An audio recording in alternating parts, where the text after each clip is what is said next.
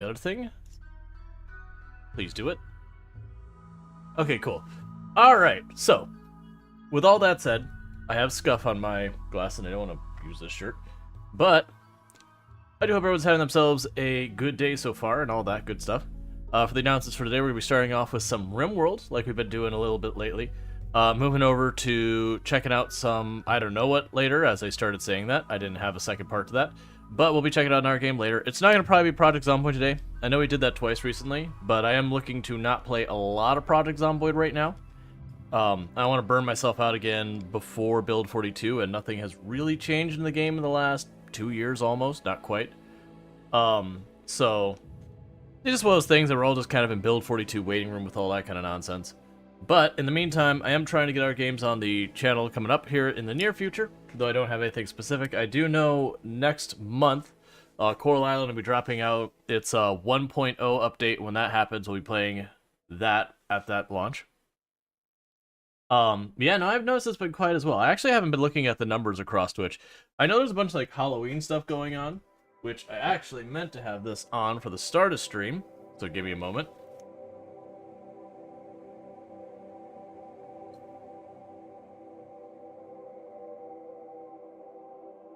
I don't know if this will stay on for any length of time, but I was debating what I was doing for the costume kind of thing for Halloween, because it's Halloween here in the US. But I was debating that whole nonsense, and I have like a whole, this isn't quite gonna work, I need to adjust the hat up a little. There we go, I can actually hear again. It was like covering my ear. But, I had debated doing the whole thing with, I have, like, a Sith robe and all that nonsense, like, as actually a legit costume. But, this was something I'd prepared for. I had the one milestone that if we, oh, I already got that turned on. That if we hit the milestone during the streamathon, I would do a cosplay of my avatar. And that's what this is. Hell, because the only people in this channel would understand. Yep. So this is like the cosplay for like the avatar that I had debated doing, and we didn't hit that milestone, so I've been having this sitting around.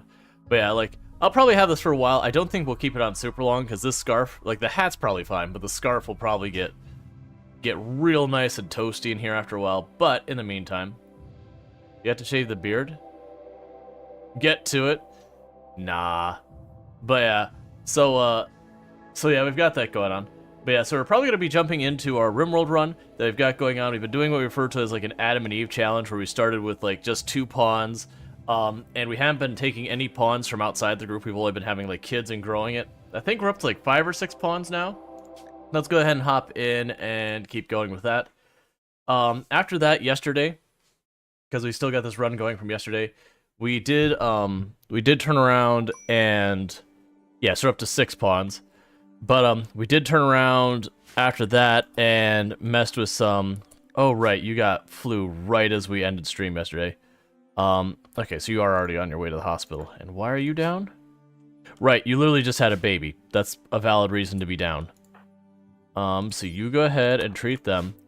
Now, I believe we could go in here for feeding.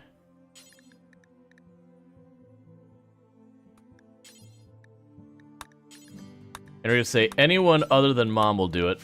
And the reason we're doing that is I would like to try and be eligible to have another kid as fast as possible.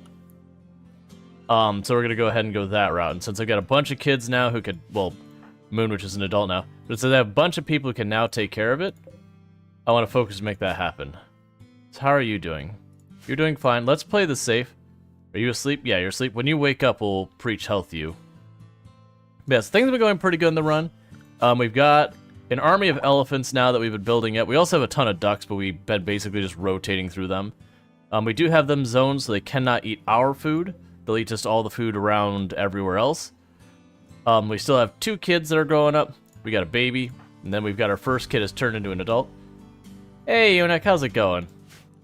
But yeah, welcome in everyone. Burning Sun, Hydrogenated Doyles, Eunuch, and everyone who is lurking. It's good seeing you all this Tuesday afternoon for those of us in the US. For those who are over in Europe and whatnot, you get pretty close to... Oh, I need to actually get the queue open. That's on me, so queue should be open now. Oh, that's fine. double opening it doesn't hurt anything. But yeah, so things have been going pretty good in the colony and all that good stuff. I haven't decided what I'm going to probably do later in the stream. Like I said, ooh, that is a lot of dangerous animals up there. 2 cougars and 3 lynx? No, 2 lynx. And a panther. Well, that's... Definitely don't let anyone up there. It kind of sucks because we have all these traps here that aren't set. And it's going to be unsafe for people to set them. We'll see. But things have been improving, like, so far as what we've got for our colonists. Moonwitch can now contribute in the meditation to give us psychic powers and all that. We have Moonwitch dedicated to growing and cooking. We've got Retoricos now handling, basically just handling. Lime's kid is working on doing the construction.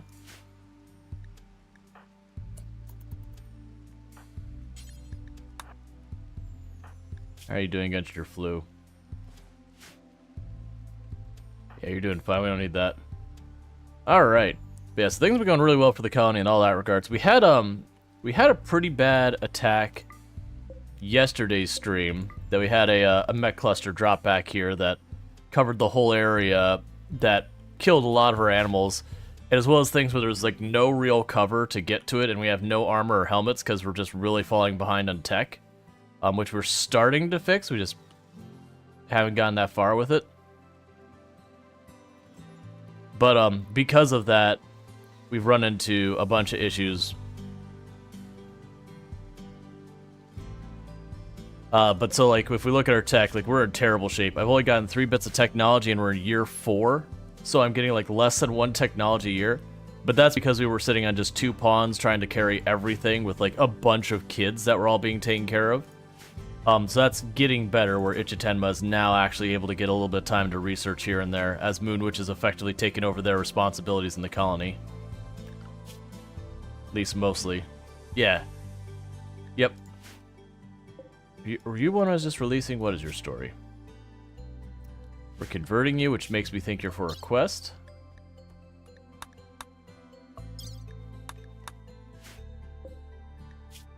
Oh, right. I am going to release them, but they have paralytic abasia, so I can't release them. That's right. They were a down ship, and we're not keeping that person. I was trying to remember why I had a prisoner in here, and like what the deal was with all that.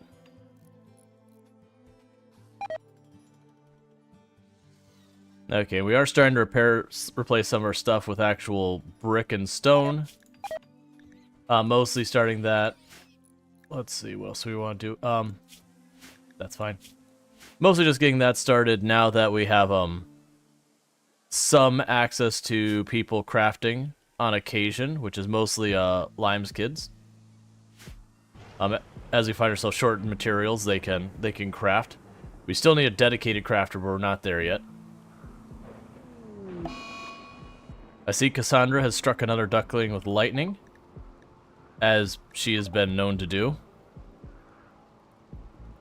Honestly, like every time we have a storm, Cassandra sticks a couple of ducklings with lightning.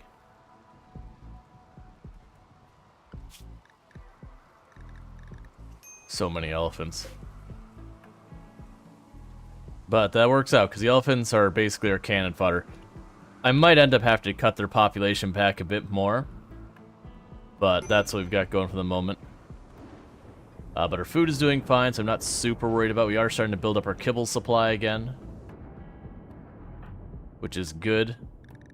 We are deliberately not training them up to do hauling and everything. Every additional thing I train them to is more maintenance I have to do. So it's just easier for me to have a whole bunch of animals just up for like combat level. Because honestly, I don't need hauling that bad.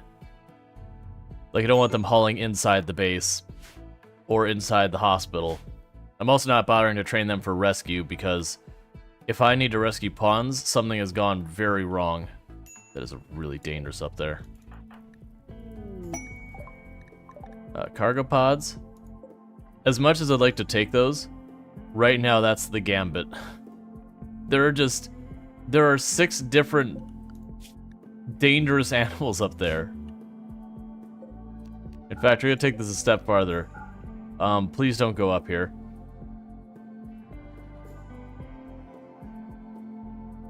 I can't close it all, because if I close it all the way off, then if a raid pops in, they'll smash through the wall. But it's like, yeah, please do not go up there right now. Just a dangerous place.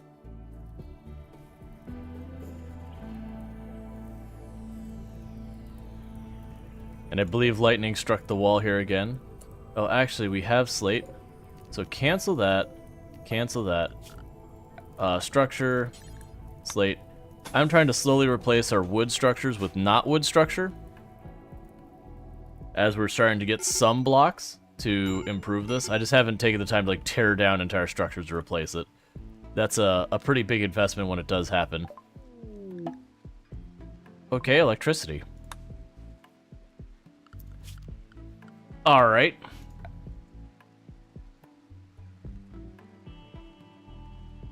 So...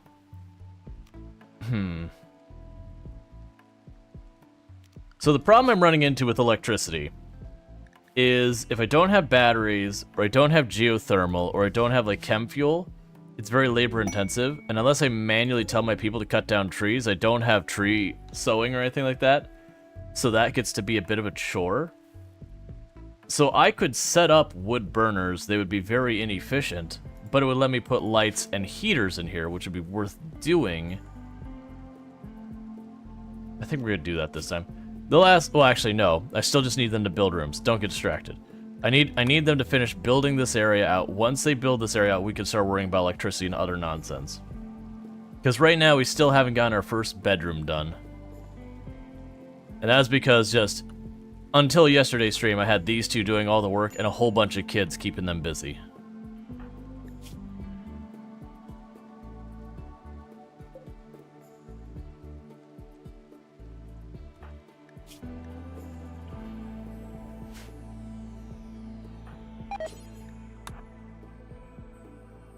The baby wants to play, and the baby will be played with. That's just how it happens. Alright, meanwhile, let's take a look. So you will age up in about 1 season. You will age up in about 2 seasons. And you will age up in about 3 seasons. And I think we have another baby on the way? No, we just had the baby, that's right. Alright, and then each time we get a new adult, that lets us do that much more. Alright, so we got attacks immediately. Pretty sizable raid coming in.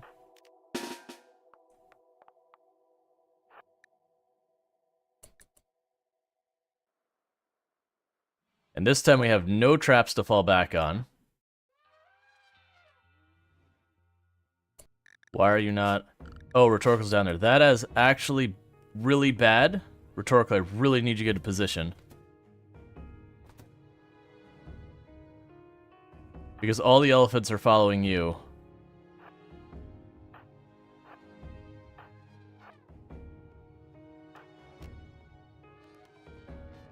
Okay, we'll be alright. I was worried Rhetorical would be just too late, and we wouldn't end up having the elephants in position for this. And release the elephants.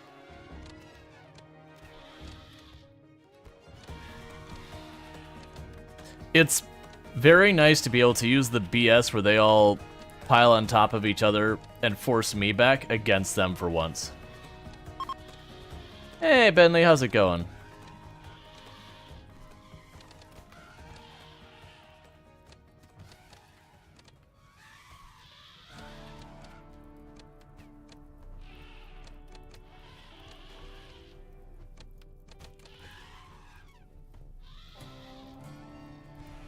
All right.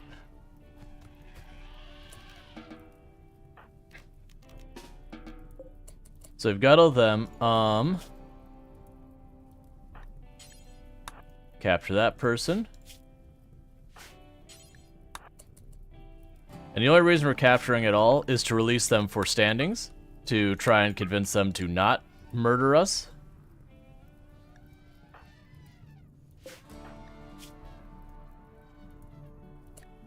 Go back here.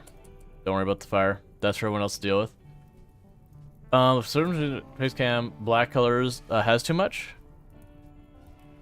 For some reason, in your face cam, black colors has too much statics. Oh, that's staticking? It doesn't look like it's saying. I can... Like the mic and chair? I'm not seeing it. I could fix that by adjusting the brightness on my light.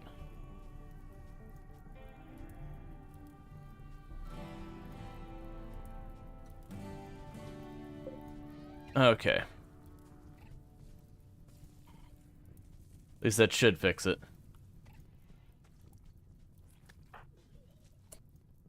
I need you to go to bed. You have the flu. I need it dealt with. And none of you are being treated. Because you're beating out the fire. So tend. So I'm not actually that worried if they lose a couple tiles of that, we'll rebuild it. So, like, cancel that. Structure. Slate. Moonwitch also needs to be bandaged really bad.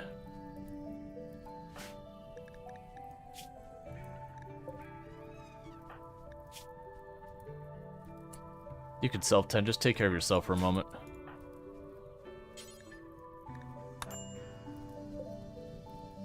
Others don't have the availability right now. Okay, and as I mentioned before, the scarf's not gonna probably stick around. Why can I not see OBS in this window? What's the deal with this? There we go. No, that's not. I'm looking in the wrong place is why. I'm physically just looking at the wrong screen entirely. Okay.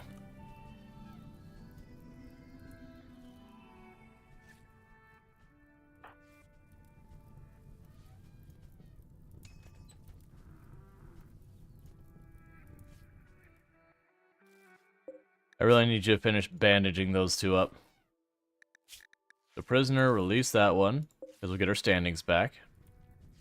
Well, we'll get standings, not back. I do need to get you out of here, kids, because they will hunt you.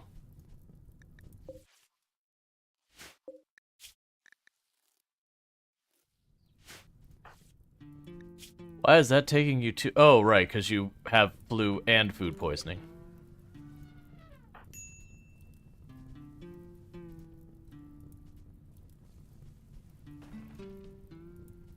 Oh, come on, Rain.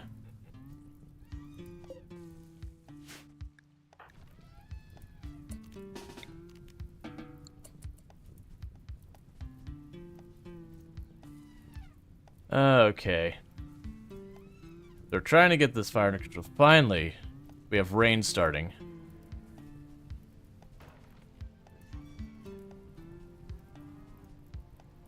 Destroyed some things. I didn't see what all did actually get destroyed.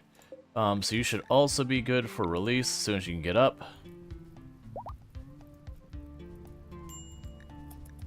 Alright.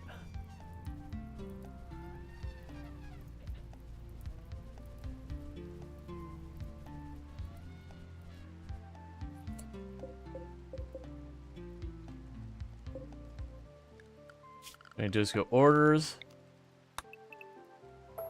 Cancel the pillars that burned. And replace them with slate. And little by little get this place patched up. Oh good, Sejiko got food poisoning. That'll help everyone. Getting really dangerous with all them. Is there another? We have 7 different dangerous animals out there? Like, we had nothing there for a while. It's just very suddenly escalated.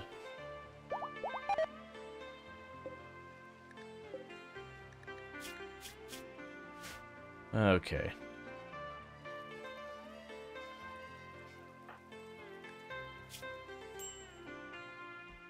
Yeah, so you're getting over your flu just fine. We just gotta wait for it. All of the animals are getting all patched up.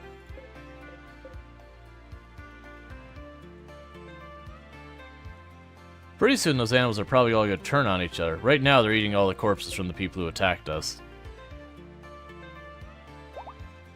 Oh yeah, no, they are trying. It's just they can't find a path down here because of all the other stuff. But it's one of those things that someone who steps out in this area is really dangerous. The good news is some of these will attack each other. Like the lynx, the other ones will attack the lynx. No question about that. Yeah.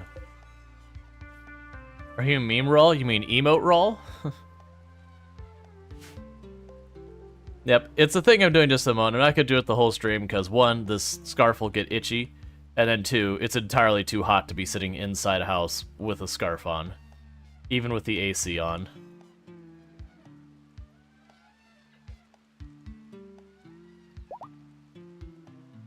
But sort of a Halloween thing.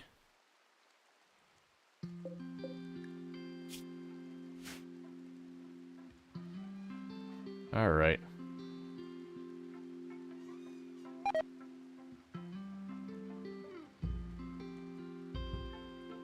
So we're falling behind on our food because Moonwitch has been down with food poisoning and flu.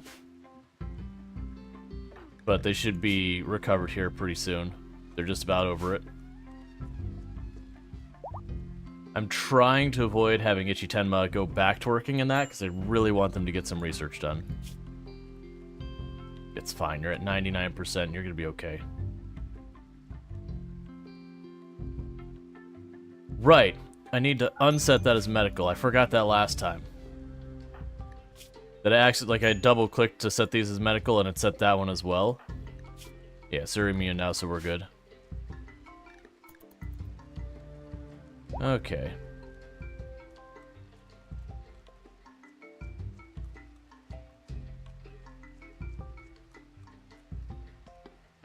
Yeah, I don't know, Yanek. Like, it seemed okay earlier today. It could be that, like, in a lot of areas in Europe, you'd be hitting, if you're someone who does Halloween, you're hitting those hours. I'm going to... Okay, they seem fed. Okay, it seems like they've all recently eaten.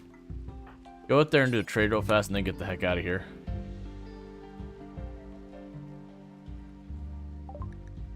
Alright. So...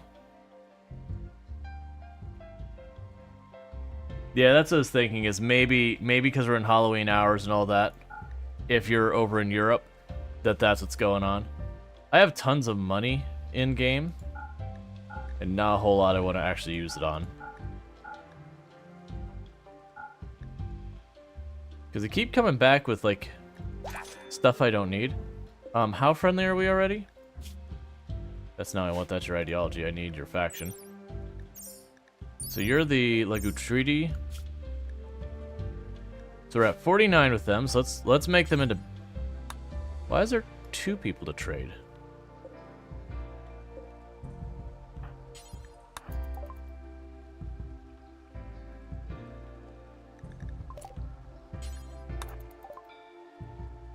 Oh, weird. It's like two trade caravans showed up at the same... Oh, no, it's a trade caravan and then a smaller group with them.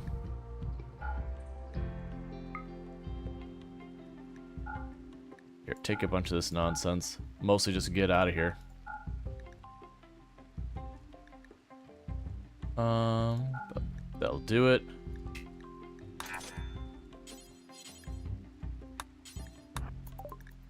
Alright, so let's gift. Okay, so I don't need too many ducks. So keep 2 female, 2 male. We'll just go like this. That's a bunch of standings.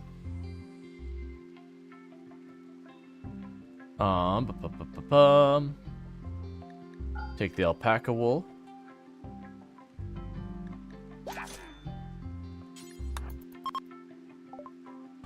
Okay, and we could go down here. They're gonna do that thing where they tear through my wall again, and I'm gonna be upset about it.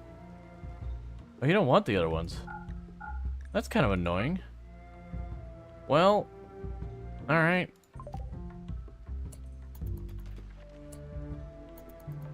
Oh, I see what's happening. Yeah, stop rebuilding that. What's happening, and the reason they keep doing that, is when I give them the animals can't get past the fence, so they're destroying the fence, and they're effectively seen as trapped.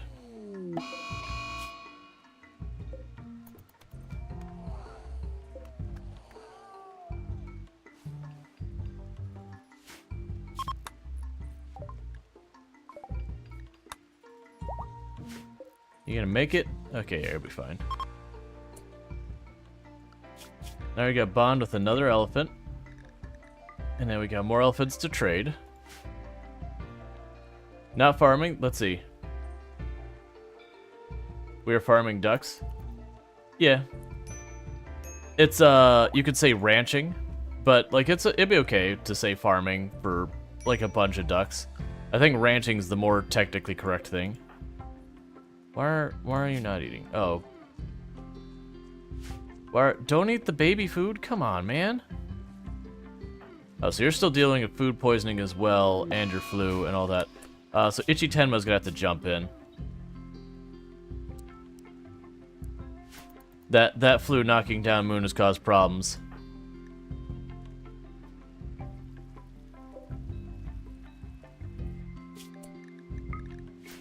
Make the baby food a priority so we can actually feed the baby. Who's the snazzy kind stream? Thank you. I don't know about snazzy.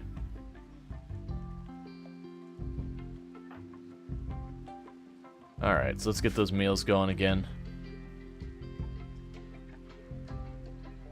Thank you. I do appreciate the compliments, for the record. Do we lose all our alpaca at some point? Huh. Maybe I accidentally gave away the alpaca?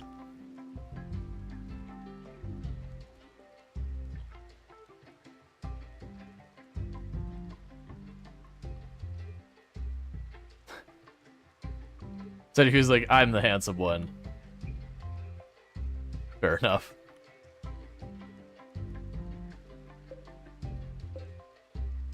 One of the ducks tried to get off the map and got killed.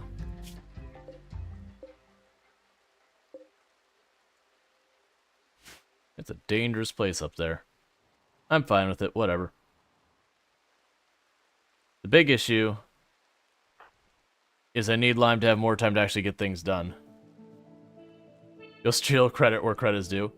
Alright, so I'm gonna ditch the scarf and all that. Because while it's a fun costume to do and all that, it is entirely too hot. Yeah, that's basically what it was. It's entirely too hot. So it's a fun cosplay thing, but like it's entirely too hot to do that for any real length of time. And I have not updated it yet in Twitch's schedule, but I did announce it on the Discord earlier today that next week, Monday through Friday, Tomb's work schedule is going to be a bit different from normal. That's like just a temporary thing. And while that's going on, I am going to be starting stream about 2 hours later than normal.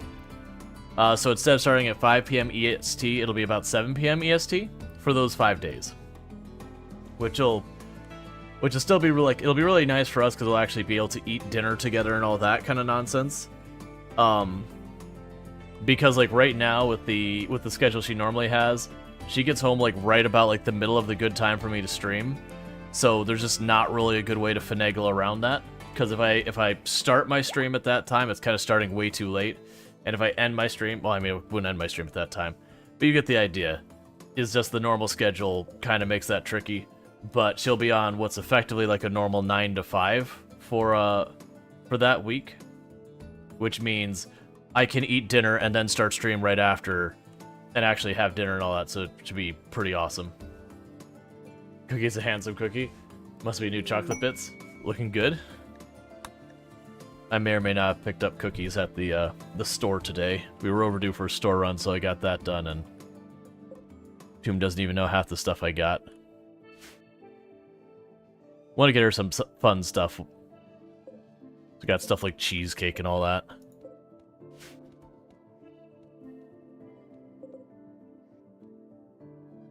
Oh, that's so cute to be built. It just hasn't been built. That's fine. Hey kids, grow up. I need you to work. Be like your older sister. Grow up and start working. Cheddar cheesecake? I haven't had like cheddar cheesecake. Staring at your chocolate bits.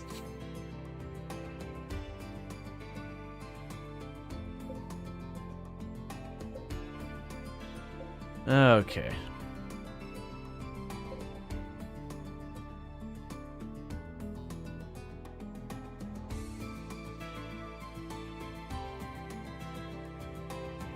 Yeah, so it's It's been a very slow run. Like, it's funny. Normally by now I've got like a big elaborate base built time-wise. And you know, we're up to like 15 pawns or 12 pawns and, you know, facing like really big attacks that, you know, usually are what actually do us in kind of thing, or Randy or whoever just disease rotates us till we run out of food. But with how slow this one's been in regards to the very slow ramp up to it, it's been an entirely different experience. I'm also using a giant army of elephants, which I have not done in a very long time. There's a pro and a con with that. Because, like, the con is you're noticing as we keep building up our wealth on our creatures, and I keep having to, like, slaughter them off to get them back down. So a pretty sizable portion of our wealth is just animals. How's Cassandra? Fun or boring? Cassandra, to me, is more consistently fun. Like, right now, things are going pretty smoothly, and the big reason for that is our colony wealth is relatively low compared to what we normally would have. Because we're like 4 years into the game, and we're only now breaking about 55,000. For context, in a normal run, I probably am breaking 75, 100,000 after like year 2. So it's quite a bit slower. Okay, you're not hungry yet. I'm gonna have to deal with these. I'm trying not to, but there's just too many dangerous animals up here. Get everyone together. Never mind. Who has the baby? You have the baby? Don't worry about it. You stay here. Okay. Now join the group. The animals are gonna go sleep here in a minute. We're gonna bring all the elephants and we're gonna deal with this.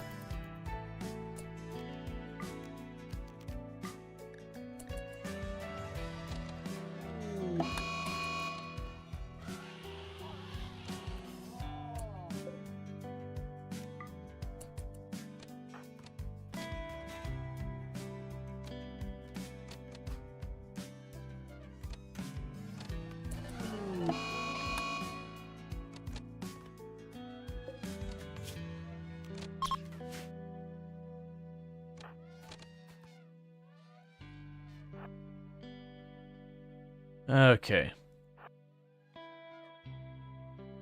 As a kid with Discord member, one server says, we have 5 pounds of candy, trick-or-treating hours have started. Last year, 300 kids, we have seen no one. Yeah. We talked about yesterday that a lot of places are moving away from the way Halloween used to be handled to more of like the trunk or treat, like having actual like events at places.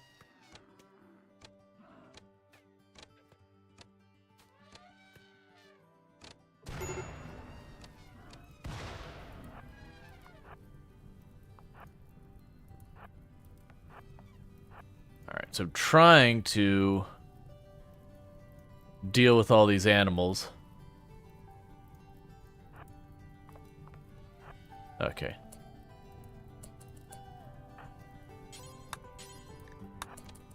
Please group up so you're all bunched together so you don't shoot each other.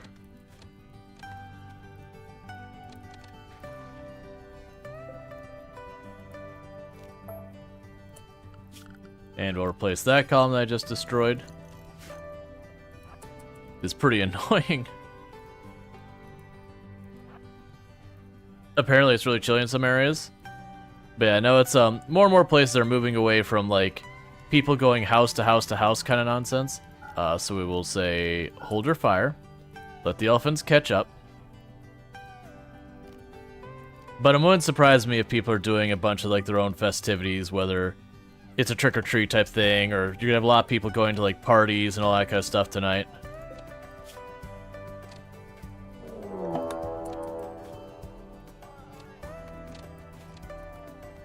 Cool.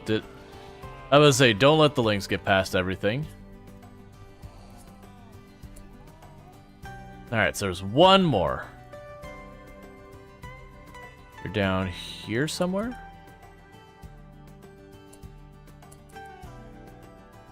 Where are you hiding in here? There you are.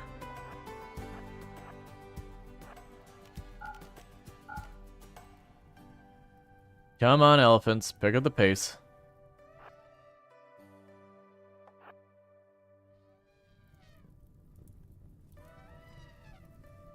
Because I need to get that fire out. What is taking you, elephants? I mean, like, one or two of you have injuries, but... I don't want to risk, I should say. Not that I can't. I don't want to risk starting the fight until I know I have you to intercept, so we don't get our kids mauled in 2 seconds. Oh my god, you're being so insufferably slow.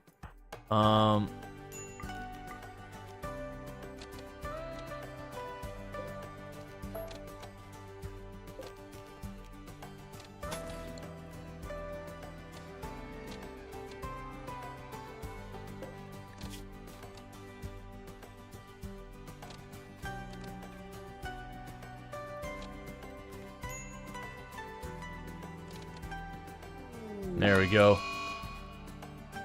Alright, and when it dies, then we can deal with the rest. Okay. So put out the fire that we've just let burn up here. All the animals that can potentially hunt us are dead. Yeah, it's snowing here in Michigan. Nothing stuck, though? Yeah, no, that's fair. Man, I wonder if it's just like Halloween thing or people doing festivities or whatever. I don't really know.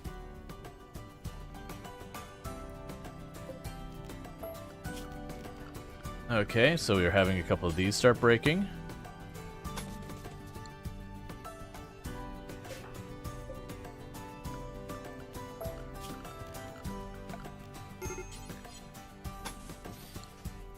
And we've got that.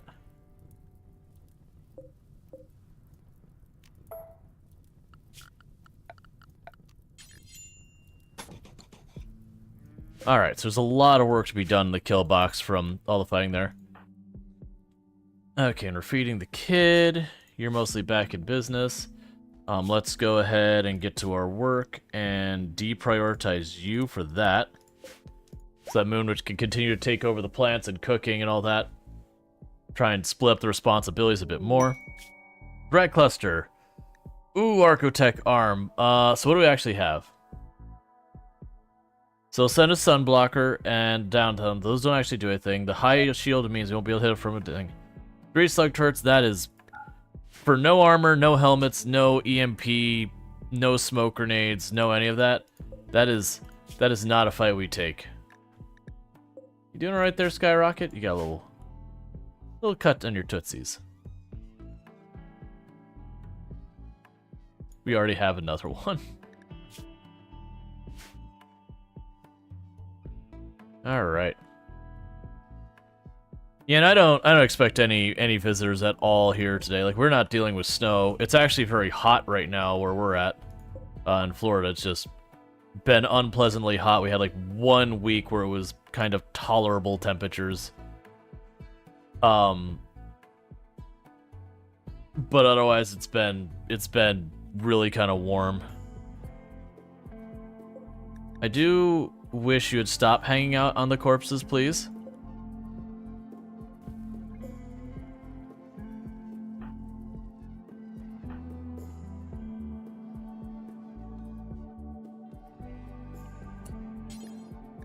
Yeah, so don't worry about that. Get the bodies out of there. Because you gotta start building on rotting corpses, you will die from lung rot.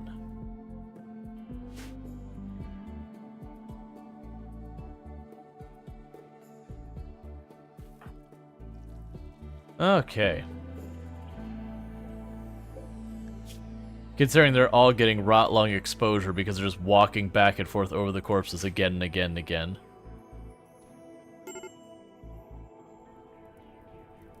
Where's the fire? Oh, that's concern range, that's fine.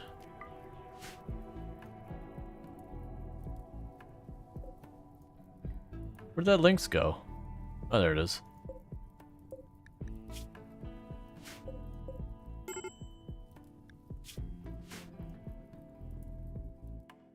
Alright. I'm not saying, like, construction-wise, we're not getting a whole lot done because Limes is doing it all. Because I took Rhetorical off that so they could maintain the Oh, here.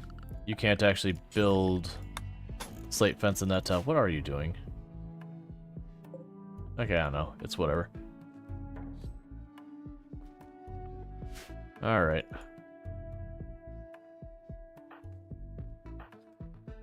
Getting so close to aging up. We got just a couple days and then Lime's kid will age up. Senjikook has actually a decent amount of time, and so does Tolpanzer.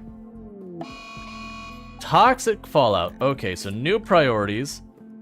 Get that in there. And the rest of you start hauling in everything you can.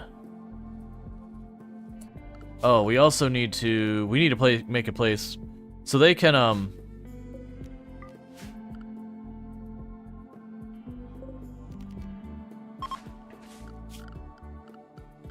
we need to go in here.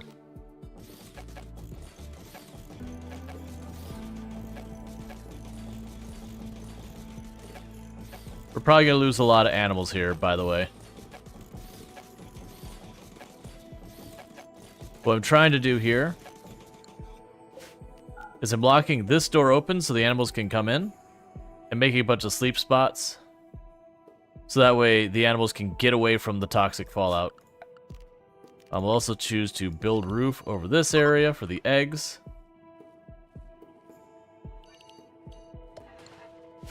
Now as well, we're being real fast about it because we can't put on face masks or anything like that. We're going to need to get everyone indoors. It's just, I really need to get all of the... Don't bother sowing. Stop sowing. Stop sowing. Stop cutting. Harvest what you can. Get it inside.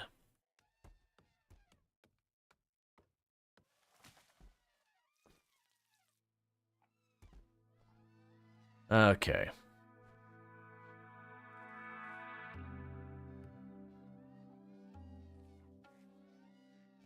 So we're just going to have to deal with this. I really wish you would start walking in any of the places that aren't exposed to toxic fallout, like I gave you a room. I don't have to restrict you to it, but I will. Right now, though, my priority is to get all of this we can in.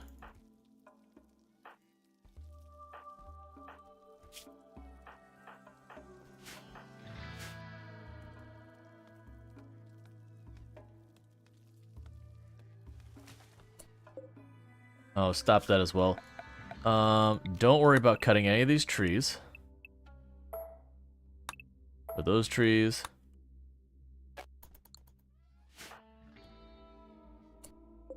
Or that specific tree. Alright. Because I need them to get all this stuff in as fast as they can, because the toxic fallout's going to kill everything. And we'll just have to ride it out.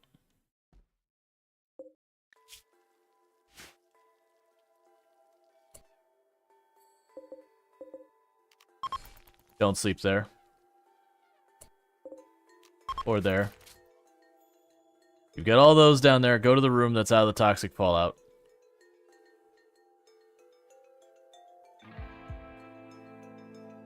That's where all the animals sleep now.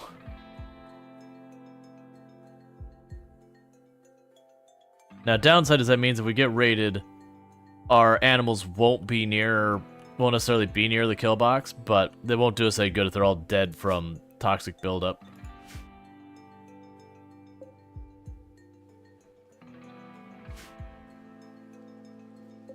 How long do you get out here? A while.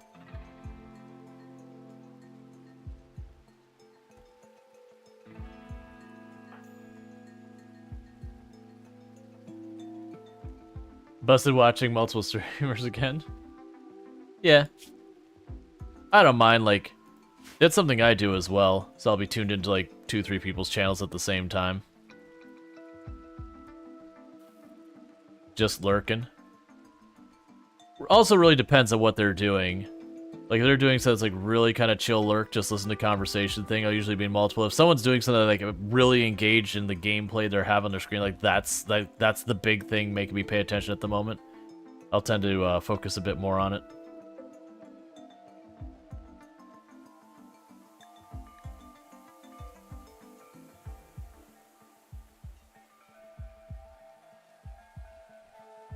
So running all these corpses around, trying to deal with everything.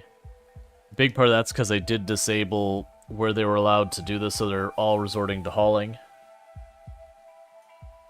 Just harvesting and hauling as best they can while the toxic fallout does its deal. I really need you elephants. Like, the only reason I'm not forcing them to stay in there is because if I force them to stay in here, I'll have to hand feed all of them, which will be extremely annoying. But they are putting themselves in a bad way.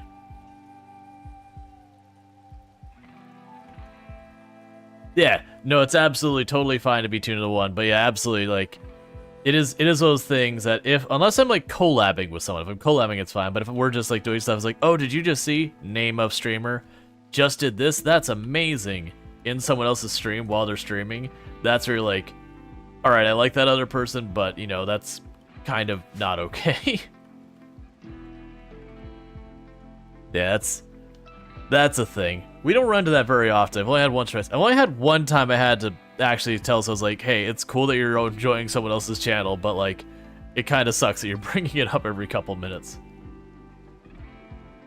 Yeah, lurking helps. Lurking always helps.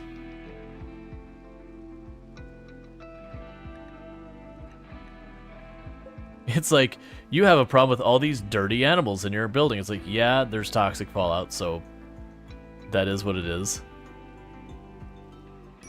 Surprisingly, that's still keeping a relatively decent temperature for having the door just left open.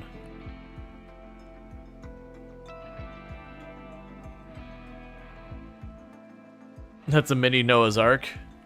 I mean, if it wasn't for the fact there's only 2 types of animals in there, in just massive quantities. And the reason we're doing that is we have a toxic fallout, so the animals are going to die of toxic buildup. So if we look at the rhinos out here, they're slowly dying off. We have the cassowary who's out here dying. The boomalope and all that'll die.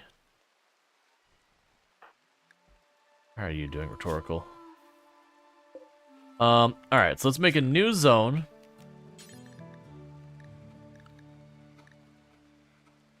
We'll repurpose interior only.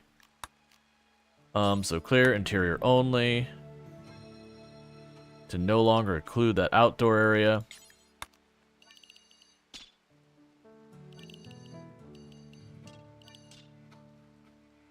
I will allow them to step out to use the telescope and such, but not actually wander around. Okay, so you're starting to get built up, so schedule interior only on rhetorical. The animals will just have to be what the animals are. But once you see, like, minor buildup, anyone with minor buildup is getting restricted. So limes is also being restricted. And that's because getting toxic buildup is getting really, really dangerous. It causes cancers and all sorts of really awful things. And it's one of those things that any amount of it can have a chance of causing those concerns. But it's one of those things that the higher and higher percent, the higher and higher chance you have those type of health problems.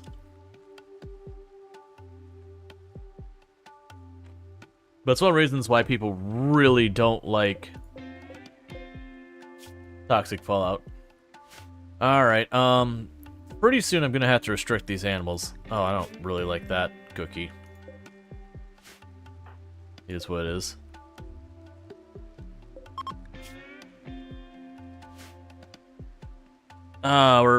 Like, the elephants are a bit expendable in that regards, that I can risk them getting those types of sickness and we'll treat it. Got enough elephants? Never. Actually, we are pushing kind of the limit of how many elephants we can handle. I do have them set to auto-slaughter when the population gets too high, but, we are kind of pushing the limit of what rhetorical can manage normally.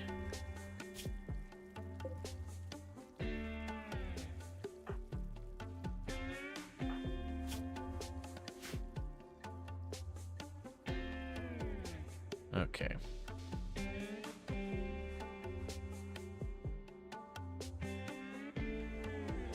Then you're gonna take out so you can watch more easily at work? Gotcha, that's cool. Yeah, no, I haven't had many people tuning in on TikTok. Like, TikTok's weird that it's spiky. Like, you'll have, like, RimWorld never does particularly well on TikTok. But TikTok, if you have, like, a game that's newer, you'll be like, 200 viewers, 15 viewers, 400 viewers, 10 viewers. Like, you just watch a number go all over the place, like, this means nothing to me. Whereas, like, Twitch does the slow burn up. You had 60 for a minute the other day on cities. Yeah, no, like, that's the thing. It bounces all over the place. Like, one of the things I should be better about doing it is when I'm on TikTok, if I have very low viewership after I've been streaming for like 2 hours, it's restart the stream, because it's just weirdly the way their algorithm works. It's just, if you kind of have like a false start to the stream, you kind of just give it a kick and it tries again kind of thing. It's dumb that it works that way, but it works that way.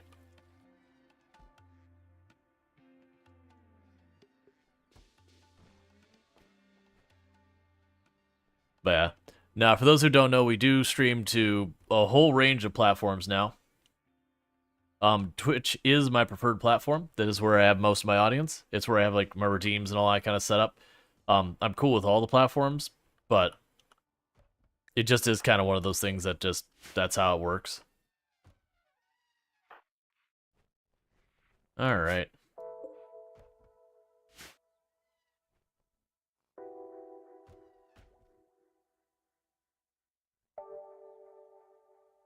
Yeah, so we're not going to get a whole lot of this other stuff fixed. How are you doing on your build-up? It's still coming down.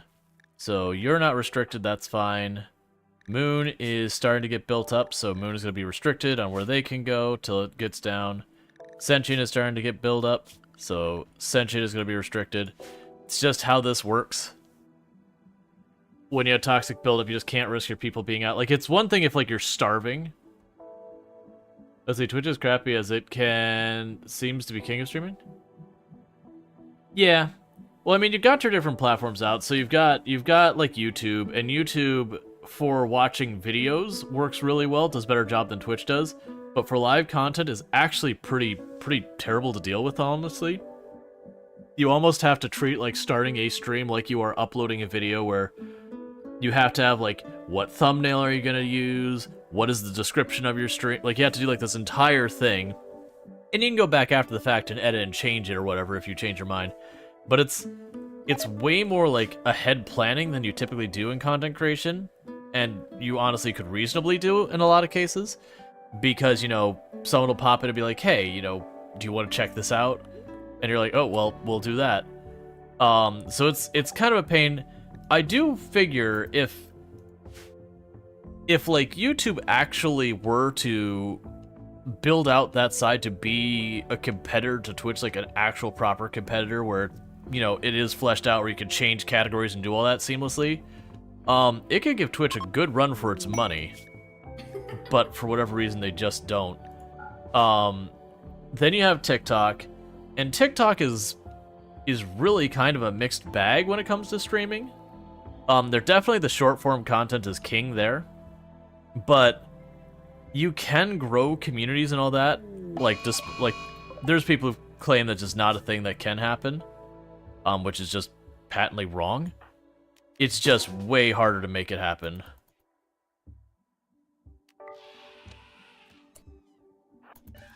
But it is absolutely a thing that exists on the platform.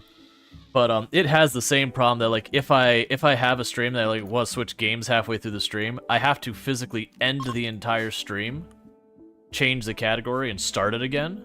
There is no switching thing in the middle of it. They're going to play some RimWorld as well. Gotcha. And so you have that kind of going on. The big problem with TikTok is more in its moderation, not the lack of it, but honestly the other side of it. You'll get struck and you'll have no idea why, and if you ask why, you can't really get a satisfactory answer ever, so you just kind of have to scratch your chin and try and guess. Yeah, no, on YouTube, like, literally all they do is they have to deal with the infrastructure so far as, like, web design kind of thing, like making their software better. Like, the hardware's out there. Like, that's the thing that would be scary if I was in Twitch's boot, if, like, Google ever woke up one day and was like, yeah, we want to do this. Like, that would be very threatening. There's changed category on YouTube, but it's hidden? Okay. But yeah, no, like, TikTok has all sorts of bizarre policies. Like, if you have blood that is red, that can get you a week-long suspension on TikTok. And anytime you get in trouble, it's almost always a full week. I know another creator that's a friend of the channel does lots of Twitch integration stuff, and he was playing a game that people could spawn into the game. So I like, said you could cookie pop in, drop 100 bits here or whatever, and you could spawn as a boss in my game, like Borderlands did in their latest one, Borderlands 3, where you could have them show up as a boss, and the person said like, I'm gonna kill, and like the character in game, like laughing and joking, and everyone is on it, and got a week-long suspension that they believe that was the cause. And it was just kind of one of those things that's like, okay, I do want platforms. I do want a platform when someone does, like, not in that context, but like sends an email saying, hey, I'm going to hurt or whatever. I do want them to be like, no, you're gone. Like, that kind of thing. But like, obviously within the context of a video game, where it is a mechanic that you can spawn in as something, or you're playing against another person in a video game that's like a shooter or whatever, where that's actually an appropriate thing to say, it needs to be more contextually aware. But I feel like on their platform, they just don't have that figured out yet. Alright, you're finally gonna get the first bedroom done after all this time. We still don't have complex furniture or anything. Now, we're still doing okay on food. But yeah, so that's their problem is TikTok, it's more their moderation, it just is like contextually unaware, and there's like their appeal process is basically useless and all that. Yeah, TikTok, you put fake blood, or this is a game text. Alright. Yeah, like, you can have it where, like, the blood is green and they're totally fine with it. Oh. Limes, you keep taking care of kid. Everyone else, get ready to be in position. Let's see if we can't pop that door before the infestation begins going. Alright, so bring you. Door is popped.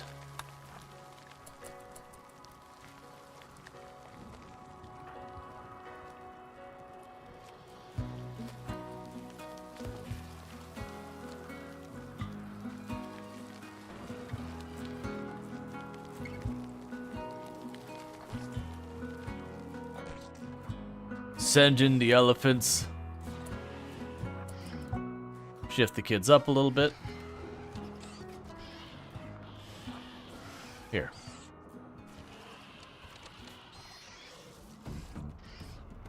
Small group of insects. You know, entire giant herd of elephants. Who will win the day?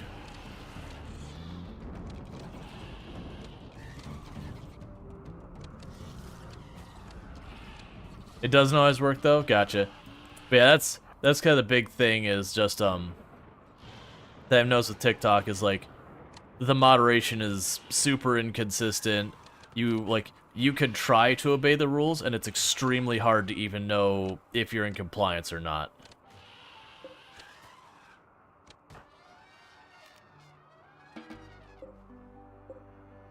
Like, people disagree with the rules that people set for moderation about what should and shouldn't be restricted, and I get that. But there's a difference with that versus, like, you know, on Twitch you kind of know when you're breaking the rules and you can choose to not care if you want. But that is a choice. You know you're not supposed to play copyrighted music, you know these kind of things. But over there, it's just like... I'm trying to obey the rules, man, but I'm real scared. For the record, I have not been suspended, but I also, like, at a point, but I also haven't been in the platform very long, nor am I particularly have enough viewership that people particularly notice one way or the other on that platform. Let's see. You want to change the category existing video, you can go to video, change the creation editor. Click on the video you want to adjust, and click on the advanced tab to change the video category thing. Oh, but I'm talking, like, in the middle of it. So if... To give you an example, Michiganders, let's say, because you know I normally switch games halfway through, so if I start with RimWorld and halfway through the stream I switch to Project Zomboid, that entire video is a game. I don't believe I can go into the editor and slice the video and do all that and re-encode or whatever, which I haven't really done because I don't have the time. But it doesn't let me have a video that's got like 4 or 5 different games in it. Like I just have to set to a category, like other category or whatever. At least that's what I found. But yeah, it's just, you've seen other streamers do it recently? I'll have to look into it. But like it's just kind of, the bigger point about that is on that side it's very clearly they just kind of took their upload video and kind of just rammed it to also support live, and you can see the pain points with that. That they need to make like a live, you know, an actual focus that they do as well. And I do think it would be a mistake for them to not focus on recorded video, because that is what they do over there the best. Not to be said, you know, Twitch also has its problems. We also have problems here of inconsistent moderation issues. That's absolutely a problem here as well. We also have stuff that, like, of the different platforms, Twitch's mobile application is very easily the worst of them. For just, like, stability issues and all sorts of nonsense.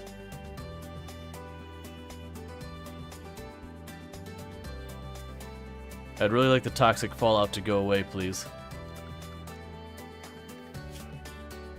Okay, so you're good to come back out. How are you doing? You're alright.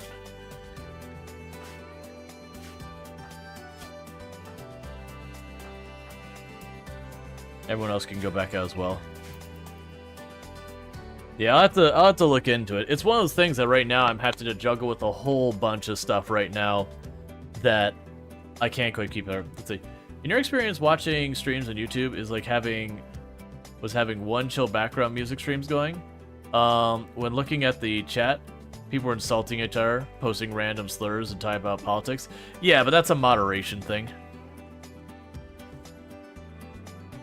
It's the same thing on Twitch. If you have no moderation on your channel, you just let everything go, it'll turn into that as well. I've definitely been into channels I popped in, I saw a channel just like the chat going, "Oh yeah, this is not the place for me. I want no part of this." TikTok, my understanding is, can be the exact same way. But you can't really moderate a radio station stream? Oh, yeah. No, if you're talking one where there's no one at the helm, yeah, absolutely. Well, that's one of the things that I actually appreciate, that Twitch does have a policy that we are obligated to moderate our channels. If I just like leave my stream running and I just walk away and people start getting to like racist tirades or whatever, they can suspend my channel even though I'm not the one saying it. Because I'm not like, this is my channel, and I'm not doing what I should be to, you know, make it what it needs to be, kind of thing.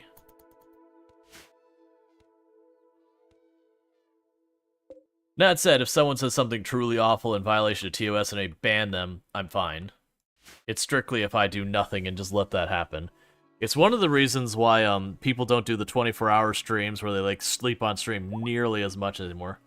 Because you don't know if you can disable chat or make it emo only on YouTube. But it would make sense for streams like that. Yeah, I have no idea about that kind of thing. I haven't had to deal with many problems over there. Like, I've had the occasional purpose, like, not really, Alright.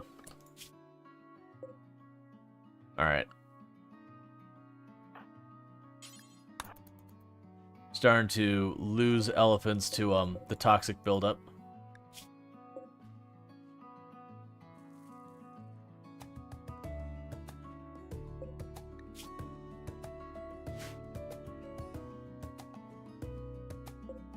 Like, they're eating the last little scratches. Alright, so we're gonna try and restrict them inside. So we're gonna go to our zones. We're gonna call the animal attack zone. So I put that. Well, that means the animals are going to start starving.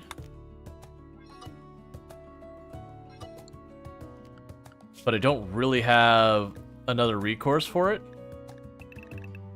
Because all the plants outside are dying to the toxic fallout. And their animals are going to start dying, so I don't want to have all my elephants die together. So what's going to happen is they're going to collapse to malnutrition and we'll feed them kibble.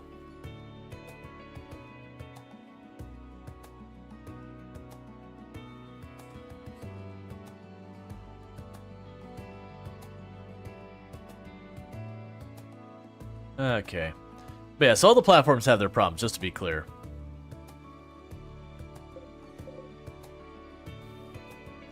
Some of the art problems, like with TikTok, for example, is you have to use TikTok Studio to stream it, not OBS. And it is a piece of junk piece of software. It is just, it goes to your processor and says, I would like it all. And it's like, but you're not doing anything. It's like, yeah, but all of it, it's mine. No CPU for game. Just Live Studio. I'm exaggerating that a little bit, but basically it's very poorly optimized. I also wish on the other platforms I could literally just from OBS, you know, hit start and be done. But you have to do like the weird thing where I have to go to YouTube's website, say I want to start live streaming, get it all set up, get everything set up, then go to OBS and say, okay, now start streaming to it. If I don't do that, our part it just streams into the ether.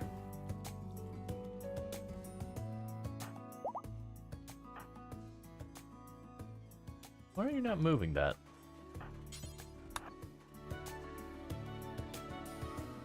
Okay. Oh, good! Water wheel generator. Let me just be clear. Our path of research was Devil Strand, stone cutting, pemmican, electricity, water mill generator. So they beeline for water mill generator right away. There's no river here. We have random research, no research, by the way, if you didn't catch on why that happened. Posture check? Yeah, I'm slouching a little bit. What's the worst that could happen?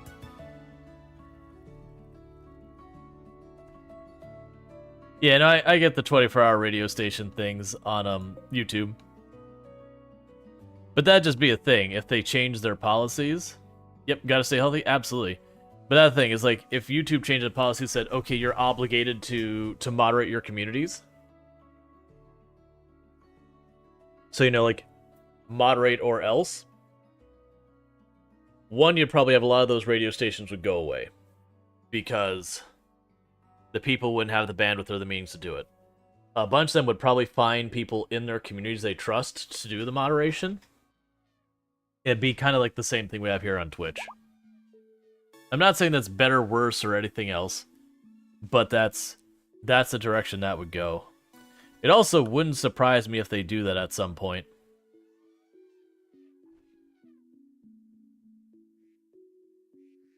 A bunch of these ducks are also going to die, but not a whole lot I could do about it. Just laying out in the toxic fallout.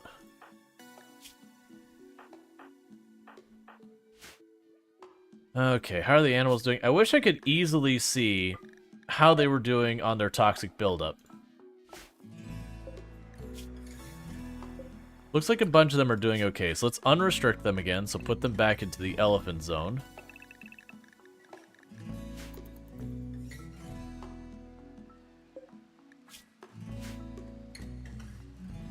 I do hope this toxic buildup goes away, though. We're not going to be, like, pretty soon we're not going to be able to sustain this at all anymore. Because the big thing the toxic buildup does, even notice there's a complete absence of plants and animals, it wipes out everything. Like, some of the trees will make it, but even most of the trees are gone. You're, like, looking at the tile and almost everything has been clean swept off of here.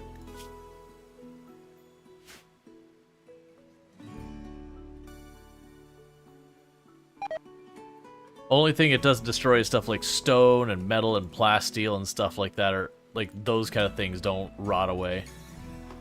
But even like the wood we have over here, that'll get destroyed. I just don't really have a place I want to store that. I mean, I could put this here, actually. Probably not the right decision. So go here, storage, do not put wood there. But it's just a thing. Every platform has its own battles it's gonna make. But like we're seeing more and more enforcement stuff across different platforms. So you're gonna be restricted to stay inside here.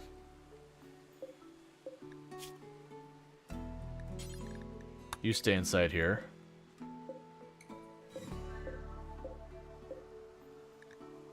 You stay inside here. I guess they're just going right back in.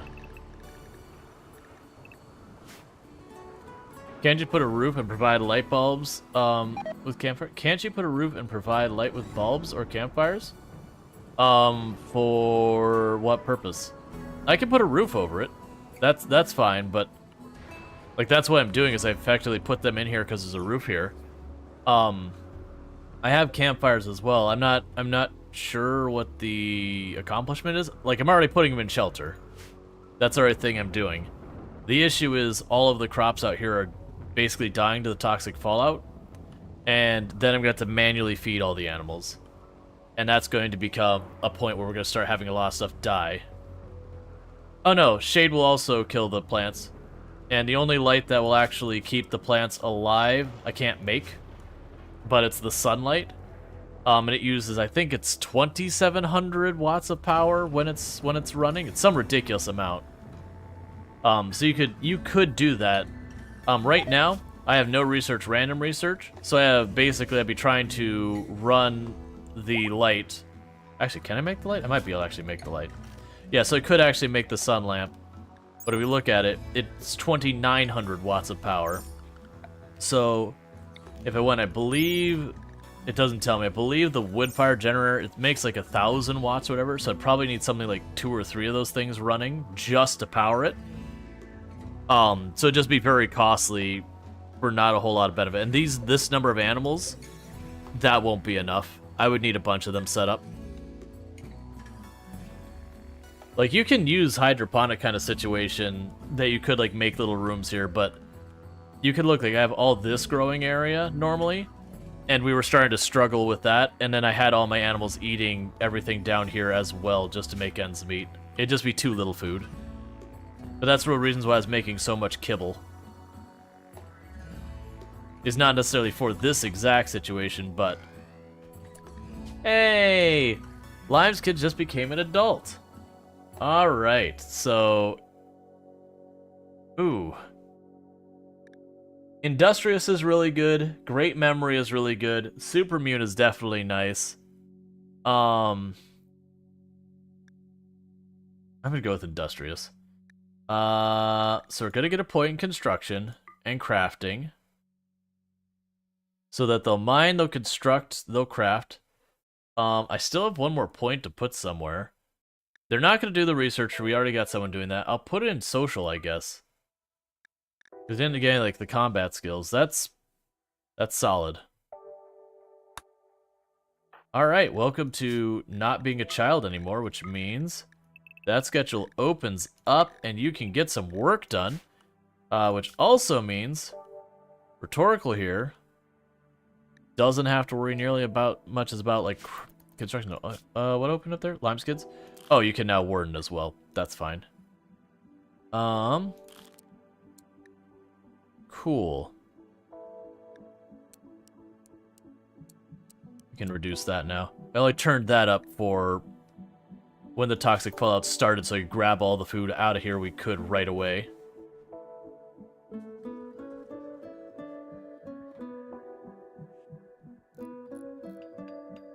And how are you doing on your toxic buildup? You're at minor, I probably need to restrict you as well. Yeah, you'll just go inside. Hey, Nakumer, how's it going? Alright, we don't have anyone else at minor buildup. Please go away, toxic fallout.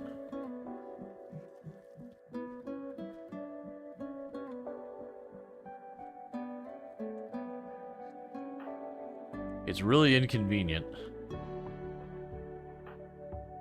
Okay, so you got about a season and some change to grow up. You got about 2 seasons. You are working on having a kid. And we'll get that going. Yeah, slowly getting a bunch of adults in here. We definitely need to get the technology going, but that should improve. Oh, we can also... Well, actually, let's leave Ichitenma to be on priority for growing and plant cut. For when the toxic fallout goes away, we can get everything planted as fast as possible. And once it starts getting close to done being planted, we'll take them back off of it.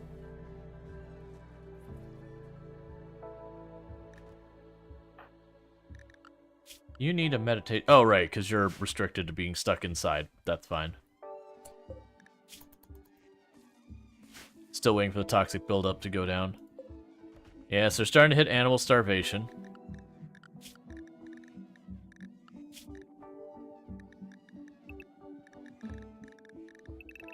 Let's see if they can even find food. No, they're just wandering. There's no food to be found. The toxic buildup killed it all.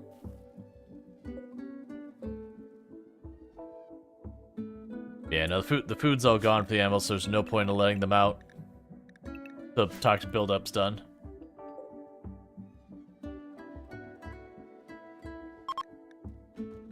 Oh, and there it goes. Okay, so get out of here. They're not unrestricted. I want them to be in the elephant zone. And the big thing the elephant zone does, it keeps them out of my plants here. So allow cutting and sewing, work, schedule, get everyone free to do their stuff. Let's get everything replanted and try and get over this. So good news, like, we're actually in no danger of our own food, and honestly, we could probably handle the animals. Like, they might go down from malnutrition and need to be hand-fed, but we actually do have a lot of materials here. But yeah, that's the danger of toxic buildup. You remember, this is all, like, a lush, forested area that is, like, fully covered and all that. And now you look at, there's a couple of trees left is all that's gone. And our field got completely wiped out entirely by the toxic buildup. It's a bad time. And you can put a roof over it, but the shade will also kill your plants. I actually usually use that for when I'm trying to... Actually, now I think about it. I usually do this to basically put a buffer where it's covered, so that if a fire starts over here, there's no vegetation there because it's roofed. But you can't use a fire. Oh, here. We need to get rid of those. That's not necessary anymore.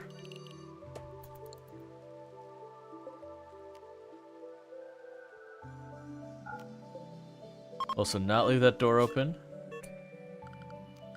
And we will need new furniture, animal sleeping spots.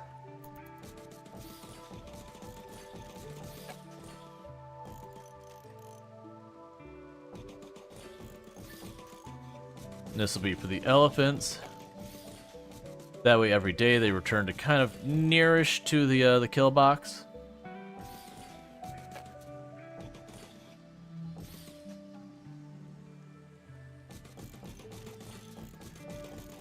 I can do the same with the ducks.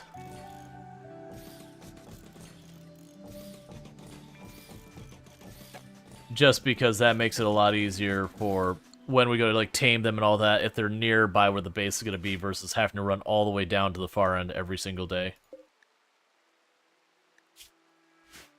Alright, we'll see if any of the animals die due to that toxic buildup catching up to them. The good news is a bunch of these plants should recover in time. It's just a matter of the middle spot of trying to keep the elephants from dying from their own stuff.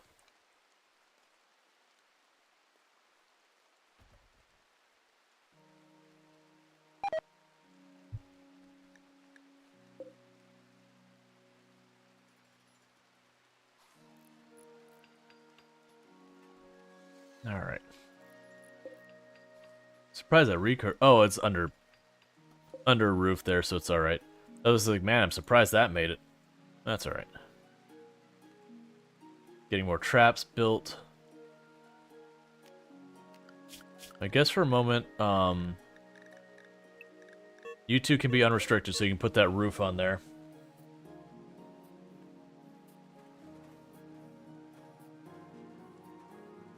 It's interesting that they let you build the roof beyond where you can normally construct stuff, because if I go here, that's as far as I can build walls out, but I'm allowed to build the roof out there. I don't think it matters. It's just a weird decision that you can't build stuff along that area except for roofs.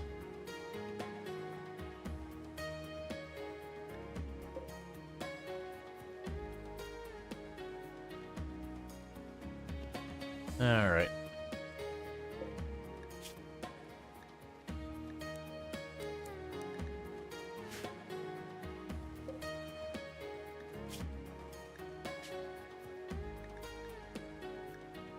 That's fine. Basically, I'm trying to set up so we'll get more kibble for in the future. I would honestly like to be able to sit there, and if we can get enough going, just put like some shelves down here of kibble later. That way, if we run that situation again, the animals can just run up to the shelf full of kibble and just, you know, feed themselves.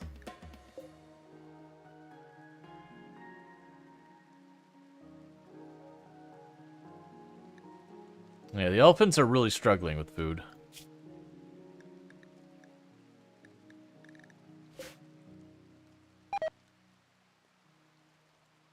The good news is this title is year-round growing, because something like that, if mistimed, could be, you know, like we could just lose all the animals.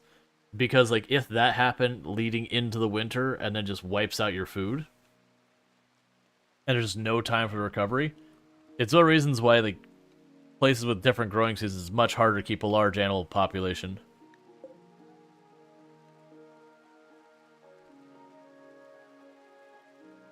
Okay. How long till you get out of here? Soon.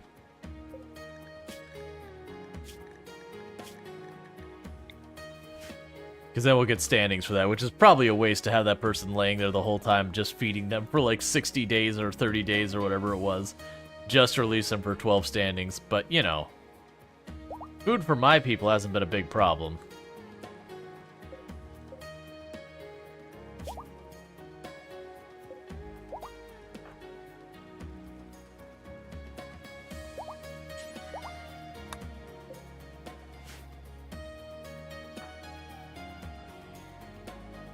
Okay. But some lamps don't automatically turn off during the time of night RimWorld. Doesn't let plants grow regardless of light, right? You remember separate power circuits? Oh no, the sunlights turn on and off automatically themselves.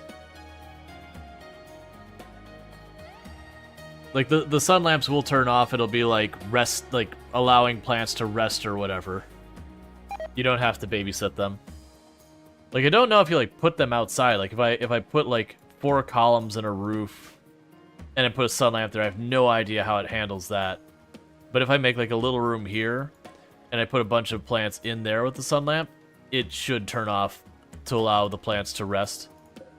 So it turns it on and off. So you need a battery on that circuit, and then it's usually not that bad.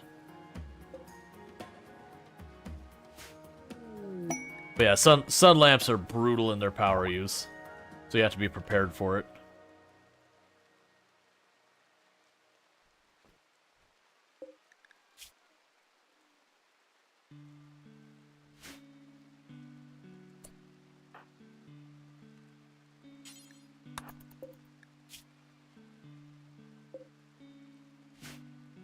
Trying to keep them all alive. We'll see how it goes.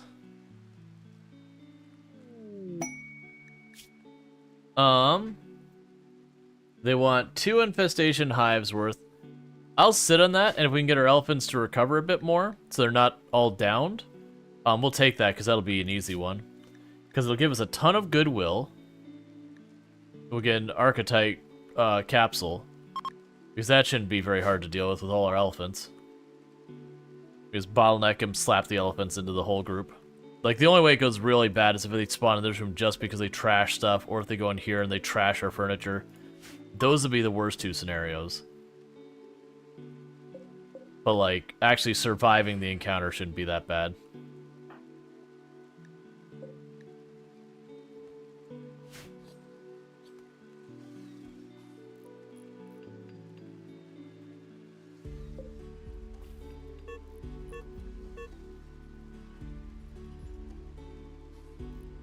Here, we're getting everything built.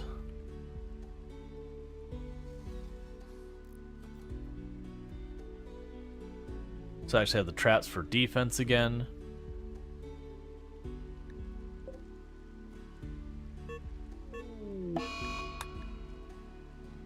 Don't eclipse. Stuff grows slower in eclipse. But we are getting everything planted. It's just a matter of keeping them alive until like this first wave of plants starts growing. What is your problem? You got food poisoning? Toxic buildup, maybe?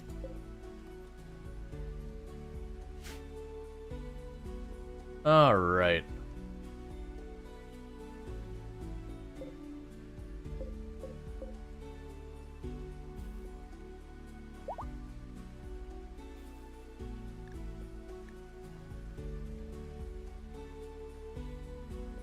Yeah, so we planned dandelions for something for them to eat because we don't have to harvest those. It's low maintenance. We do also have hay grass. That's just really not been a priority. I keep fighting the temptation to just slap open the door and just let the elephants into the fridge. I mean, I wouldn't have to do that, just zone them so they could. But I'm kind of scared if I let them do that, they're going to just obliterate my food supply. Whoa, that is a lot of relations. We have a group of people here. They seem to have few items to trade. There are people who have relationship with their basic tribesmen or prisoners in your colony. Batasbia is the aunt of member Moonwitch, is the aunt of member Limeskid, is the sister of member Rhetorical Answer, is the aunt of member Sedgy Cookie, is the aunt of member Tolpanzer.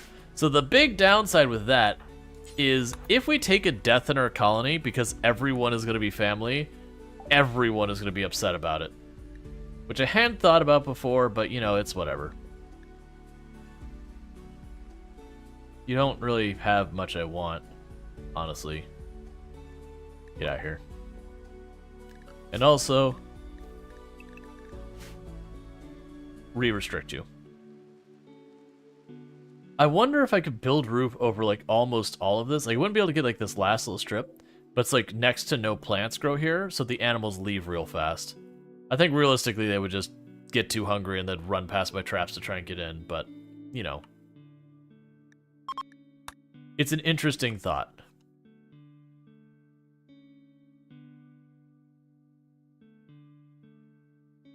We got a bunch of steel here.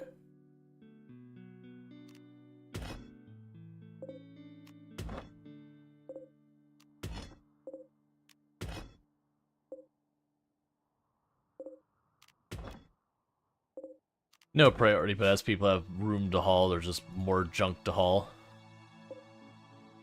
They did an okay job of getting those bricks cut. Not great, just okay. That also slows down the rate that plants grow. Turn this off. And turn those off too, since they make heat. They're just really trying to prevent me from getting plants up to get things fixed. As your Dr. Pawn got 2 level in 10 minutes, and no more illness, please. Get hit with 3 illness in like 10 minutes. Oh yeah, it's are you playing Randy? Because I've had that with Randy, where it's just like back to back, like while you're in the progress of still recovering from your flu, like malaria hits. I want to say a one run. I think we had one character who was dealing with like flu, malaria, and plague all at the same time. And they survived because it's like, oh god, and I just hit him with Glitter World like as much as possible, but it was definitely one of those things where it's like, oh, this person is super screwed. Alright, so I'm gonna make a bad decision here, which is animals go forth and consume.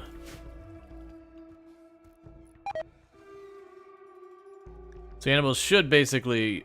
Okay, so all the elephants are good now. They all got themselves meals. So they can make an absolute mess. Alright, let's put them back under restrict. Not that one. Put them back under restriction. Yeah, so basically just let them into the freezer so they can just eat a bunch of stuff themselves without me having to put the effort in. The ducks are still starving.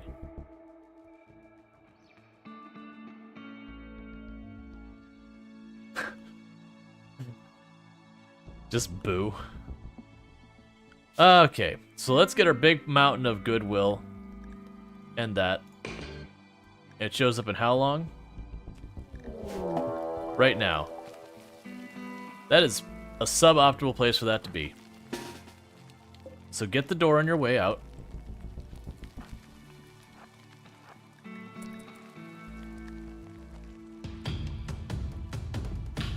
Hey, Juice, thank you so much for the raid. How was your stream? For all the people popping in, what would you say was your favorite part of the stream? Hopefully your colony is still alive, and thank you for the follow. Welcome to the stream. Hopefully your colony is still alive and doing not dying things. We are having Cassandra try real hard to make our animals do the not living by trashing our food supply again and again and again. But things are going relatively well. Please enjoy the nerds. You got a rain run? No problem. Absolutely. You have fun. Get ready for your trick-or-treaters. May the Halloween festivities be good. And all that. So yeah, so we're doing a bit of a challenge run here where we are doing what I've been referring to as an Adam Eve run. I got the idea from someone else. I'd give credit if I could remember who it was. Which kind of makes me feel bad about that. But like I just saw someone else kind of doing similar. I was like, all right, well, let's do something like that. The gist of this run is we started with just 2 colonists. And those 2 colonists were, all right, we need to actually execute you.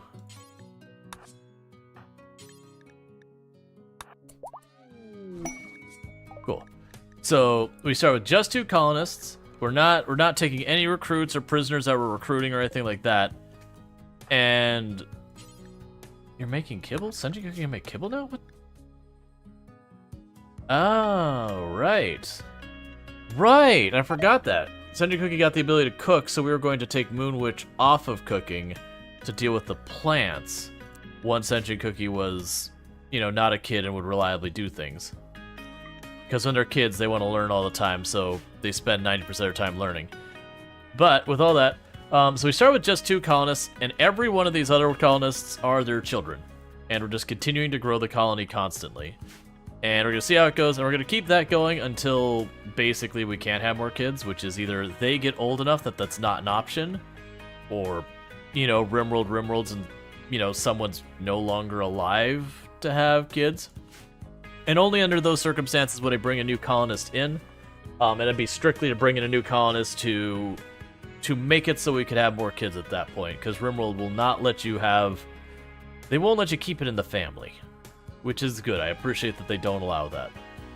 You know, people want that, they can mod for that, because I don't want to deal with that.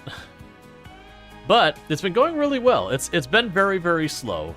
Like, our research is horrifically in an awful place. Considering we're in our 5 years into the run. But that's because with only having 2 adults taking care of 3 kids, it may come as a surprise, especially for those who have children, that apparently kids are very time-consuming. I never would have realized that. No, I'm teasing. But yeah, it is horrifically time-consuming to your people. Alright. So what ended up happening with all that is dealing with the constant problem. Oh, that rhino's not going to make it. You made it through more traps than I thought you would. It's technically possible for family members to get it on totally on their own accord in vanilla. I've never seen that.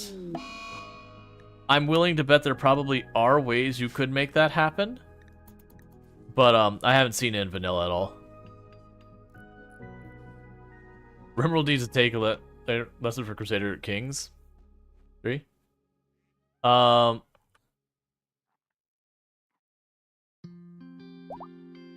Yeah, are you sure that's not a mod Dragon Lord?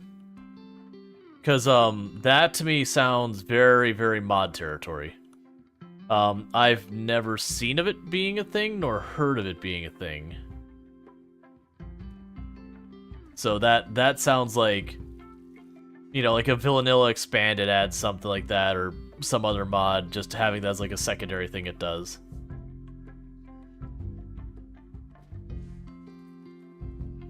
Because they won't do that, like they won't have romantic relations unless they're romanced.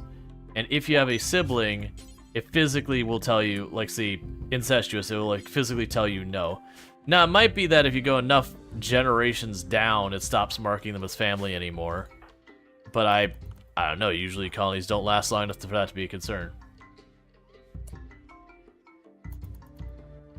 I would be as surprised about that, because I'm pretty sure Tynan said that wasn't going to be a thing that they were going to allow. So that does sound like a thing that was probably a mod. Because Tynan very specifically addressed that when people asked about the kids. Because people, when Tynan announced, like, oh yeah, the new DLC is going to have kids, you could almost feel the palpable, like, it was like you could feel the concern in the community going, wait a second, hang on a second. What are the limits you're going to have here? Because you're walking into dangerous territory. Get these out of here.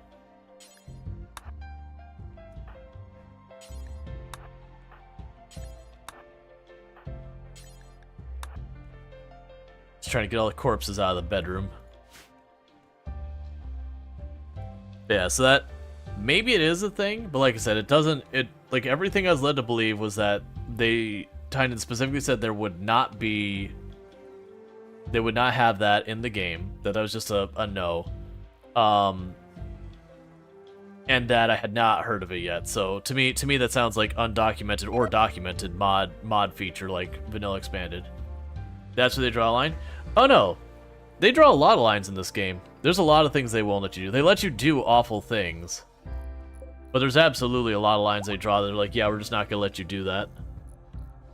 Like, they also make it so children don't attack you by default. Even the refugees, if you have a child in a refugee group, the refugees will not betray you, so you do not have to fight children at any point if you don't want to. Like, it's just not a thing you gotta worry about. I mean, that's not technically true. There's like 1 or 2 extreme scenarios you can get it. But you can completely not have to worry about kids being something you have to commit violence against. That's just not forced content. Yep. And they draw, like, they do not allow, they got auto-modded. But they do not allow sex crimes of any kind in the game as well. Which is actually, there was another game that was going for a colony builder that graphically looked really good and we were checking out. But it was one of those things that they when you looked at the needs, so you have like mood, you have like your food, sleep, recreation, these kind of things. They had sex was one of the needs. So they didn't have recreation, that wasn't a need. It was just food, sleep, and sex were the only needs that were in that game. And it was super uncomfortable because, like, they allowed you to do all sorts of terrible things with prisoners and all that. I'm like, I'm uncomfortable with this game. I don't want to play anymore. It's very rare, both in a situation and ability as the player cannot influence. Yeah. Hey, Dragon King, how's it going? Yeah, no, so I would be surprised. If it is, I would actually be more led to believe it's a bug versus a deliberate thing they've added. Because there's not like a mood break where your character goes and starts sleeping with everyone. That's just not an existing mood break in the game. And you can't get them to romance. Like, it physically won't let you. I mean, right now they won't because those are kids. But it physically won't let you have a relationship with someone who's a direct family member. Okay, cool, the heat wave's over. So I don't see mechanically how you'd be able to do that. Like, their ability to sleep together is physically disabled in a lot of that ways.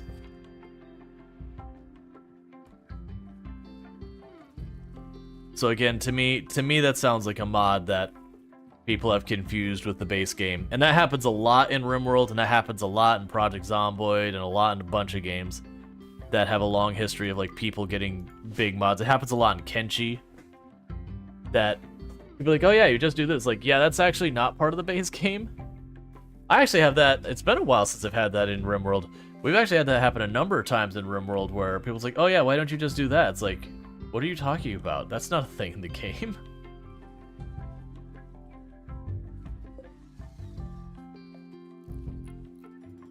But yeah, now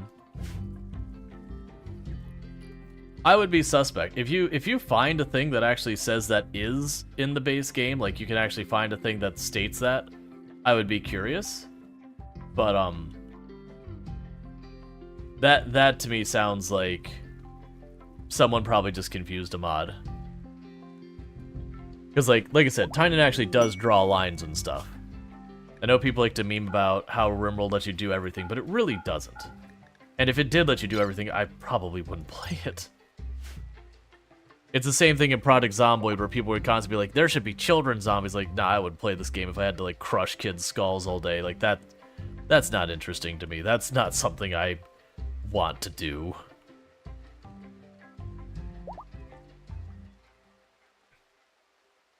Alright, so things are still going a little bit slow in the colony. They're picking up a bit. We at least don't have starving animals as this is starting to grow back. But the reason why we still have things going slow is, for the most part, we only had 2 adults going. Now we're up to 4. They're getting to be a bit more specialized, which is good. But I'm giving them a chance to catch up on growing, which is why our research isn't getting very far. Here, we could probably... We have the meals, so let's tone down Moon Witch on, cooking, so they can focus more on growing, and then Sentry Cookie can fill in the gap. We'll probably fall behind when that happens, on our meal prep, so I have to, like, probably have Moon Witch pop back and forth. You still have about a season until you age up. You have about a season until you age up. You're already an adult. Baby is already on the way. Actually, Baby's gonna be here any time now.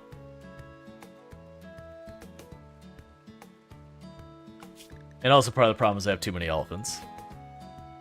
So I'm allocating a lot of my growing time, and Rhetorical's effectively become a full-time elephant tamer. Which we do have the population restrictions set. It's just, I'm not as aggressive as I probably should be on it. We had alpaca at one point, and I don't really know what happened to them. I may have traded them away on accident. It wouldn't be the first time. But that's fine.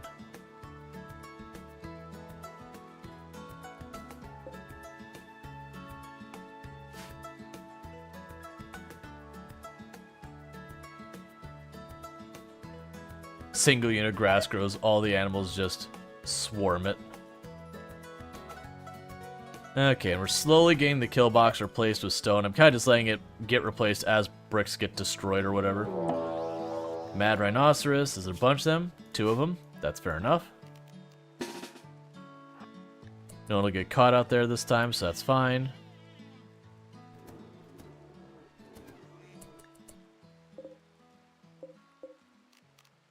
Okay.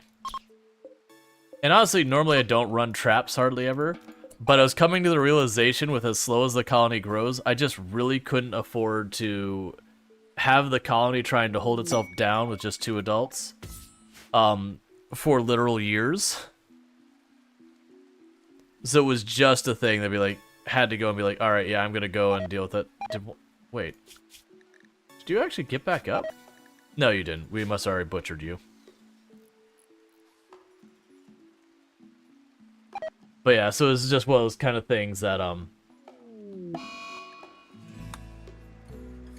Oh! The one that self-tamed was the one that was bleeding out? So, okay, to clarify, that rhinoceros went manhunter pack on us. It went to hunt us down.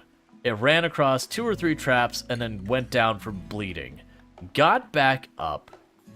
And after it got back, why can't you use that? Alright, whatever. Got back up and automatically self-tamed itself to us. So it was like, it wanted to murder us, it got really hurt, and I was like, no wait, I want to be friends. Alright, so rice will be up pretty soon. That'll buy us time to get the potatoes up and running. So we'll be a little bit thin on food for a bit here, which is kind of okay. We'll also probably... Oh yeah, we're getting ready to call our next set of ducks, so we're not going to have to worry about that too much. Because that'll give us an influx of meat.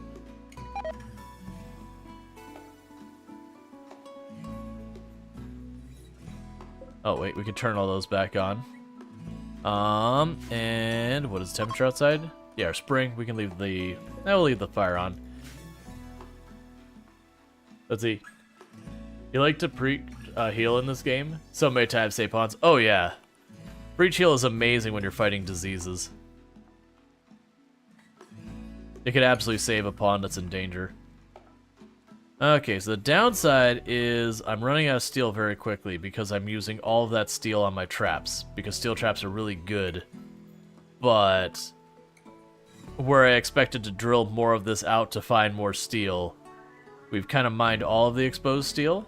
I just got this handful here from a meteor. And we just finished grabbing that over there. So that's going to be a problem. And we're nowhere near deep drilling or anything like that. And I unfortunately have not had much of an opportunity to buy steel from anyone. We can go and knock those 2 out, get the steel out of it, and just put slate columns in there.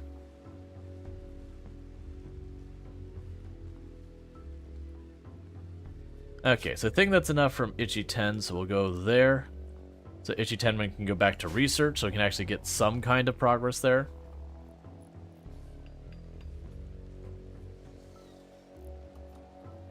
We'll definitely want to get a smelter as early as we can from just all the stuff bringing metal in. That'll at least be some source of metal. Let's see. Can I link a Steam thread of someone who posted similar experience? Seems the result was a bug that the game forgets relationship.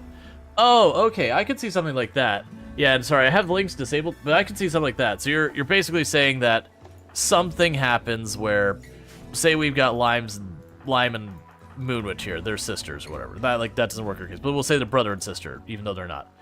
But what happens is like one of them gets captured, taken off the map, you bring them back, and it just forgets that they're siblings, or there's some combination of events that it forgets that they're siblings. I could see that somehow the pawn gets reset. But then my argument would be, but then they're technically no longer siblings. Even though it's because of a bug, which may or may not be a thing.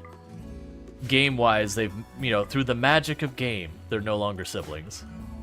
Yeah, no, when you're talking about, like, siblings, I thought you were talking about, they shouldn't, but even if it's a bug, they wouldn't get marked as inbred. That's the thing. Like, if you give it to a moderator, but even then, like, does it have any kind of formal response to it? Like, any of the devs or any of the moderators for that? Like, I could see a bug that drops a relationship. 100% I could believe that's a thing. It's the fact that they would add a mechanic that then, in the event that this thing that shouldn't be able to happen adds this flag that says you now have the trait that you have this negative thing on you, is a really weird thing.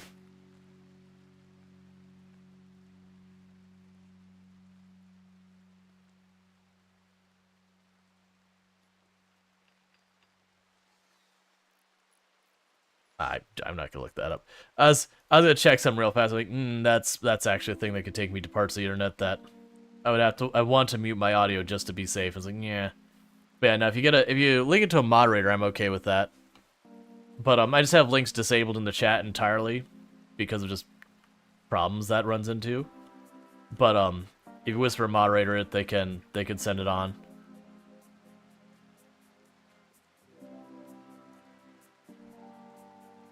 But yeah, and that's like, it's to give examples of like things I actually know that people will still claim is true. It's not RimWorld, it's Project Zomboid. To this day, you will still have people who will put up threads and entire things about all this research that supposedly you can survive being bitten in Project Zomboid. And there was once upon a time, and we're talking very briefly, a very specific scenario that the game would bug out and get it wrong, and you could survive. But it wasn't something you could really set up to happen, and it was a bug that got recognized as a bug and got fixed.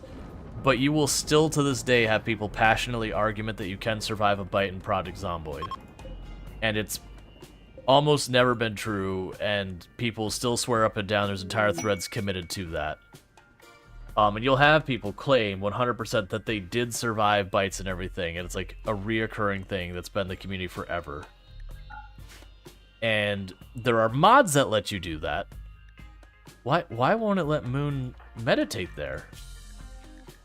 You're still the same ideology and all that.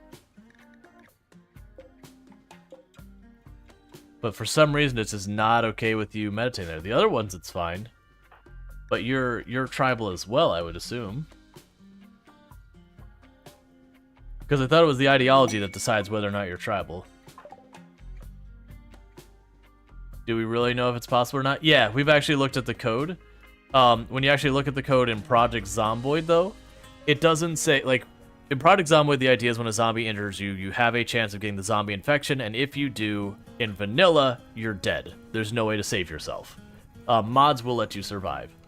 Now, in vanilla, if you actually look at the code, it goes, okay, you've been scratched, it rolls a dice at the moment you get scratched. It says 7% chance you live or die, and it's at the moment that dice roll has, it's a foregone conclusion that you will die within the next 2 days if you lose that roll. Now, it could be you get yourself killed some other means than the zombie infection, but you will not survive. You have the zombie infection. With Bite, it doesn't have 100% or something like that. its bite is true or false, and if bite is true, then you have, like, you are treated as being infected. So there isn't even a percent associated. It's a Boolean yes, no. And if your bite recovers, it doesn't stop it. Like, even if you manage, like, you can actually get it so that your bite will heal, but you'll still die of the zombie infection. But again, it's those things, it is in the code, yes, no, are you bitten? So the only way to survive it would be mods or, like, save file shenanigans or some really elaborate bug, but I doubt that. Because usually everyone who they're like, you know, people are like, hey, do you have any evidence to support this? And they're like, no. Or they're like, I said I did, or whatever. And that's where you just go, mm-hmm. And the devs have come out before and said, yeah, you can't survive a bite. It kills you. Like, that's just the way it is.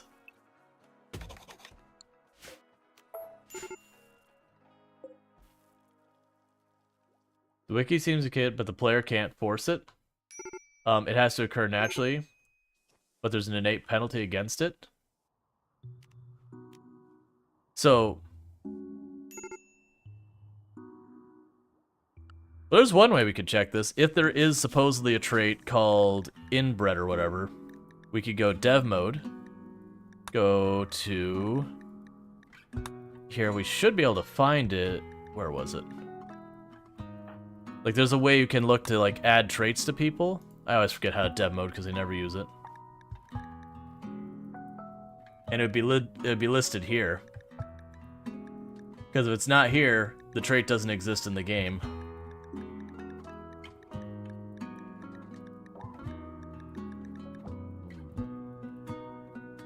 Yeah, no, it doesn't exist in the game.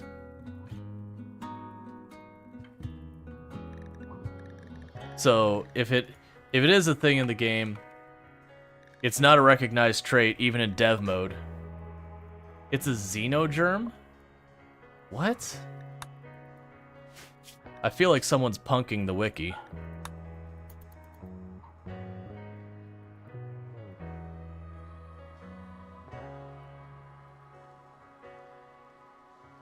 Because for the record, that's the same thing we actually have on Project Zomboid, is we've had so many things that are wrong in the wiki, like, all the time. Please don't put that on that monitor. We have things that have been on the... It says it was added in Alpha 14, but did it actually get into the game, though? I don't... Like, I'm not worried about, like, in the earlier stuff.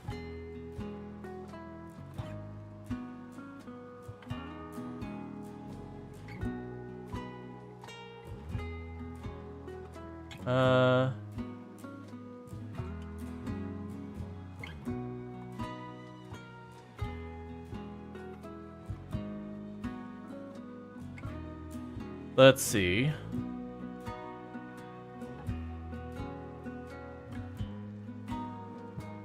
I am seeing what you're saying in the wiki about it being a thing. And that there's supposedly a whole thing here about...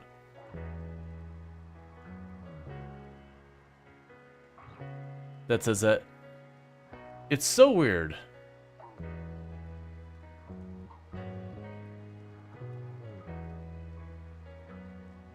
So I'm trying to see if it says, like, how it occurs.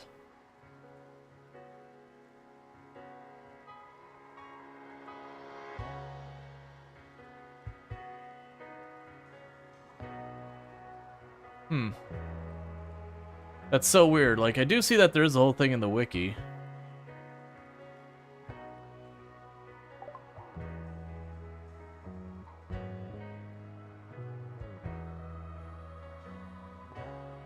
And they would put it through the Xeno thing. That's so weird. Ah, so okay. I see. So you're saying if you use the IVF.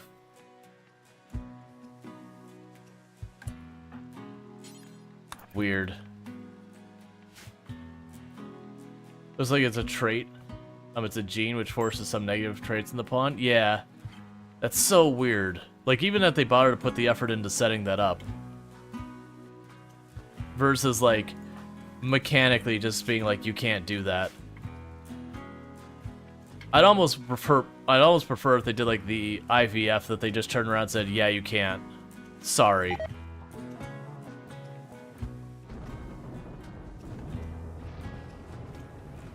Is to stop people using IV, you think?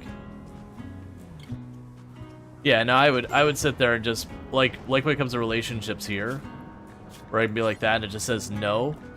I would just say IVF do the same thing.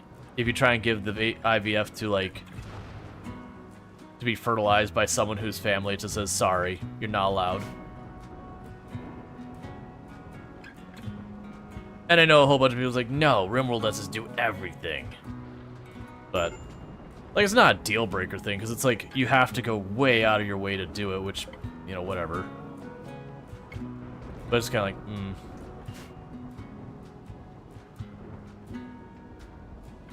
Okay, so our plants will be up pretty soon, which is good, because we're just about running out of food. Please don't burn my crops. I mean, that's what you're doing. You take an IVF, you fertilize it, and then you put it back in the person. Like, you put it in a person, not necessarily back in the same person. Depends on what your objectives. You know, it could be a donor.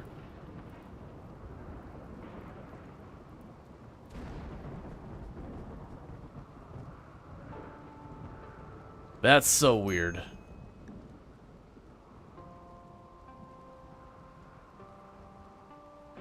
Like I said, for me with that stuff that gets like super duper edgy and cringe, I'm usually just like, you know what? Just tell me no. You know, just have a thing that says no and someone can make a mod that says yes.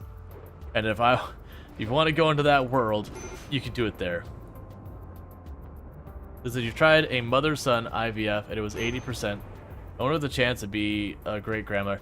There was, on the wiki, there was like an entire breakdown of it. Good job, elephant. Go stand in a fire. Hey, look, that's 2 of you go standing in a fire. Good job, elephants. You're really doing good there. Do you grow your kids in a pod? No.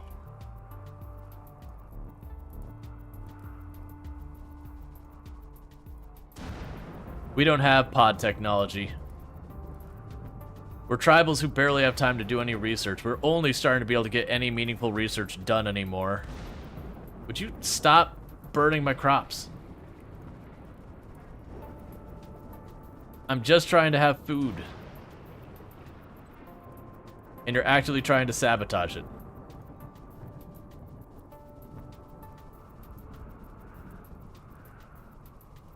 But yeah, no, like, for the record, we have no research, random research, so I have no control over my research. So, like, I want complex furniture. Oh, there's no button. It just researches, like, the game behind the scenes, it's chosen a research. I have no idea what it's chosen. You can get a little bit of an inkling sometimes where, like, if I have one research like 6,000, all the other ones are really small, and it's taking a long time, I can have a pretty good guess that it is chosen the really expensive one. But otherwise, I have no control over it. I also have no research, so you'll notice even though we're tribal, I don't have passive cooler or tree sowing, because I started with literally nothing. Let's see.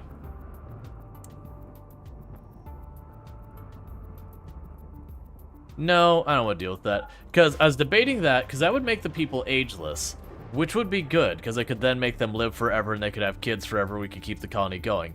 But that also gives them the aggressive trait, which means sometimes they just kill each other. Like, even if you make them happy as can be, sometimes just like, you know what? Like, aggressive trait, I'm going to go attack someone else. I'm going to start a fight.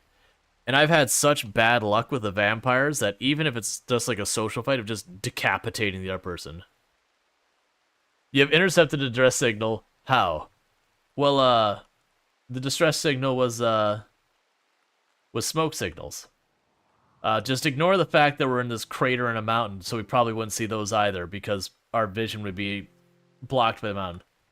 Decapitates her during social fight, says Dark Ark. Yeah, I've had that happen 3 times in one run. That was a vampire. Because I think there were like 18 melee, and with the aggressive trait, they just kick off in social fights just randomly because they feel like it. It was a message in a bottle. Yeah. And just straight up killing them. There's a reason you'll see, I'll almost never take a Yatkin, a Sar, or a a Neanderthal or a vampire, unless I'm doing a vampire run. Because they all come with the aggressive trait. And I have had such bad luck with the aggressive trait.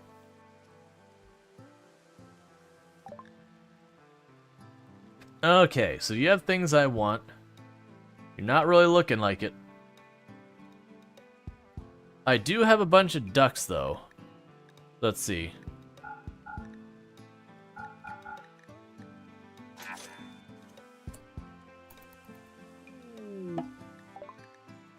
Baby is on the way.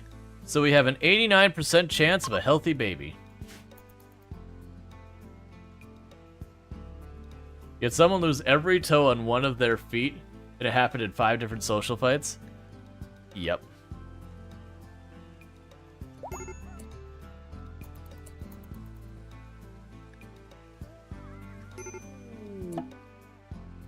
Sick baby.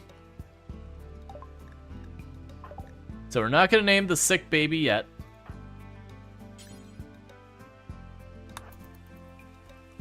We'll wait until the baby makes it. No, no, no, no, no, no. That's glitter. No cheap stuff. That's a glitter world situation.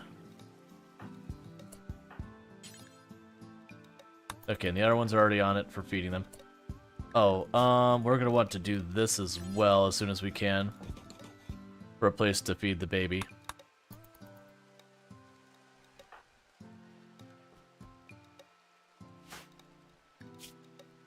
Yeah, so you have major baby infant illness. So pretty much the way this works is we need to keep it tended really well. And if we do, that'll go down. Or sorry, if I remember, actually I think it goes up, but if we have the baby survive long enough, then it just goes away. But it is a thing, you just basically need to keep the medical up on the baby till you get there. Because I want to say, wasn't there also, like, gravely ill or whatever? Like, there was, like, tiers, like, one, it just doesn't survive, there's, like, gravely ill, then there's baby infant illness, and then there's healthy baby with the outcomes. And there's also the mother dies. That's another outcome. I've only had that once, and it's pretty upsetting when everything's going smoothly. You're like, yeah, about to have baby. Up. One of your important pawns just died because, you know, the game says screw you by RNG.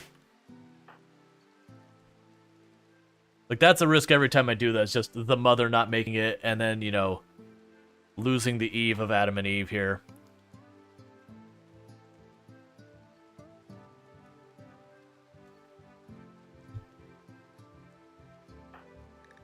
Okay, so you still have just shy of a season till you're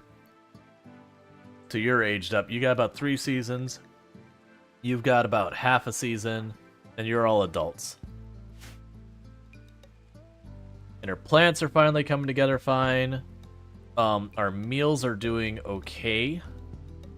Which that's because Sentient Cookie's taking care of that, and they're still a child. Our construction is finally doing well. That we're actually starting to get these rooms sorted out. I was just waiting for, even though it's only like a 5% chance, I was waiting for Rhetorical to just get another baby on the way just to force me to deal with like 3 babies on top of each other. I just came to the realization, I don't have a second crib. We used to, but it was not a good quality one, so we got rid of it. Why are you being weird about me trying to actually place it down? There you go.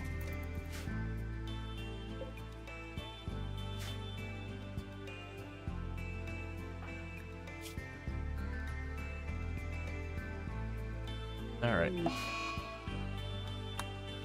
Oh yeah, I forgot you're a gourmand. You know, that actually hurts us. Moonwitch get back to cooking, unfortunately.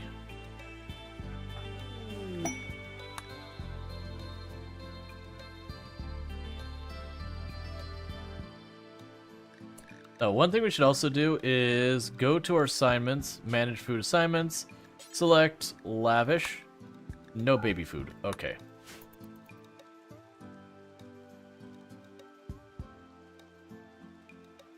I'd rather they eat raw food than eat the baby food. Now, Cookie might eat it anyways, because they're in a food binge. But that is what it is. Okay, we're about to get our chance for psychic power.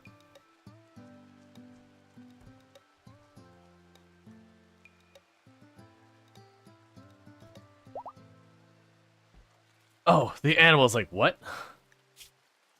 Alright.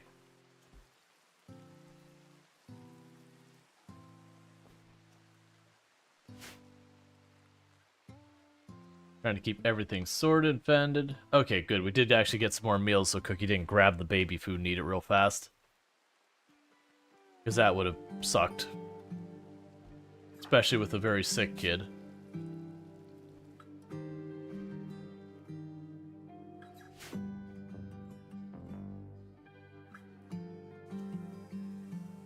Okay. Are you hungry? You are hungry. Once it's not hungry, or it goes to sleep, we're just going to go ahead and take you off of restriction for a moment. And grab some of these piles of money we have out here.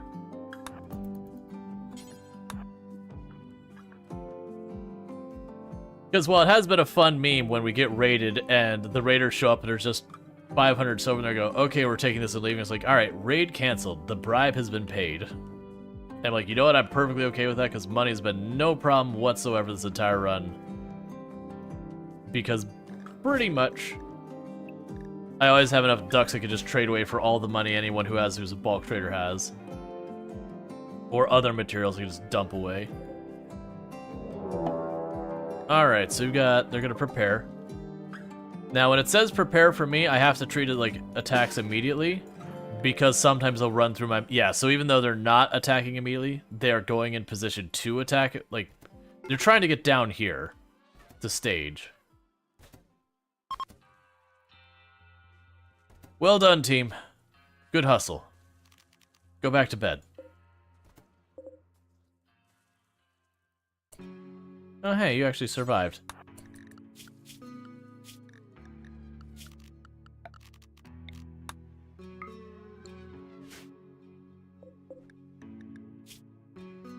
Okay. The way we've been doing with the prisoners, we've been taking them back, patching them up, and then just immediately sending them on their way for a little bit of standings. Because we can manage to get them to have their,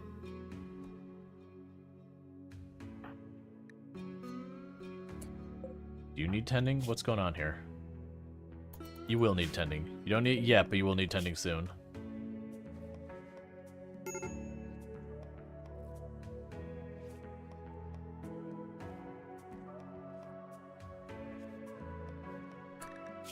Okay, so now if I release them, we get standings. And so, like, we're slowly getting the people to neutral, then they send trade caravans. And then once they do that... I wonder if that works. It's not an immunity gain thing.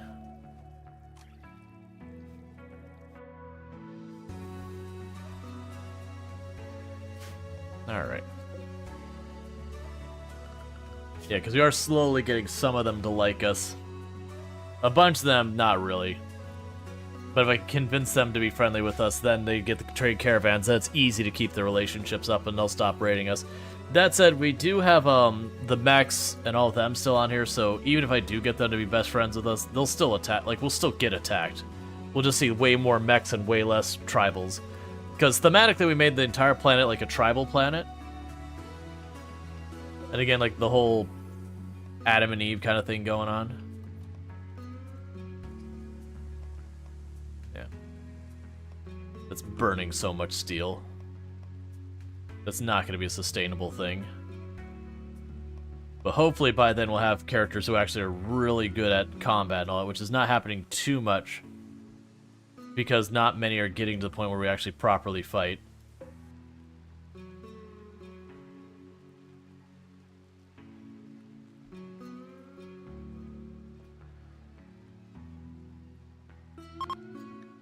Yeah, why can't they use it? I don't really understand. Went from bad to grave. Even though I'm getting really high quality 10s with that. I don't get why they can't use it. Because I'm under the impression to use this, you need to be tribal. And that as a kid, with your ideology being like totematic, you'd be allowed to use it. But it's saying I can't. Which means it's not contributing. Yeah, so they're ineligible. That's so weird. In that case, though, there's no point in having them meditate there.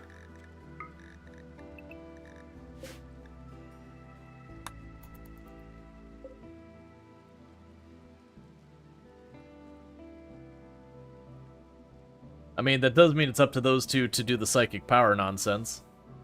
That's okay.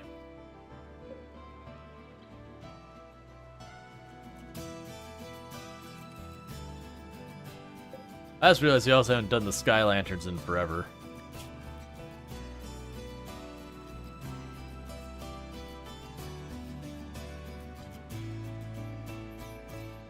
Alright. You said Twitch is messed up. No notes, but YouTube said you were live. Go figure. Interesting. Alright, so what new ability did you get? You got... Focus. Boost their sight, hearing, and movement capabilities? Alright, I mean, that's not terrible. We get like a solid combat person, you toss that on them to make them an absolute monster.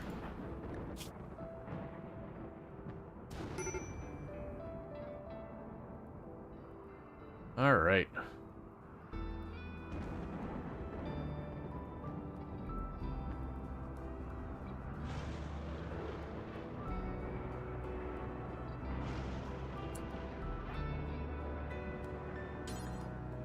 Go have your way to do that.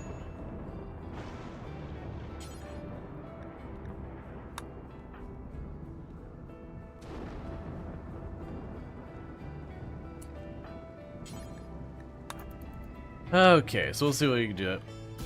Yeah, maybe that's why we had, because we're like, commenting is like, seems like that. Am I live on YouTube? Yes, sorry. I didn't see the YouTube thing. I'm live on YouTube, TikTok, and Twitch. Twitch is my main platform. Like, I'm not trying to pivot into other platforms or anything like that.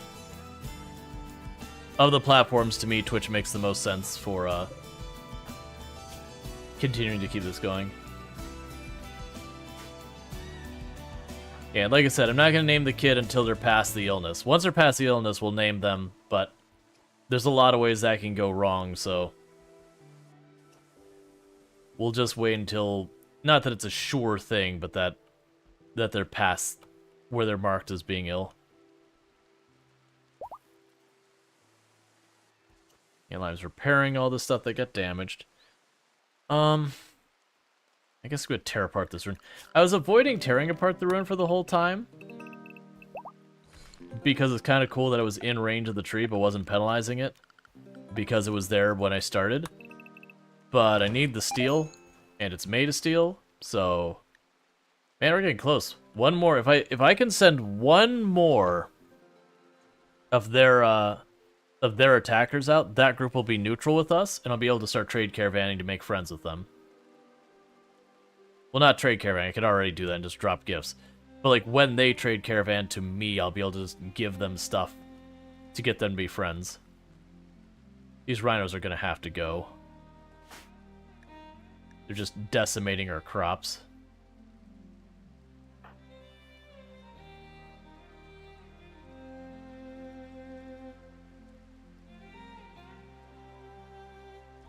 Okay.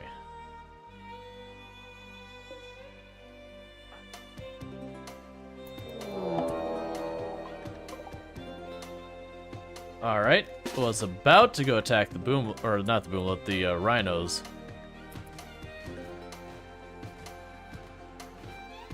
They're gonna break the first couple blocks.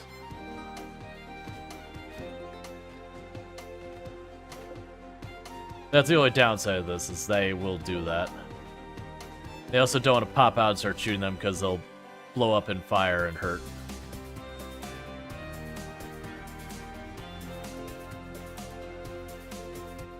Come on.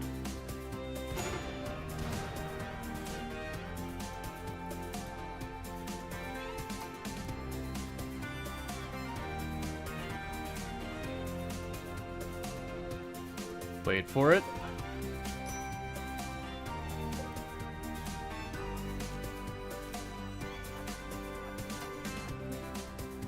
Okay.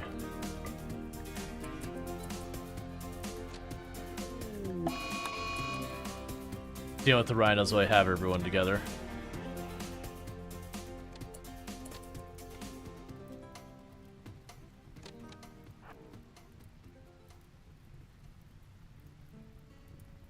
Because it's raining, so most of that'll just get taken care of.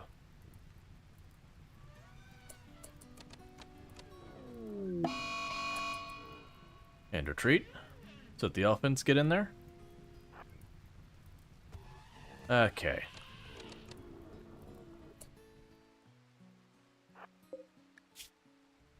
Alright, and that should hopefully finish the job. I just want to get the rhinos out of here before they ate all my crops. As you can see where they're just decimating sections of my fields.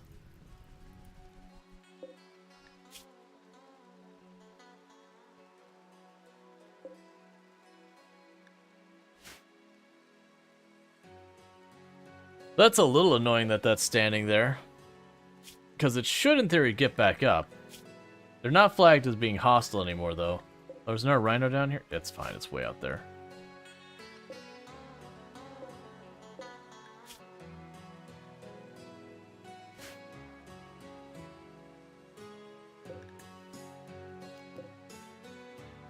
Okay.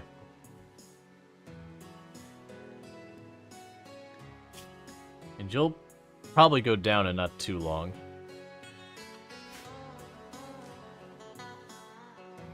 Oh, we'll let one of the less capable doctors go there. I was trying to have Ichi-Tenma do it because Ichi-Tenma is my most skilled doctor.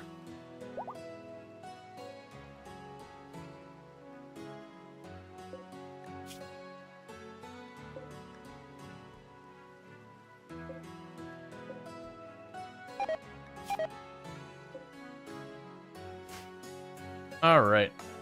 So we are still just trying to get this baby through this.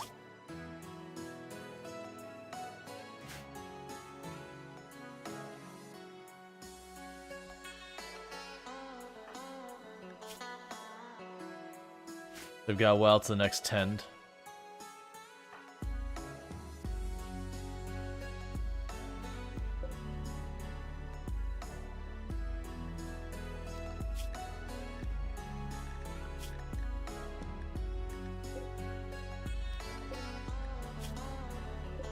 Alright, so you're down, and that leaves one last one. Oh.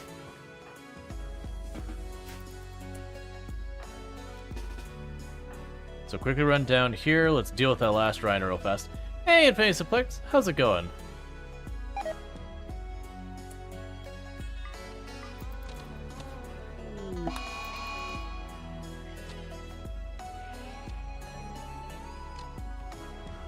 Okay.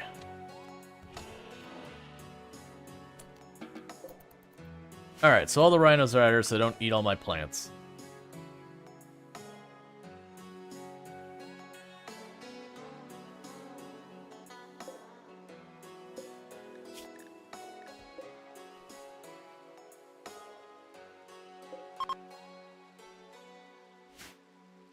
Okay, and for the most part the crops are doing alright. That's been going well. We've got some raw food, not a whole lot. Oh, I see one thing that's happening is too much of it's becoming kibble. They're prioritizing the kibble over more meals. We gotta be careful about that.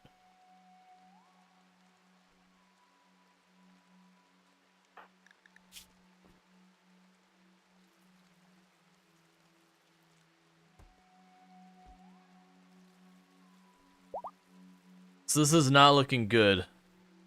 The illness is getting worse, so we gotta really hope that we get a very good tend here in a second.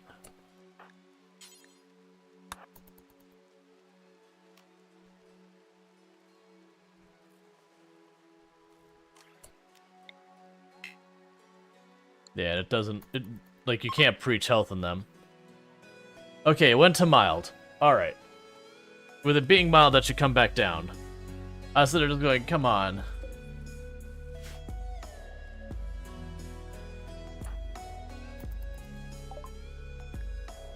Okay, we have air conditioning now. I don't have a good way of getting reliable wood. Like, that's the problem, is I could do fiber corn, but I don't have tree sowing. And I don't have a power I can keep running steadily. Like, I could toss up a windmill with no batteries on it, and put like heaters and AC in here, but it'd be super unreliable. So I think I literally just wait until we get something to fix that.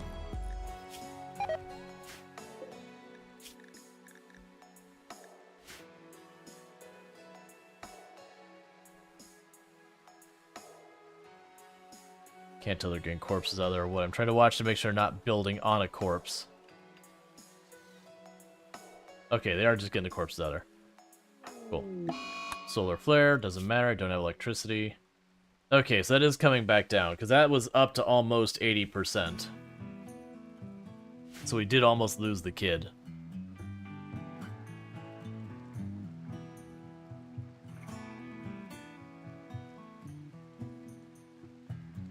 I do appreciate that Itchy Tenma is going on there. Yeah, no, Kira, we got a kid that was born sick, but we're sitting on like 30 glitter world and we just throwing glitter world at again and again. I can't remember if it has to get down to 0% to go. There was some, I don't remember what the rule around this one was. Because honestly, with that tend, it might actually get down to 0% before that wears off. It's dropping about, looks like maybe 5% an in-game hour.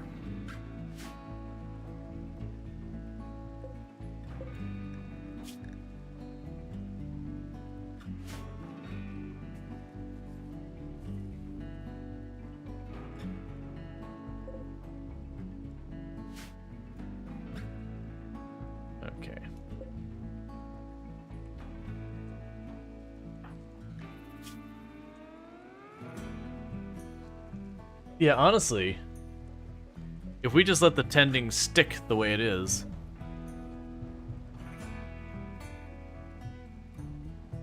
we might not even need to do another tend. I just need to watch that Moon Witch or Limes don't try and do the one the bandage. Even Rhetorical, I don't want to.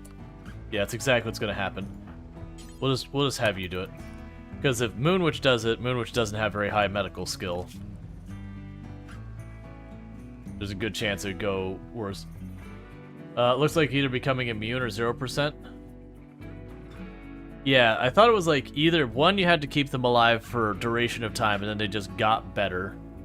Or the other one was, you had to get to 0%.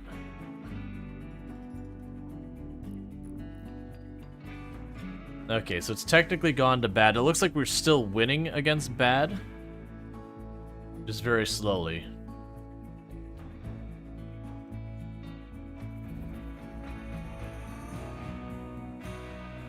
Because it would be nice to get them through this.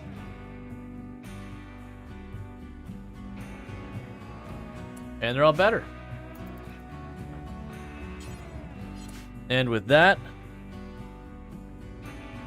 SD Vitez, welcome to the colony. You are the formerly sick baby. Let's see. S2D Vitez. Named. Cool.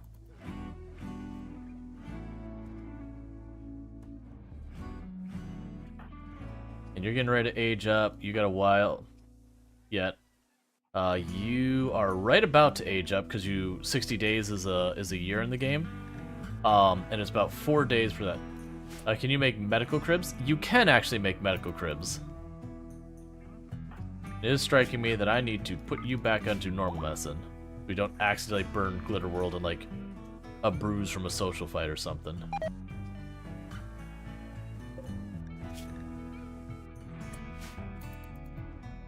Yeah, so you're about to explode in fire.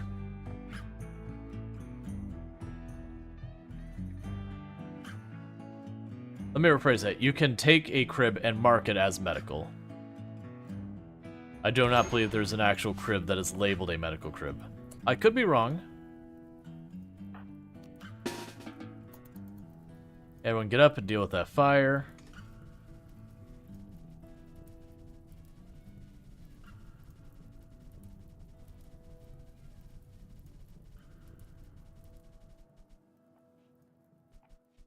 Okay.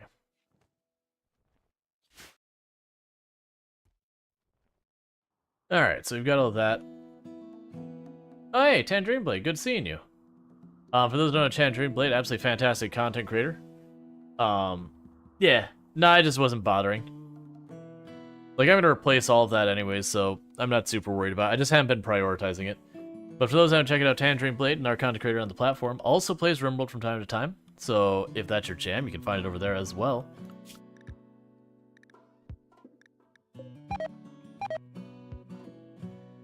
And a bunch of rhino meat is rotting because, of course it is.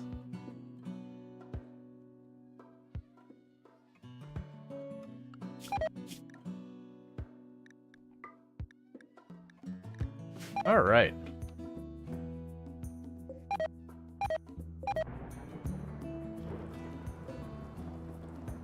Oh, we're not getting more ducks because of this. I can't remember.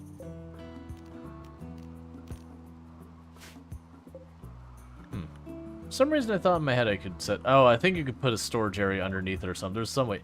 Hey, passive cooler. Cool, we almost have the initial technology that we're supposed to start with. Plus electricity. Go frenzy. Bunch of fire.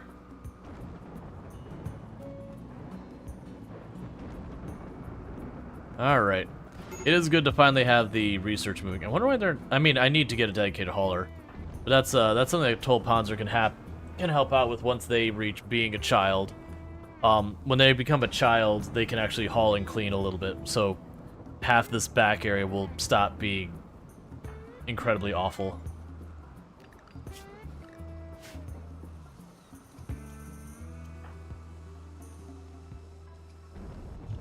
I don't have any weird zoning thing going on. Why are they not going back over here? No, it's all open. Just the fact they keep repairing this instead of doing the other stuff. I mean, they prioritize repair and all that over smoothing.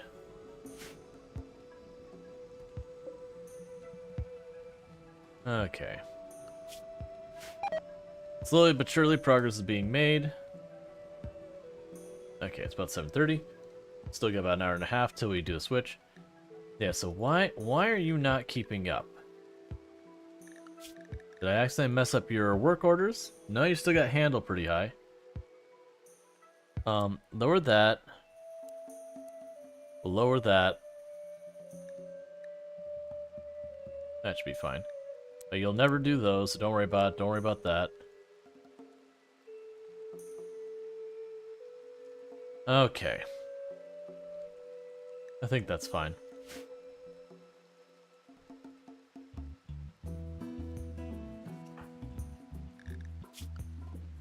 Yeah, so it'd be good once Sentient Cookie is actually considered an adult, so they cook constantly. Because once we have that going on, I could take Moonwitch off cooking.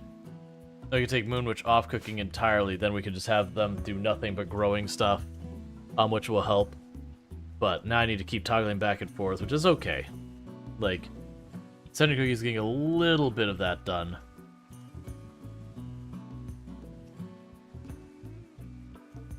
How goes your learning? You're gonna hit 7 and then you'll be done here. Okay, let's go trade again.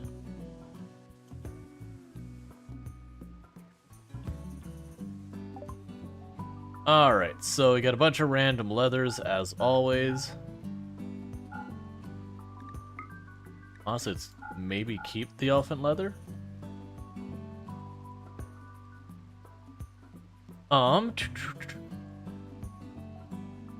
That's too much.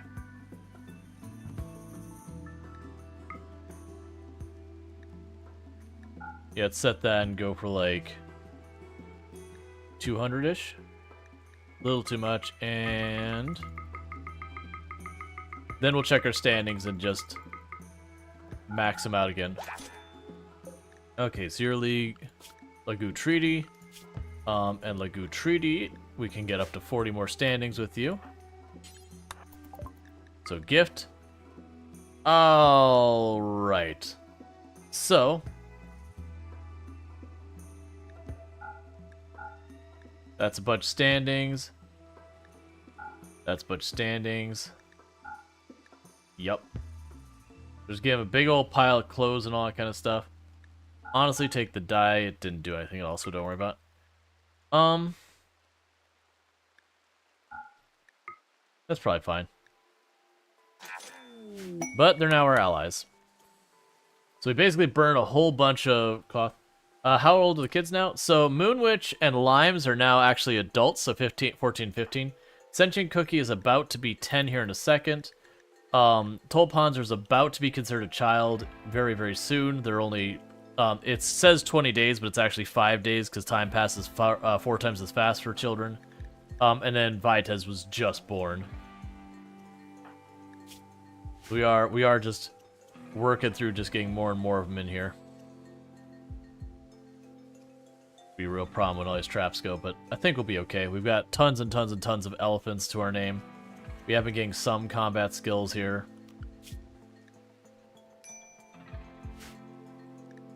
Low baby food, that's fine.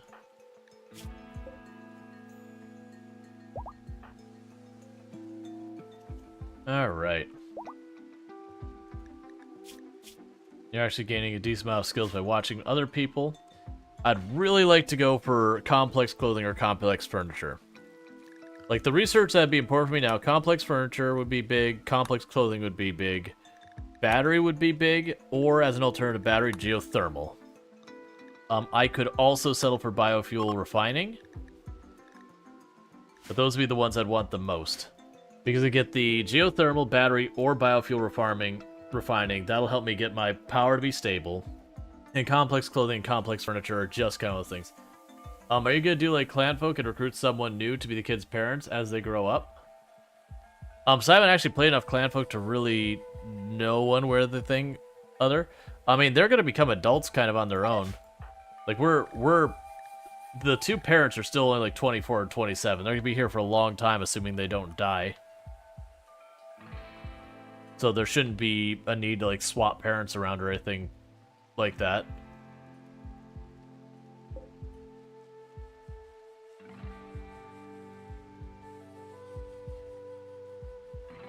What I need is to actually get these bedrooms built. Sky Lantern soon? I probably should. Yeah, that wood's gonna deteriorate soon anyways. Let's do Sky Lantern. I didn't realize I had a bunch of wood in here. That's fine. So do Skylant, let's see. He said, partner, in clan folk, when children become adults, people will ask them to marry them, and that's how you grow a clan. Oh, I would have to bring in new people. I'm not intending on doing that. I'm intending on these two basically continuing to grow the colony at the rate they have been until until we can't realistically do that. Either they are no longer capable of having kids or they've died. In one of those two cases, then obviously that'd be the end of that. Alright, so let's go here. I remember when I intended giving them bigger bedrooms when they became adults, and how that never ended up being a thing that happened.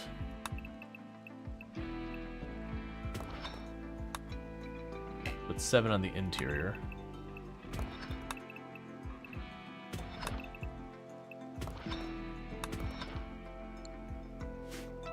Okay, we'll get all that kind of going there for right now. It'll take a little while. But yeah, I know it's not that I'm looking to like bring in, because at that point I'll be bringing a new colonist no matter what happens. Maybe when they become 18 adults. Well, yeah, so they can't actually go into a relationship at all until they're 18. I don't have the button here. It's disabled. And for them, it's like not allowed.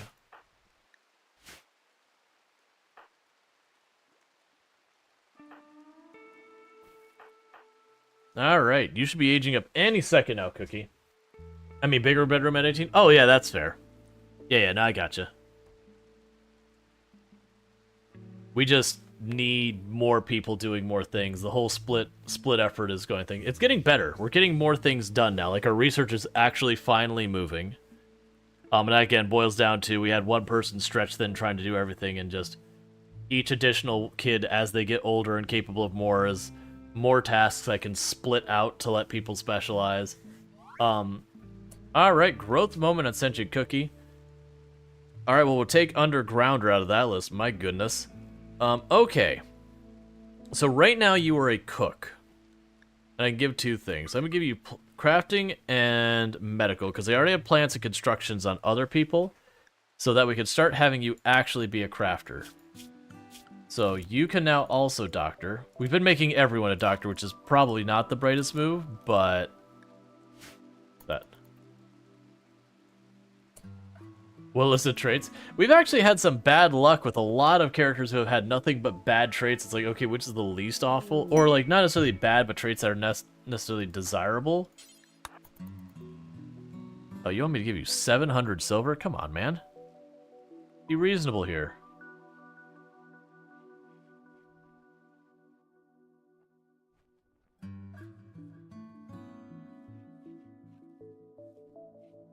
It's taking one person several trips to get your silver.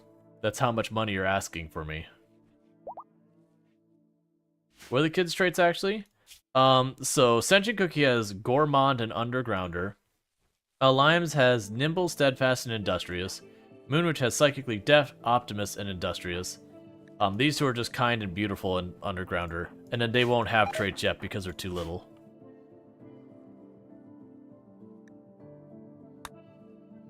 So we'll get there.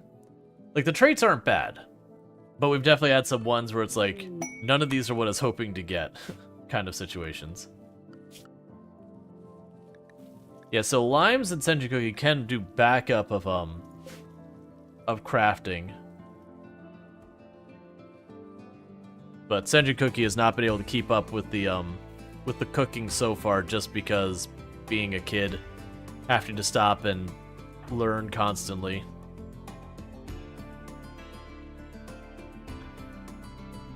I mean, right now they're doing good. If they can keep that track up, that'd be great.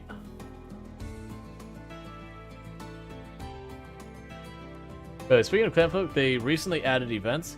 It's still limited right now, but they're planning to expand on that. Good. I think, like I said, I think Clanfolk was one of those ones that when we first started playing, where it's just kind of like the everything, I found it very overwhelming and not a fun way. And then when we did like the progression thing with the points thing, I actually had a pretty good time. But at the time, it was very slow and somewhat limited content-wise. I think that's where I left off with that one. So them continuing to expand the game is precisely what it needs. I think it'll be still very slow, so a bit difficult to stream a lot of times. But like perfectly good for playing. And I should state, when I say games are slow from the context as a content creator, that doesn't necessarily mean like not good.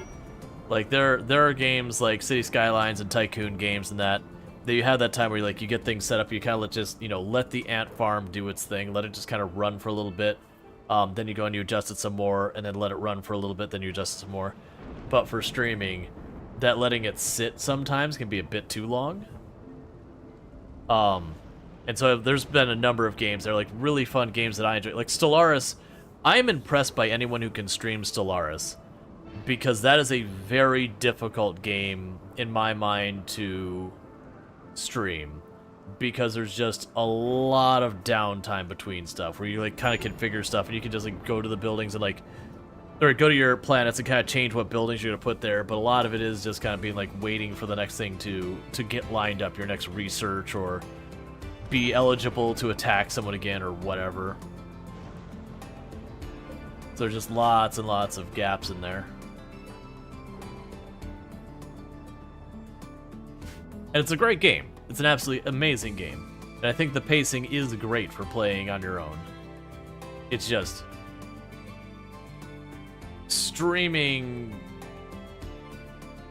like, it's difficult when you're saying faster and slower pace of streaming. Because, like, a game taking a while to accomplish something can be perfectly fine for streaming, as long as something feels like it's actively happening as you're going. It's when you have a game that you're just like right now, where we're just kind of fast-forwarding, waiting for the next thing. A little bit of that's kind of okay, but it's when you spend like 2 or 3 hours of like just letting the game kind of fast-forward to the next thing happens. Oh, that's not ideal. Okay, I mean, let's go. It's go time. We're gonna get everyone together. We're gonna have to send in the elephants, because they're just gonna smash right through the wall.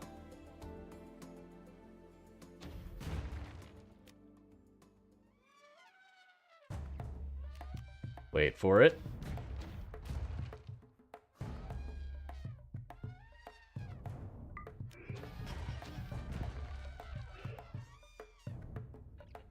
Okay, so the elephant should charge here in a moment.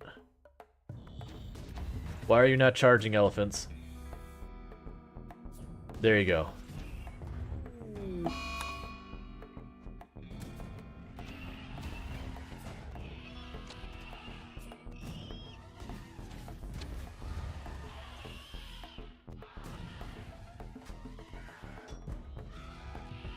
Like, we'll be fine. We'll take some casualties in the elephants, but I mean, I don't actually care.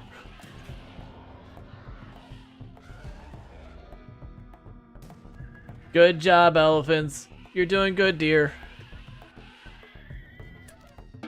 Real proud of you.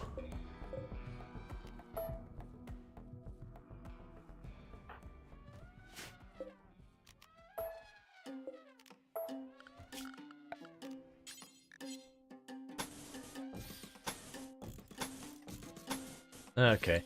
Yeah, so imagine to get through a lot of that by just the fact that we're just willing to, you know, use an army of elephants.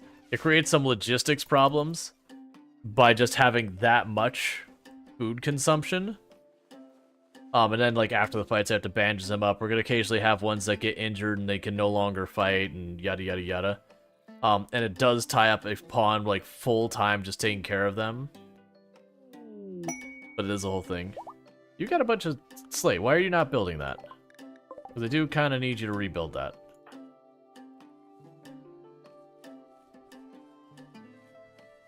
Okay, so you are going to start building wall. Yeah, when I saw his termites, like, yeah, it's not time to even worry at all about trying to, like, deal with the kill box or whatever. We're just going to stand here and just... Alpaca, could you please not waste my steel? I really don't have much. Elephant tamer? Oh yeah, no, it's you can get away with a lot of nonsense with the elephants. Like, or any combat capable animal that you can, like, breed them. Elephants are just one of the really big choices that people do. Because they're very strong, they can haul, they take a lot of abuse. You do hit limits on what they can handle, though. Once you start getting to the raids where they start killing the elephants pretty quickly, then you get to the point where you're at a loss and you gotta hope your own people are getting leveled up as well.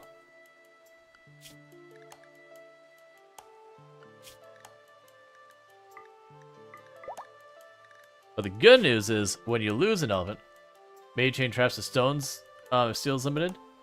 I'm debating that, but I also need someone to actually sit there and do that. I mean, probably should. Yeah, I'll probably do that. I've been putting it off because all the other thing is if we look at a steel trap and how much damage it does. Where is it? Yeah, 100 melee damage with 150% armor penetration. When I make the steel one or make the stone ones, they won't be quite as good. But yeah, if I'm out of materials, having a less good trap versus no trap. If we go to this and we check the trap, it's only 60 melee damage at 90. They ran a lot of problems with animals not in a pen. Oh yeah, so the thing that's nice about elephants is if you look here, you can zone them. So if we actually look at my zones here, that's how I'm working around it. So they are effectively set to go areas. I just don't allow them in the areas where I'm growing the crops I want to eat, so they don't eat my food. Yeah, no, definitely the stone is better than wood. So that's the thing, it's like, you're not wrong that it's probably better I build them than not.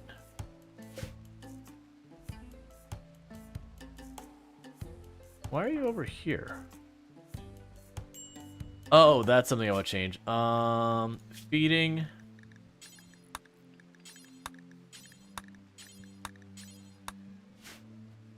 And we're doing that to try and help keep the, keep it so we can keep having kids. Alright, well, at least we've walled that off, so that, yeah, so we've walled out the two most important ones, so at least they have to go in and go down this way. Like, that's a danger because they could stop there and then use that for cover to shoot at me, which would be, like, not ideal. But it could definitely be worse. And that's probably why we weren't getting the animals taken care of, is Rhetorical was busy just taking care of the kid. The babies. which is something we've been trying to have the Arkids handle.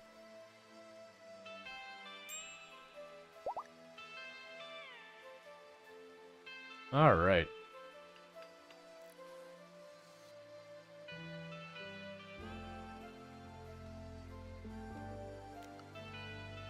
Come on, give me one of the good researches that we can start getting some real projects happening. Because, like, for example, if I get complex furniture, we're going to build all of our stuff for our storage rooms. We're going to start making beds. Like, there'll be a whole lot to do if that one happens. With complex clothing, I mean, we're all wearing tribal clothes.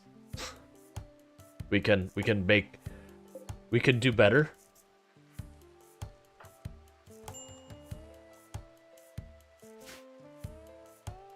I do think once I can manage to get all of them into these rooms over here, that'll become the production room. This might become just like a kitchen. I'm thinking that's the way it's gonna go. We'll see.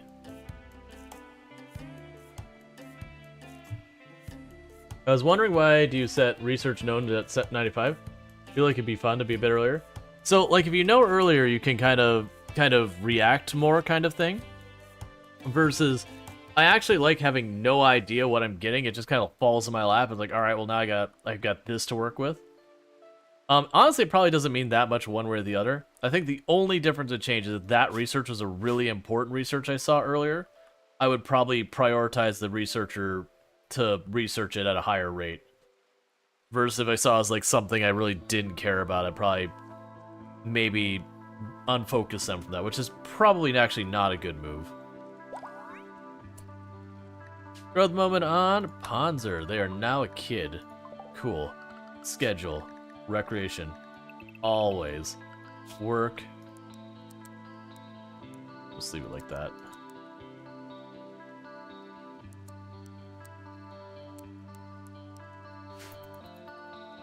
Okay. Next kid is out and about.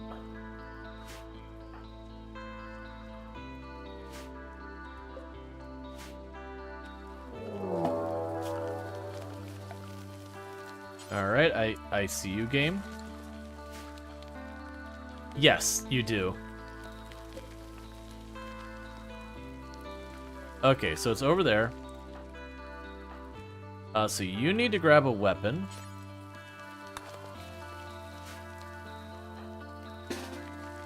Rest you get in position. You pop the door real fast. Actually, you pop... Here, you stay back here. You pop the door real fast.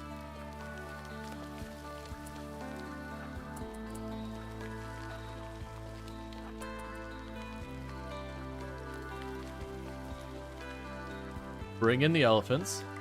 Set it so that they will charge the moment things kick off. Yeah, no, when the kid goes from being... And he wants you actually in here.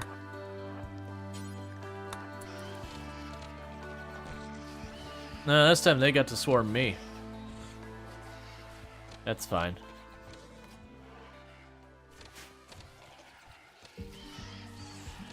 If an elephant or two doesn't make it, it just means we get replacements. We're having to kill our own elephants due to overpopulation anyways.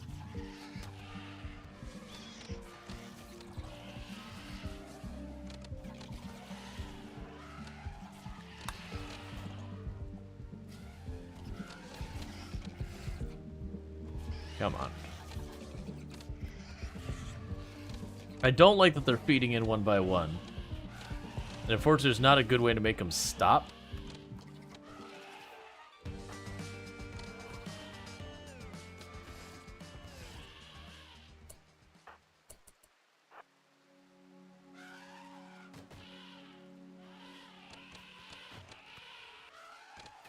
Alright, let's get rid of all the nests.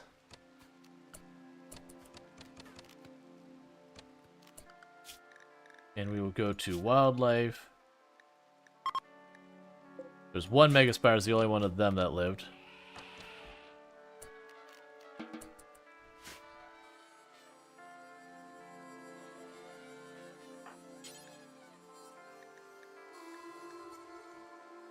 Where is... There you go.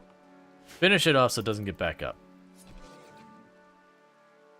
And they'll start taking care of all the animals. We'll probably lose 1 or 2 in this whole exchange, but that's honestly acceptable. So how badly did the elephants get it? You just got some scars.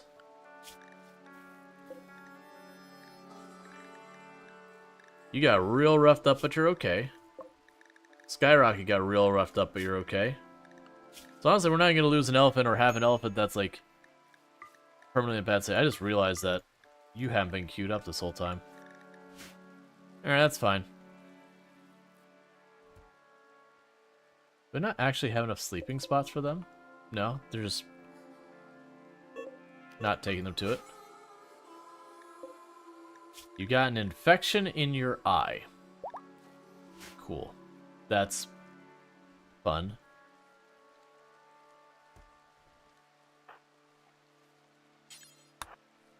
You don't worry about the elephants. They're bandaged. You get that bed made so that there's a sleeping spot for everyone.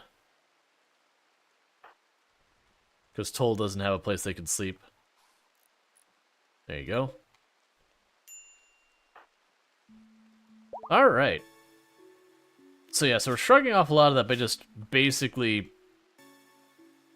demolishing them with sheer volume of elephants. And as I said, that usually doesn't end up being a sustainable thing. Like, if you get something that breathes fire, then suddenly all the elephants scatter because they catch fire. That's a way you can defeat, like, those could get defeated pretty easily. You saw, like, there were, because you don't actually have direct control, they didn't bottleneck well.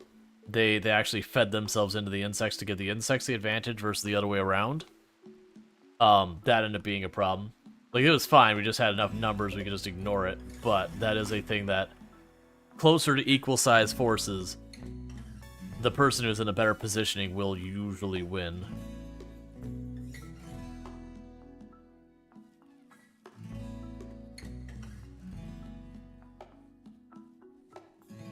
Alright, I'm gonna have to get you involved in food again.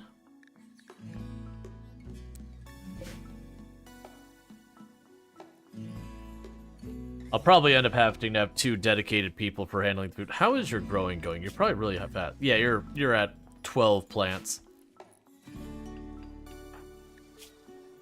Just make sure you weren't getting lung rot.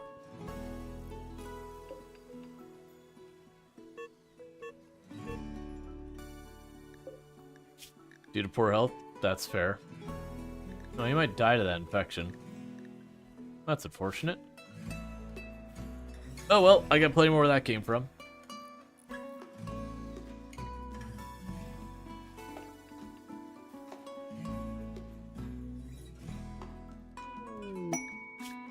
Okay, so we have a group of refugees.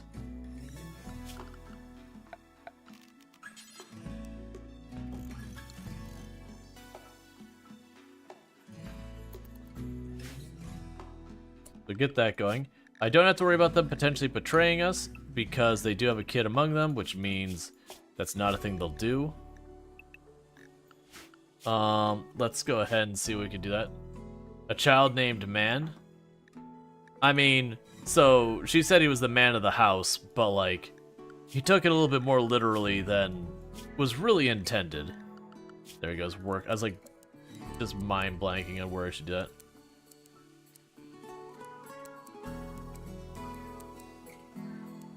Okay. You can help handle. Don't worry about hunting. Don't worry about constructing. And honestly, you could just haul and clean for a while.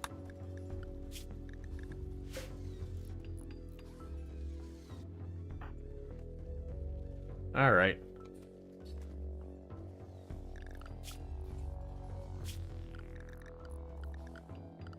Yeah, so they're gonna help handle. That'll free up rhetorical a bit as well, so that'll be good. That'll give us a little bit more leeway to try and make a whole bunch of other stuff happen in the colony. You know, honestly, so are they... You're actually strong melee. That's a bunch of extra weapons, so I'm actually gonna give the kid a bow.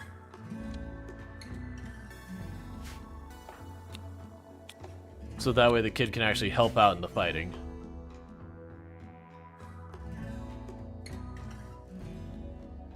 Alright.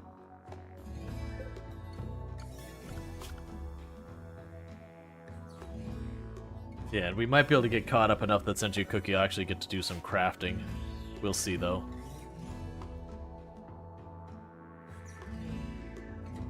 Replacing these traps is also eating up a lot of construction time. We're gonna need a more... Man, shelves, these are like nothing.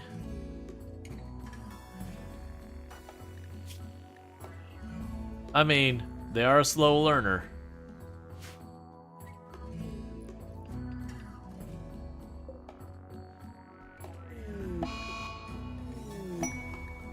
A rat has self-tamed. A rat has chosen death.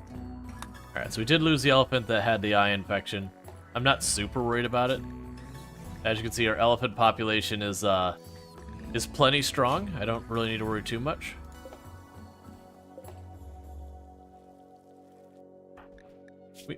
We had this to set to take the unfertilized eggs, right?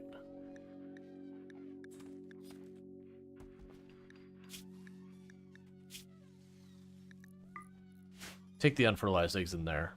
That'll help. I was like, why aren't they putting the eggs in the baskets or the area? Just getting stockpiled up there. It's fine.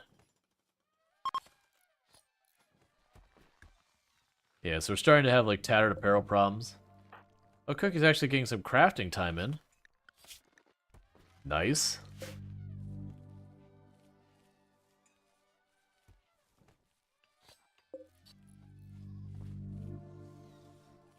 Taking apart the mechs a little bit. We still have the other termite here, and that one there. That'll give us a little bit more steel. It'd be nice if we actually have a machining table to do this where we're not doing it nearly the loss we are here. Hey, crafting level 1. Alright.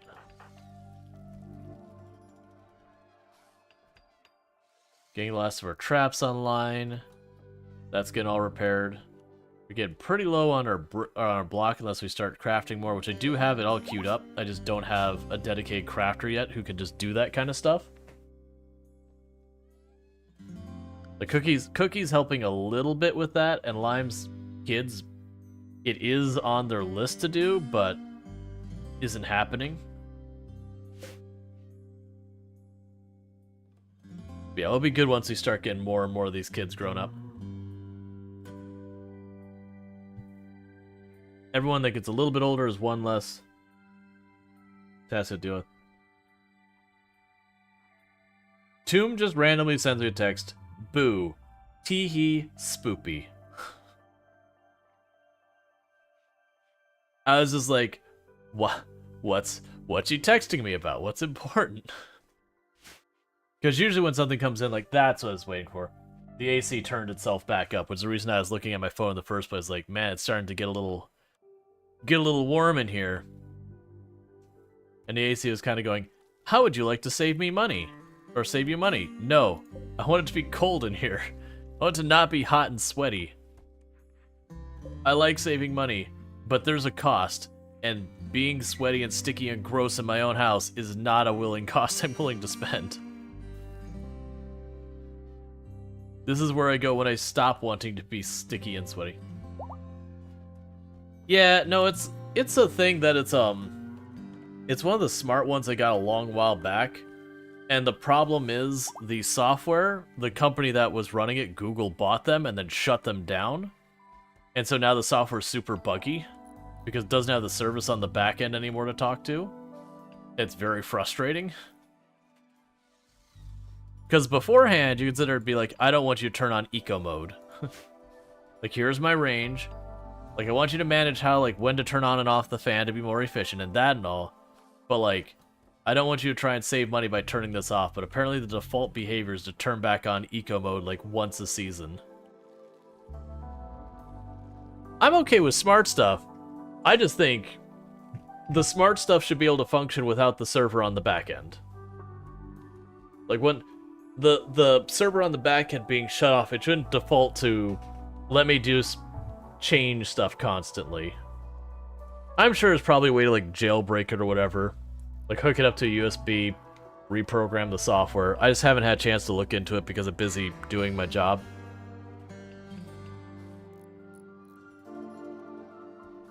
Man, it was great until they got acquired, and then it started having some pain points, and then Google's like, yeah, we don't maintain this anymore. We have our own competing product now, so we're just not going to maintain this. Thanks, man. I love businesses acquiring each other and making everything worse for me.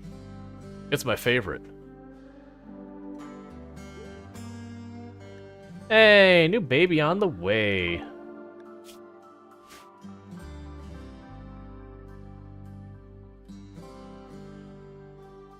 Just keeping those kids rolling. Alright, I'm gonna take one moment because I didn't finish my lunch. I'm gonna do that. I'm just gonna mute my mic so you don't have to listen to it, and I'll be right back.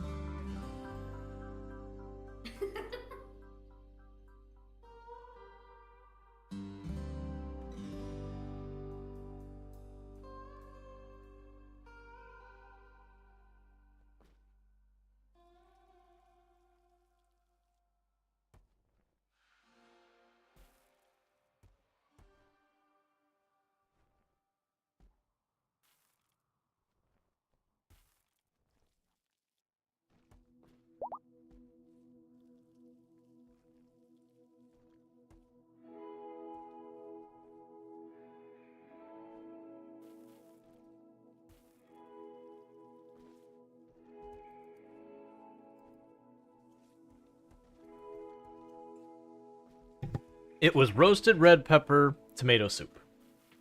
It's pretty good.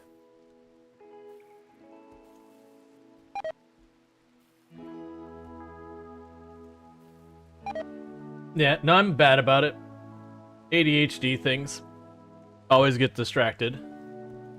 But I do make sure I still eat it.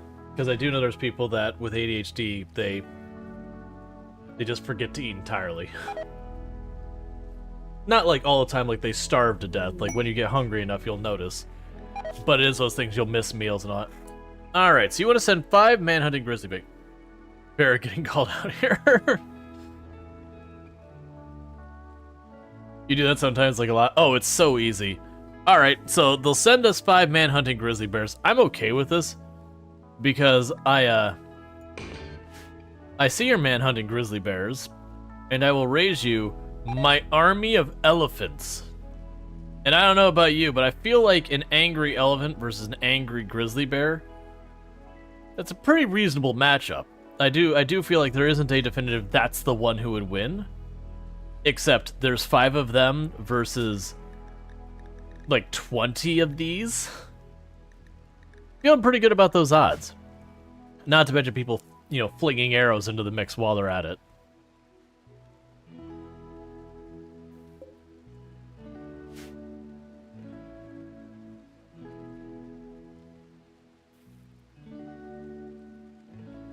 Well, that's what I'm thinking. If the elephant actually gets at it with the horn, I do think the bear would stand no chance. That said, bears are really, really dense muscle animals. Like, absurdly dense muscle animals.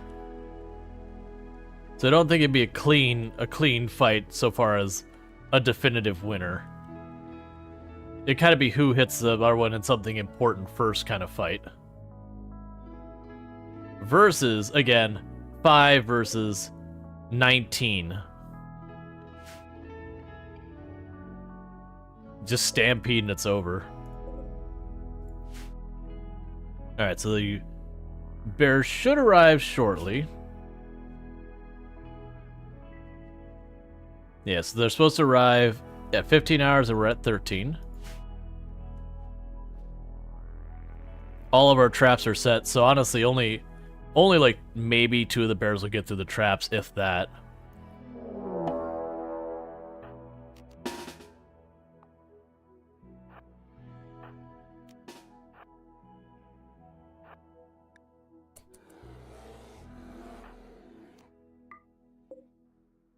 Here come the bears.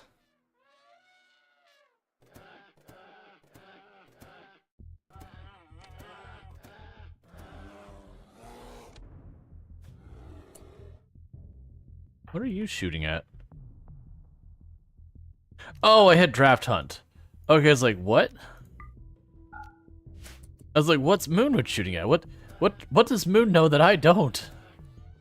Because I've absolutely had those situations where we're being attacked by something else I've just completely overlooked. Good job, team.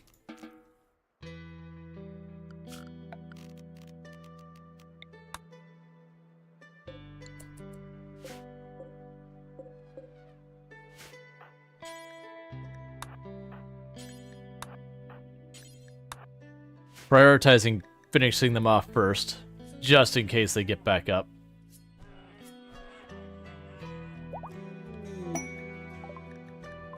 Alright, skill trainer for artistic. Okay. Realistically, who becomes our crafter in the long term?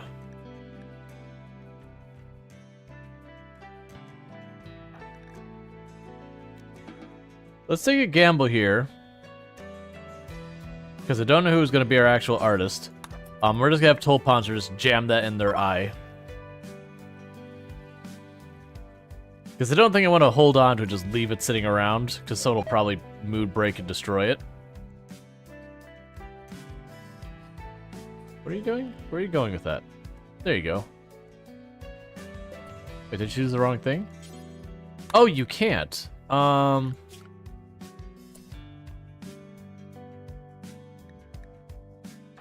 Let's plan for Cookie to be able to do that later.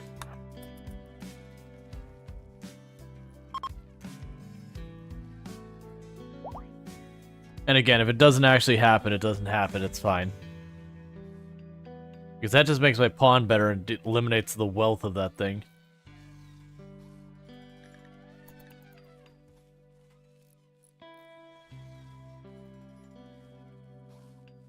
Yeah, and that's going to be it for those, because we're tapping ourselves out of stone.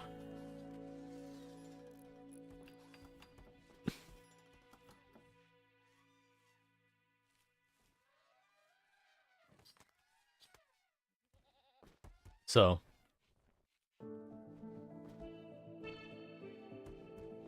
That's okay. Figured that was coming for a while now.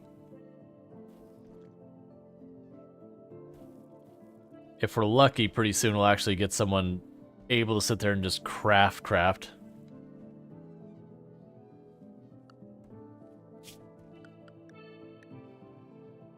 Okay, so I think we're so we're caught up in that, so you go back to research. Meals are starting to catch up, so you go back to growing. That'll put Sentient back on cooking, which does mean our crafting will stop again. But that's just how it is. We're just juggling people around with responsibilities, and each additional person we get means that's one less responsibility I have to juggle. Because the unfortunate reality is anyone on this right side here, they're able to do some stuff, but because they're still children, they spend most of the time learning, and they don't actually do much work, which is fine. Whereas we're now starting to do pretty good where we've got 4 actual adults in the colony.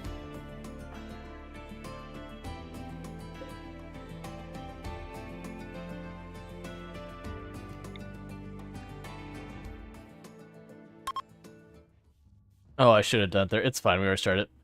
I'm just doing this to try and get some ideology points. I actually don't even care about the outcome. Whether she flips over to our ideology or goes there. Plus, it's its social experience. Hey, it was effective. Yeah, so one more point and we can reform our ideology.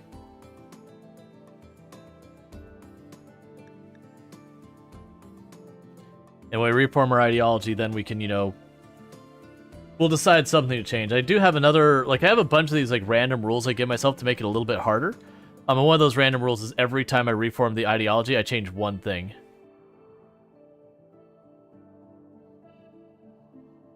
And there's always a temptation to be like, we should venerate the elephants, reusing them. No. I've made that mistake. Whatever animal you're breeding lots of, don't venerate it. You'll get a great mood bonus while things are well, and then you get into a fight where you lose a bunch, and your people get real upset about it.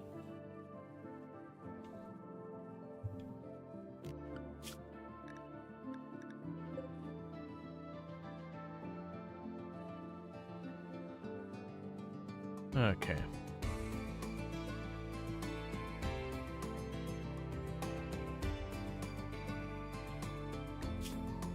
We're actually only doing okay in medicine. I'm actually surprised we don't have more medicine than we do, considering we've had a decent spot of heal root going the whole time.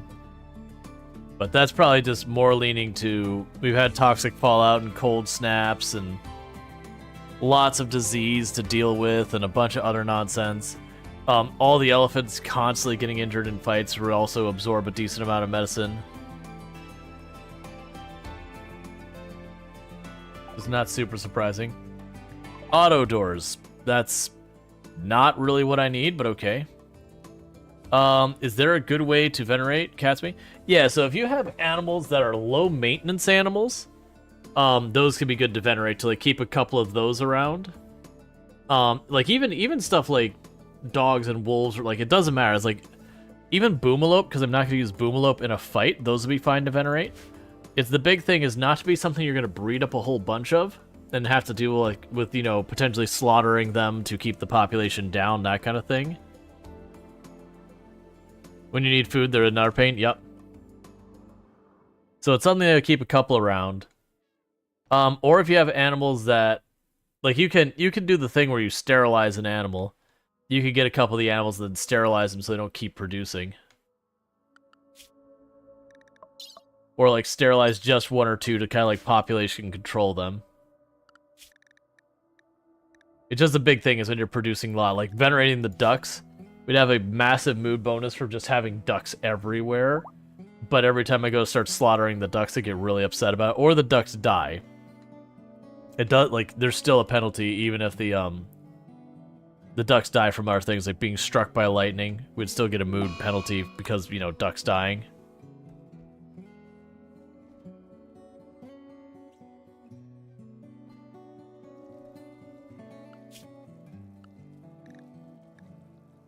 Later on, it might be worth getting someone who can actually hunt, not even for the hides or that. One, to keep them from eating the crops, but two, just to have someone training up their ranged skill constantly to try and max it out. Or get it, like, really high for dealing with, you know, raids, actually having someone really, really good at fighting. Because that's the other downside of having the elephants do so much work, is in a lot of ways that's hurting our ability to gain skills for combat. Because the elephants just deal with the threat before we have to fire too much or anything.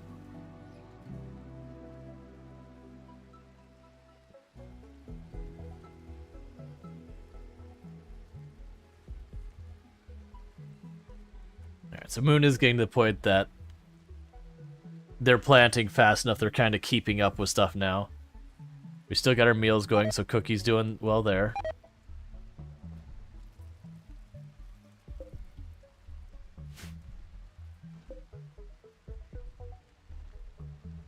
Okay.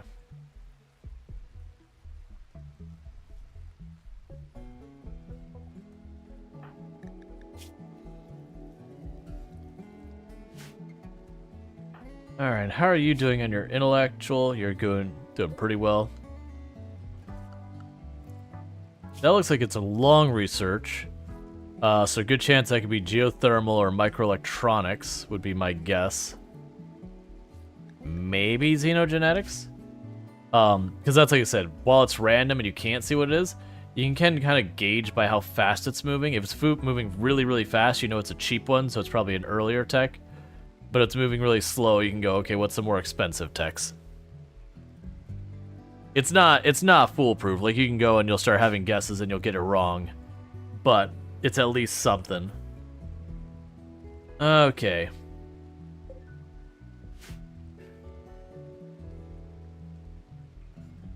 Getting pretty close to giving people their own rooms again.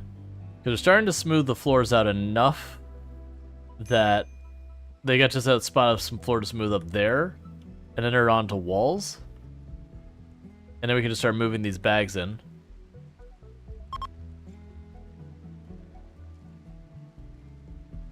I still think the weirdest one, I've talked about this run, is that there was a run we had with the random research, no research. Not the slow burn style run, like a more typical run, but just with that we got all the way over here. We were just starting to do the Starflight basics. And we had almost all of this filled in, and I think we literally did have all of that filled in. And we didn't have complex clothing. Because random research is like, no. No clothing. Never. So we were running around with, you know, stolen, traded for whatever clothing we could find, helmets and flak stuff, and no, did we have helmets and flak stuff? I don't think we did. But we had just like a bunch of stuff we had managed to like piecemeal together from like all the fighting and everything we'd been doing, but still just did not have the ability to make even like a t-shirt, which is again part of the fun for me with the with this whole thing, is just dealing with that. Alright, so Moonwitch has her own room now. Moving up in the world. So what is Moonwitch's character's favorite color? Kind of a light green. Not quite, like, it's mostly green with the teeniest, tiniest bit of blue. Not really, like... I mean, you call that forest green? Really? That's what you call forest green? I wish you'd tell me. I actually don't... So some of these colors, they don't actually have a match. Maybe swamp green? Now it's more blue than swamp green. Yeah, it's like this is those ones they don't have an equivalent.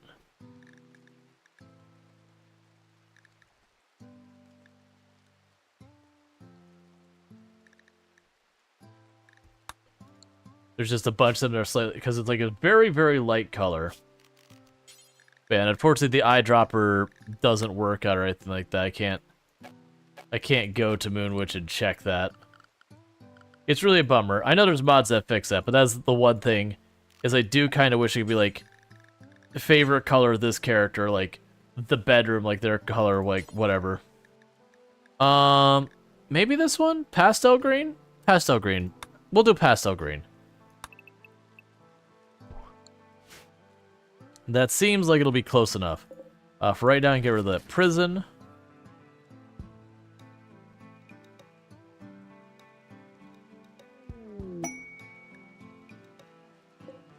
Okay, and the next oldest one is Lime. So I'll have you reinstalled there. And what is Lime's favorite color? That's more like the forest green. I think that actually might be literally the olive. Yeah, I'm pretty sure that's olive. Okay.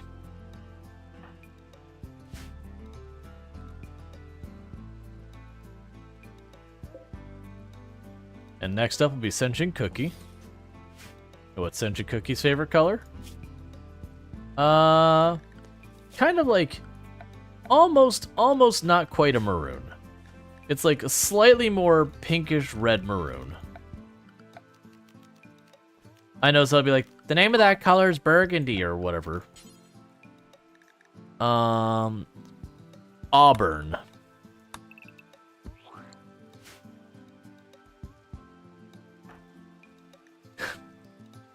Of course it is. I was like, what's Rhetorical Answer's favorite color? Apparently, gray. And every time I see somebody who's like their favorite color is like a dark gray or whatever, you're like, of course it is. That is just really a color that pops when you look at it. You just really look at it, it's like, man, that color just really kind of stands out there. There's really a strong representation that gray has. I actually didn't even look what that message was. Oh, shoot, Frenzy, that's fine. Like, it's fine having your favorite color be gray, but when everyone's like, you know, pink and maroon and mustard, and the other person has like white, black, or gray as their favorite color, and you're just kind of, well, I mean, black's I guess okay, but like white or gray, and you're just kind of scratching your hand like, really? I mean, you do you, but like, huh.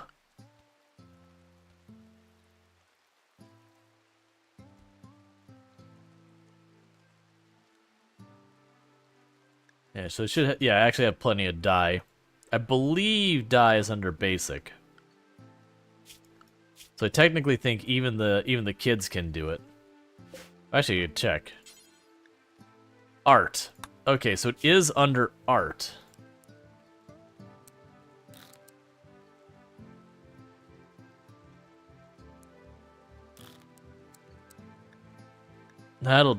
That's actually a bit of a surprise. I mean, it makes sense, but it's also very inconvenient for our purposes, because I don't have an artist. So, you know. Secret structure theft, don't care. Components, don't care. Farming, don't care. They'll be here for about 9 more days. Alright.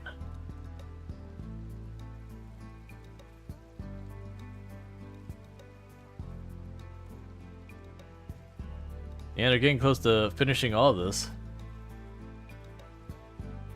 Smoothing floors and walls is so incredibly slow.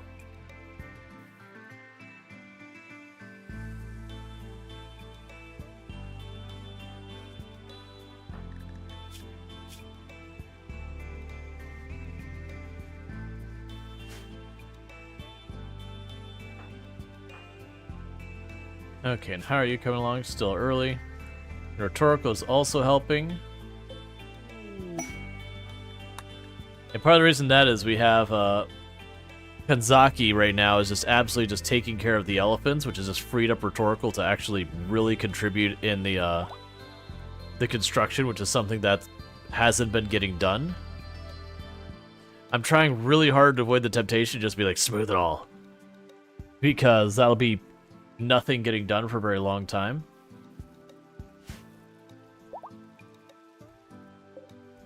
Yeah, so Slate is what we have the most. I just don't have a dedicated crafter who's able to get much done. Like Cookie's sneaking in here and every once in a while getting some done, but it's not particularly fast or efficient. I also need to figure out what to do with all the elephant tusks. How much are these things worth? I thought they were worth actually a decent amount. 80 bucks, so it's not actually that. Oh yeah, you could use them as a melee weapon. I forgot about that. You know what, here. Since you're being so kind as to help, I'm pretty sure the elephant tusk is better than your crappy knife. We'll give you an upgrade. You're taking care of the elephant. Now you can go around and take care of the elephant while holding a bit of one of their dead comrades out, you know, family, whatever. Perfectly fine. No one should question it.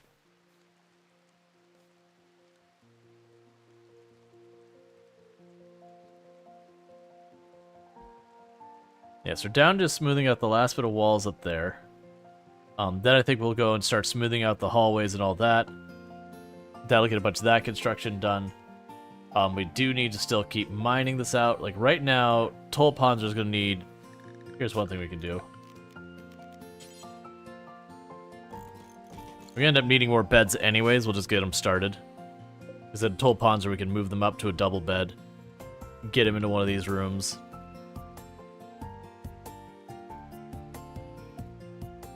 Okay. But it'll be nice to have these all colored and whatnot. Oh, they actually did. They've got the bedroom almost finished making it their favorite color, which looks almost exactly like the color it started as. That's cool, I guess.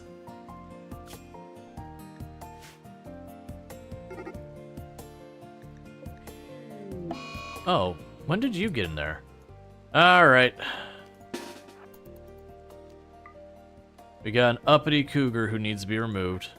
Like, I don't care about them eating my ducks. What I do care about is there's so many kids here, and they absolutely will hunt kids.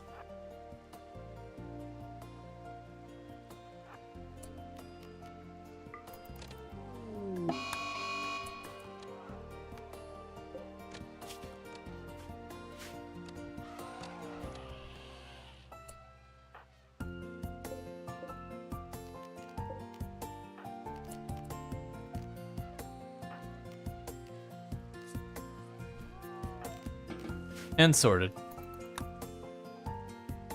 It was punished for its arrogance of attacking my duck.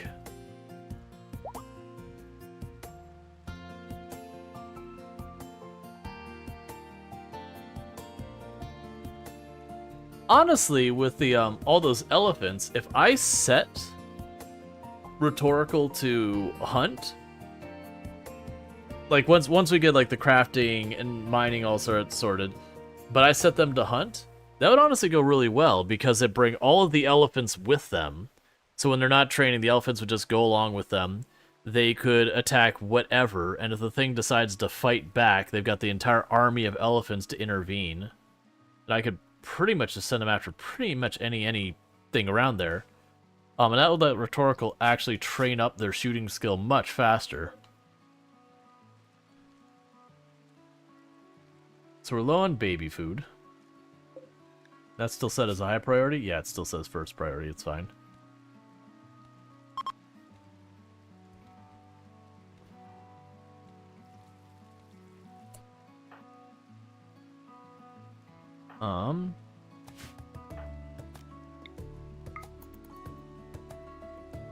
Figure if we're trying to convert people, let's just go for it.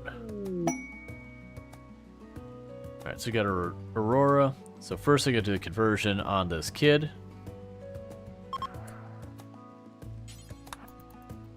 Okay. We've got all that going on. Alright, so we got the short bows, get rid of those. Don't want the Pila. I already have the spear, take these knives.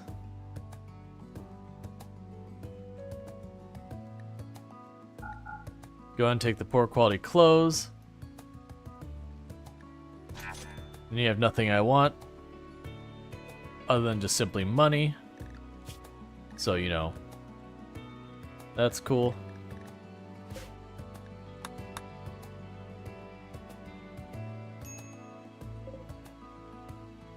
We're actually getting a really good amount of money, which is somewhat concerning.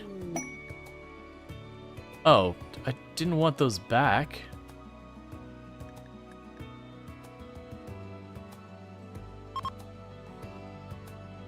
Because I actually started thinking, if we look at our colony wealth right now, that would imply something like 10% of our colony wealth is like literally just cash. Just straight up cash laying on the ground. And while that's cool, because that means I can buy and trade whatever I need, cash doesn't actually do anything for me directly within itself, versus like, I bought a good weapon, you know, I could use the good weapon, or if I got some better tech, I could use the better tech, or whatever.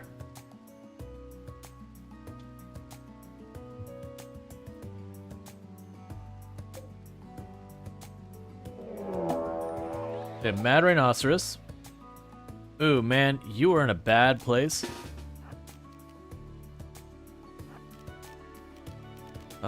Do this.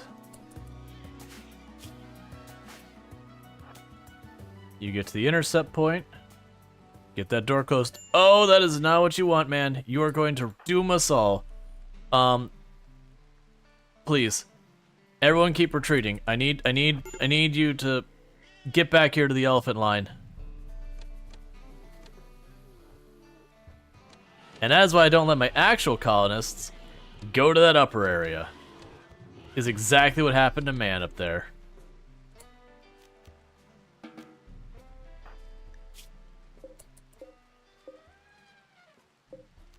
They're on a dangerous spot, and it got them pretty messed up. They didn't die.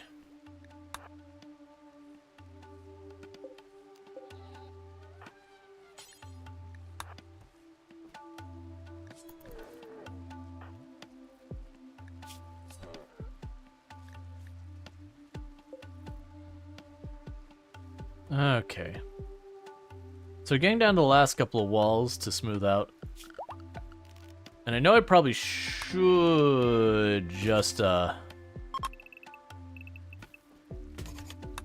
leave all that be, but you know. Oh, heck with it. We'll queue it all up and just let them work on it.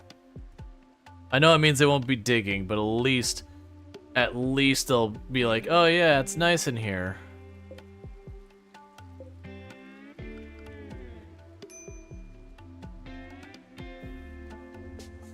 Yeah, now it's just because man was out here, probably nature running, and got caught.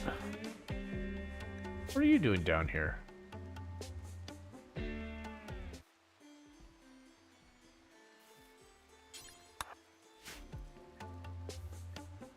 Oh yeah, we have our Masterwork harpsichord we traded for. I forgot about that. Or I think we quested for that. Either way, we got it. It doesn't matter how it got there. Animal-wise, got more elephants to train. And you probably noticed that we actually have been culling the elephants from time to time. So we actually have been keeping up with that, and that's been a source of meat that's been allowing us to make kibble. Don't think about the ethics too much about the fact that, you know, the meat is coming from elephants and then being fed to elephants. It is what it is. It's RimWorld. There's no happiness here.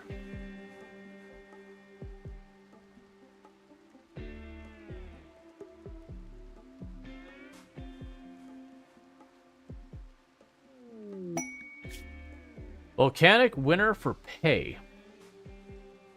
Okay. You're willing to give me a melee skill, a tough skin gland, some money, and some death serum. So I'd actually like the melee skill, and then plus plasteel is also a good one. So it'd be for 20 days that they cause volcanic winter. Which would definitely hurt my crops. But we're doing pretty okay on our food right now. Like, I've got 1,300 food in reserve. It would slow down the growth, but I don't think it'd kill this whole field. Maybe it would. We are going into the winter. How long do I have to accept the quest? 4 days. So it would basically go to the very beginning of spring.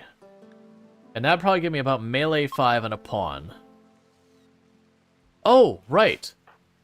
We were going to make one of you... Was it you I was going to make my melee pawn? Yes. So Lime's ready for that melee life.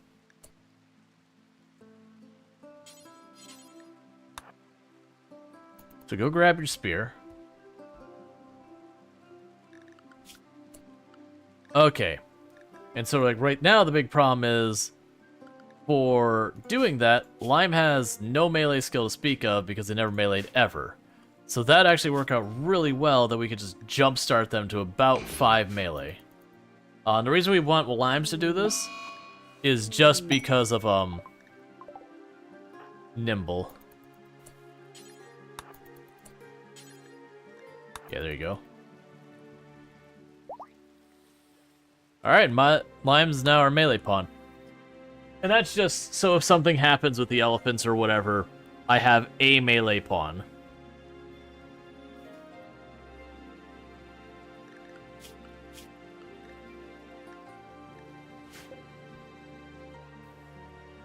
Because there's lots of things like where they do animal plague and just things are in bad shape and you end up losing a whole bunch at once, or they just get attrition down, or later in the games that you can't give them armor and all that kind of stuff. It starts to be a problem where they're getting whittled down a little bit too much, where your characters can use shield belts and armor and all sorts of nonsense. There's also cases like where we have the mech cluster drop down, where they got the turrets, that having a person wearing like a shield belt, for example, can run in to draw the fire long enough for your EM person to get into position or, you know, pop a shot at whatever the most dangerous thing is while they're distracted. There's a reason you want to have direct control of someone.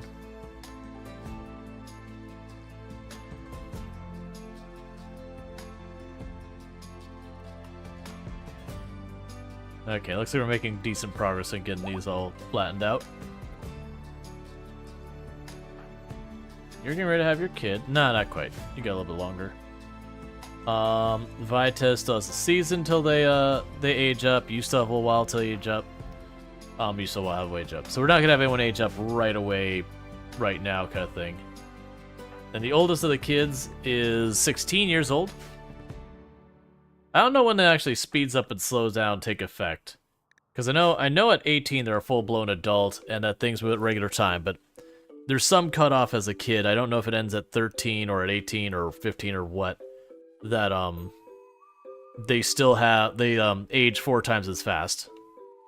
Just because waiting 18 years to have a finished pawn would be most runs are won or lost long before 18 years into a run.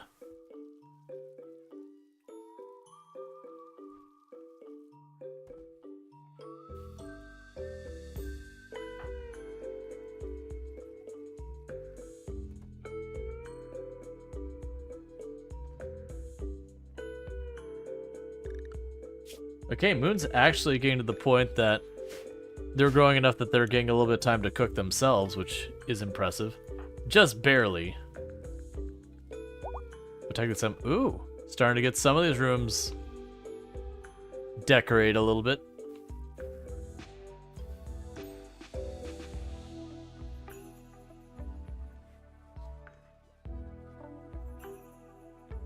Okay.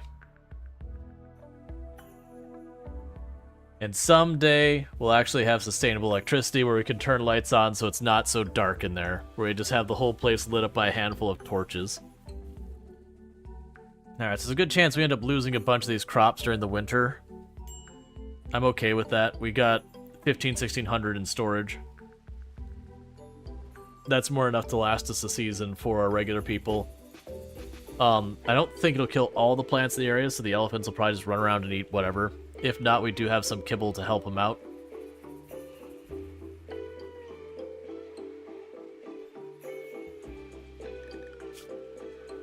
Alright, Itchy Tenma has everything deprioritized but research.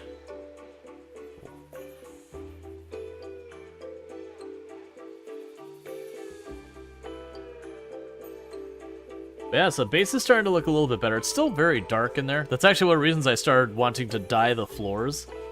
Is we'll have some rooms be brighter and darker than the others. Well, more than likely do is I'll make the hallways, I'll make it like white paint so it stands out with the stripe of whatever the ideology color is. So kind of this like teal light blue color. So I have like a stripe of the light blue that goes through the main hallways with like white around it, just to make it a bright color to high contrast. I'll probably do the same inside, like the workshop and all that. I'll make like some kind of stripe pattern through it with the ideology color, and just again put like a white or a yellow or something with it so it's easy to see. Makes it so it stands out versus everything being so like dark.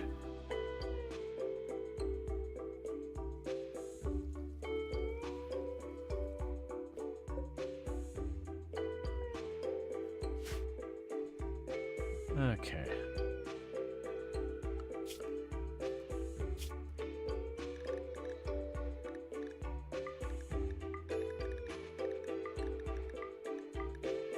Kinda wish I could set these to have a default. The number of elephants here we have that we're bonding with is also a thing. That's good and bad. That I believe by having bonded animals, you'll have mood bonuses.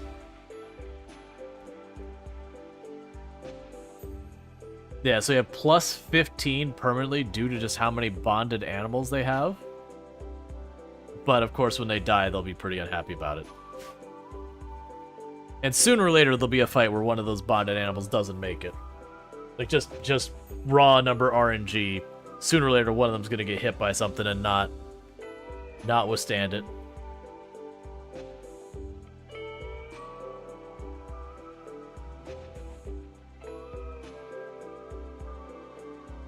But thank you so much for tuning in, everyone. It's been a really solid stream tonight. It was one of those things that when stream started, I wonder if Twitch was having a problem. That, like, it was taking a while to, like, warm up more than usual. Like, people were just taking time. I think it was just, like, Halloween stuff. Because, about the time I started would be around the time that places in Europe would be in the window that, you know, they would be doing the Halloween trick-or-treating, whether, you know, they're waiting for kids to pop by themselves, or, you know, they are taking their own kids out, or nieces or nephews or whatever. And then here in the US, like, we're in the window that trick-or-treating would be happening right now, but my neighborhood, there's, like, no kids who do anything here. They all go to the richer neighborhood a little ways away. Because that's what all the kids always have done since I was a kid. You knew how it works. It's like, okay, I can go around my neighborhood and get like the tiniest little Milky Way bar, like the little sampler ones. Or you go to that really ritzy neighborhood where you get like an actual like full size Milky Way bar. And you're like, nah, man, I'm going over there. That rich neighborhood, I can go down like one street and I'm going to get more candy than I get for my entire neighborhood. Oh, it's not popular in most of the EU? Yeah, no, I've been hearing different people, like, not today we hadn't talked about, I think it was yesterday, talking about like different places where Halloween is or is not getting popular. Like my understanding is Halloween is becoming more popular in Australia. While it's not a big thing yet. In a lot of ways, I feel like in the U.S. here, Halloween used to be really popular, and now it's just kind of it's still around. Like no, it's not like gone or anything, but there's nowhere near as many people doing stuff for Halloween. Or if they are, it's like teenagers partying with other teenagers, or college students going out and doing the dumb stuff people do in college. I say as someone who went to college. Like maybe going to like the local karaoke bar and doing like a costume party at the karaoke bar, like stuff like that. It also doesn't help that it's a Tuesday night, so not exactly the best for it. I know there's a big push for the last Saturday of the month to make that Halloween as opposed to the 31st, which I think is a good idea, because there's no specific reason it's the 31st. It's not like that's celebrating some anniversary of some event or thing. That's just kind of an arbitrary date. They said that's the one. At least to my knowledge. So bumping it to like the last Saturday of the month would be good. That most people, like I shouldn't say most people, a lot more people would be able to participate versus the random weekday where kids have school tomorrow. They could just give the 31st off as a holiday. They could also do that. I think the bigger problem is making the 1st of November the holiday. Like, let you do your Halloween festivals, and then, like, the next day is the day that's a problem because everyone stayed out late. But isn't it more confusing not have the date stack? It is, but that's, like, the catch-22. So, like, here in the U.S. we have Thanksgiving. Or no, is Thanksgiving not the good example? No, Thanksgiving, that was the... No, that was the 25th. Man, I always forget that. This holiday in some parts of Germany for summer. Like, there's some holidays that are based on... Like, I remember Easter is based on whatever Sunday. Halloween isn't a thing where you live. No candy for free. That's sad. It is. It's a fun thing. Like, people... Like, that... I talked about this yesterday, that... trick-or-treating as we did it when I was a kid, which was you'd go out, you'd wear your costume, and you, like, walk up the street, and, ring the doorbell, knock, and go, like, trick-or-treat, and they'd give you candy, and you go to the next house. Like, that was a big thing at that time, but, like, we're also in a neighborhood at that point that was very heavy with kids. Like, there was... Every other house had kids, so there was lots and lots of people there. But where I'm at, I would say maybe 1 in 8 houses have kids who would be in the age range of trick-or-treating. Like, there's some who have teens, or some who have, like, really little kids that, you might take them with it. They don't really understand what's going on, but you're giving them candy every so often, so they're getting really excited about it. And you dressed them up weird, and they keep trying to take their hat off because it's uncomfortable. It's All Saints Day? Gotcha. Yeah, I don't know the actual, like, history of Halloween. I don't really know much about it. I know I learned it once and then never went back to looking at it again, so I genuinely don't remember any of it. Information not refreshed is lost. But yeah, so, like, that's how it used to be for Halloween. But, for a whole mess of reasons, some around public safety, some around this and that, like... They've moved to, instead of having you wander around the street, and also people getting hit by cars was an actual problem for Halloween. Cool. What they ended up doing is moving it to more being like, you'd go to your church, your local mall, your whatever, like, your neighborhood community center, like, whatever the thing is, some communal place, and just everyone would bring the stuff there and do, like, a trunk or treat or whatever. And that seems to be, like, the preference nowadays. And then plus you can do, like, the costume party. You can do it where there's actual lighting so you can, one, see the costumes. They did a lot of that. They've been toning down on because people egging houses and toilet papering and vandalism and all that kind of stuff was a problem. Okay, so we got a person who's crashed here. Has conveniently donated a spear to me. We do not want this person to join us. If they join us, they will be banished, because that would go against the rules to keep them. But I will save them.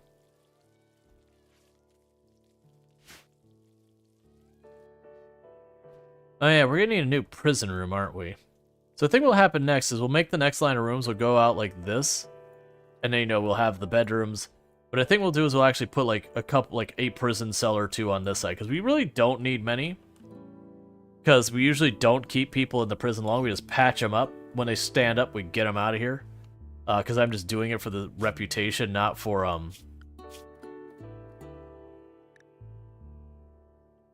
Oh, that's the person who was like, wait, how did I get one of them? Yeah, because we have Maka here. If I release one more person, I can get them to be friendly to us. 3 more people for Koba, and the others are far enough away, it doesn't matter.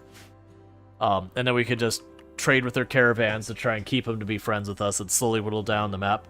That said, if we do manage to get everyone to ally, like if I were to go through and get every last one of these ones to ally with me, we still have the insects, we still have the mechs. Those are still on our map as factions. What that means is the more of them I befriend, the more mechs and insects we will get attacked with as opposed to human raiders.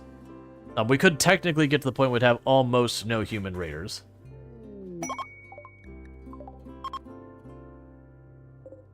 Cool.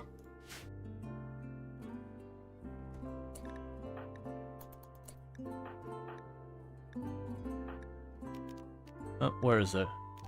Talk about your heresy, man. Ah, missed converting them by 0.5%. It's fine. The next person who talks to them is going to convert them. Because I believe that'll more than likely give me my one last point I need to reform the ideology. And then we'll have to decide what the one change we want to make is. Because we already had the thing where we spread our ideology very aggressively, and we have free love, because those were just... Like, the free love was kind of just necessary to make this even work. And you're gonna leave right as I would have converted you. It's fine. I'm not that worried about it. We can just, the next time Sky Lanterns comes up, which is already now, so we can just Sky Lantern right now. That's fine. But yeah, so like Cookie, who has been in a perfectly good mood this whole time, where they're just triggering to like eat a bunch of food.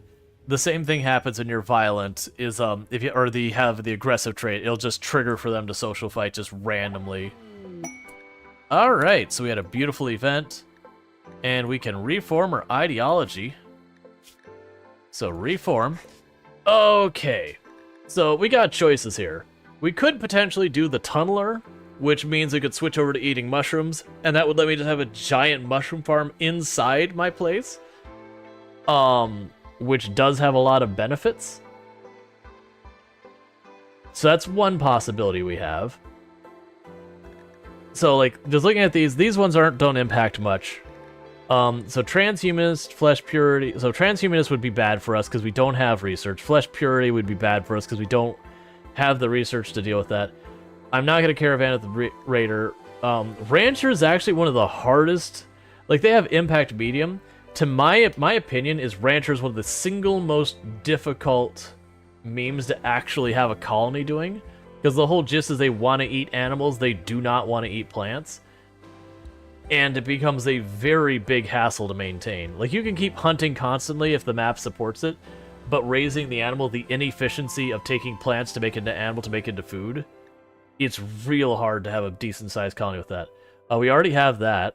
None of us are vampires, so that makes sense. Makes no sense. I'm not going to do high life on this one. We actually would probably fail at high life as well, because we could make smoke leaf and that's it.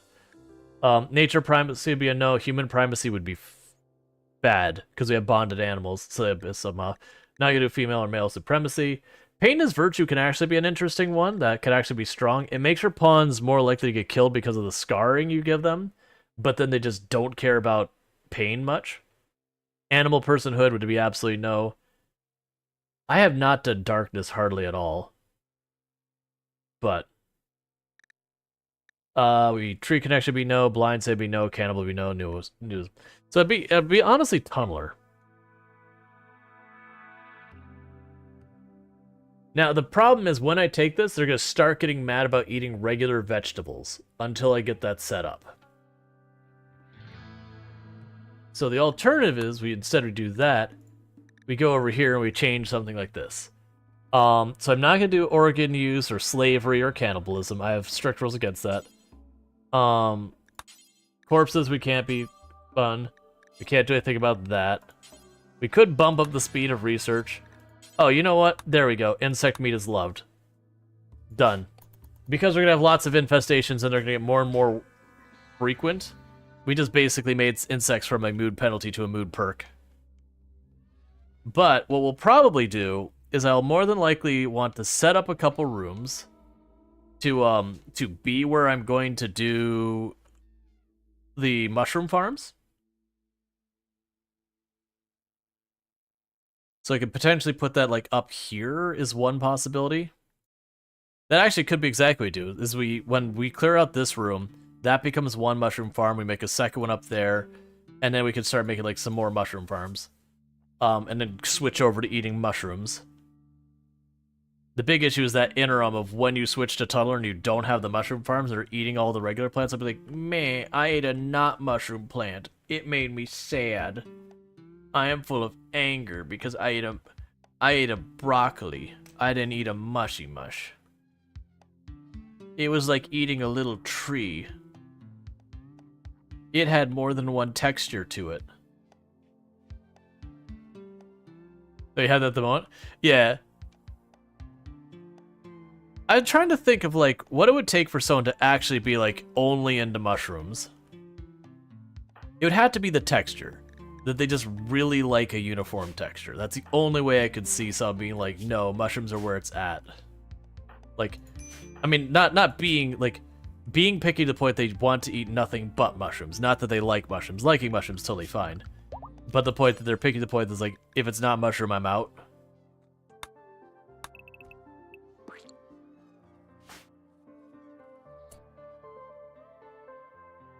It took you a bit to set up a mushroom farm? Make it deep enough into the mountain? Oh yeah, no, that's actually you don't have to go too far. Like really I could set up anywhere here. The big thing is I need to does that need light? The mushroom farms do not need light. I actually think I can't remember if light ruins mushrooms in the game or not. Like literally all you do is you just need a room in a mountain and just to make sure it's not too hot or cold. Oh boy. It is about to go down. The party has arrived and the party is about a bajillion squirrels.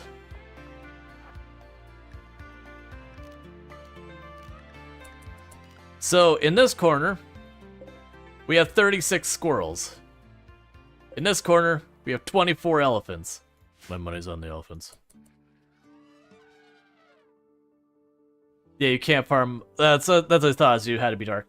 Basically, mushrooms in the game were intended for if you are playing as a tunneler colony, or if you're playing as a the blind group.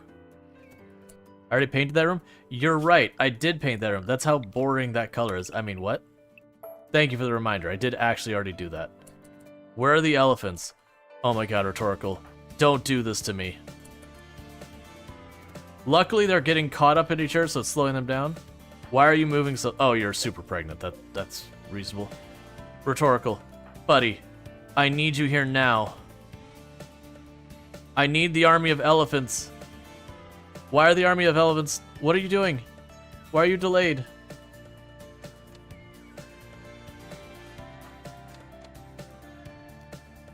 Make sure everything's set up. So we got those ones. Got a couple that aren't following.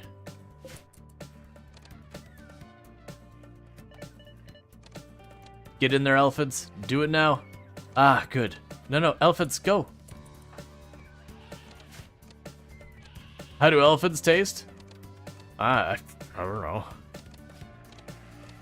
They're probably fine. They're an herbivore. Generally speaking, most herbivores are pretty alright. Lime's just like, I'm being bullied.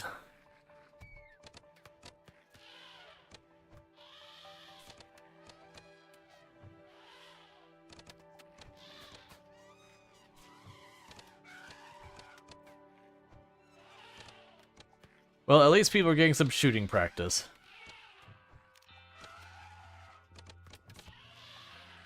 Yeah, 2 humans and 2 dirt people. Oh, you mean the mole people? Yeah, whatever. I can't remember what they're called. The xenotype where they're like the mole people where they have poor eyesight and everything. Alright, make sure they're all actually dead. They are. Good job, army of elephants. You've done your job of blocking the door with your mass while we desperately try and hit them during endless fog with our terrible weapons.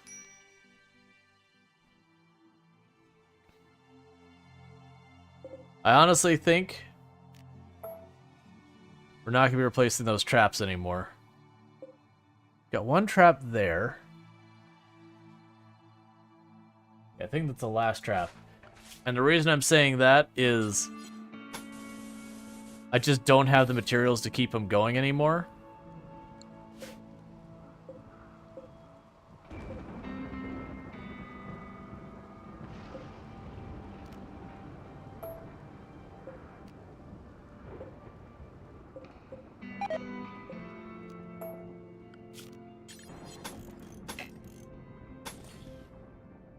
Oh, I see.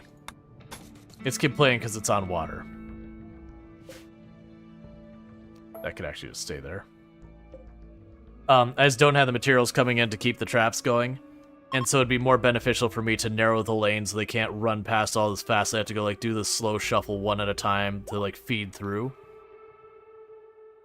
So I think it's due for the switchover. It's gonna take a while. I don't have the blocks cut. So that is a thing, but we'll get there.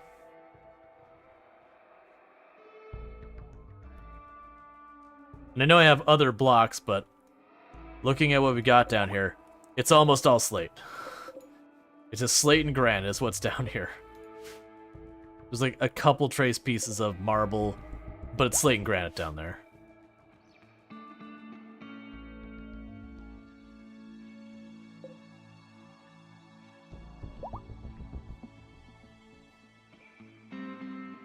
Alright, so basically we're only short 1 bedroom right now.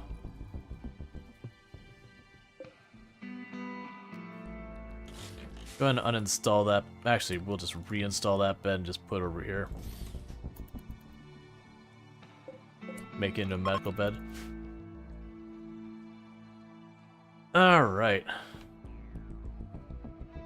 Again, the floor all smoothed out, all that stuff. Animals are being trained, research is getting done, food is getting supplied. It's getting pretty close to time that Tomb is going to get home. And then we'll have our 5-minute break for while I toss some food in the oven and all that good stuff real fast. And then we'll have our vote to see what we're doing next to the stream, because I do stream for 11 hours a day. I do apologize for that stretch and that yawn. But I do stream for 11 hours a day, so what that does mean is about halfway through stream, I do put up a poll for seeing what we're going to be playing to see about switching games and all that kind of stuff. Because if we played 11 straight hours of the same game 6 days a week, every week, I would hate no matter what game it is. I would be so over it, I would never want to play again. Doesn't matter how good it is, that would just be the fact of the matter. I can't just play one game forever. But we'll figure that out. Yesterday we did Project Zomboid. I don't think I'm going to put Project Zomboid on the poll. I'm still kind of waffling on other games to come up with for that list. I might have RimWorld on the list to keep going with it. I haven't decided that yet. I've been in a mood where it's just like I'm kind of waiting for different stuff to come out, because there's been a lot of good games that have come out, but they're not good for this channel / they're not good to stream kind of things. So like we did Baldur's Gate and it didn't resonate well. Oh, Tomb's already home. Alright, so bear with me for just a minute, chat. What's going to end up happening is I'm going to go ahead and put up words on stream here for a minute. And once I get that going, I'm going to run downstairs. As I mentioned just a minute ago, what ends up happening in the stream is I do stream for 11 hours. So it is kind of just a weird timing thing that at some point I got to eat. My wife doesn't get home till about 9 my time. So I run down, welcome her home. It takes about 5 minutes or so. We put up words on stream, get all that going so you have something to do while that's all going on. And for those who haven't seen Words on Stream, it is a thing I do on the channel that lets you have a way to interact with what's going on. But we'll be taking a quick, like, 5-ish minute break. We'll get back, we'll do a poll to see what we're doing. If we're continuing with, like, RimWorld or playing something else. In the meantime, thank you so much for tuning in. If you have enjoyed the content so far, don't forget to drop a follow. That way you can find a way back to the future. I do play RimWorld a lot, even if it's not all the time. For words on stream, pretty straightforward. You just go to, on Twitch, you go to chat, and you just type in a word as Eonek has done there. And what'll end up happening is it'll put a little lock next to your name, and you get all that. If you're not on Twitch, so if you're over on like YouTube or TikTok, you're going to need to scan that QR code on your phone and do it that way.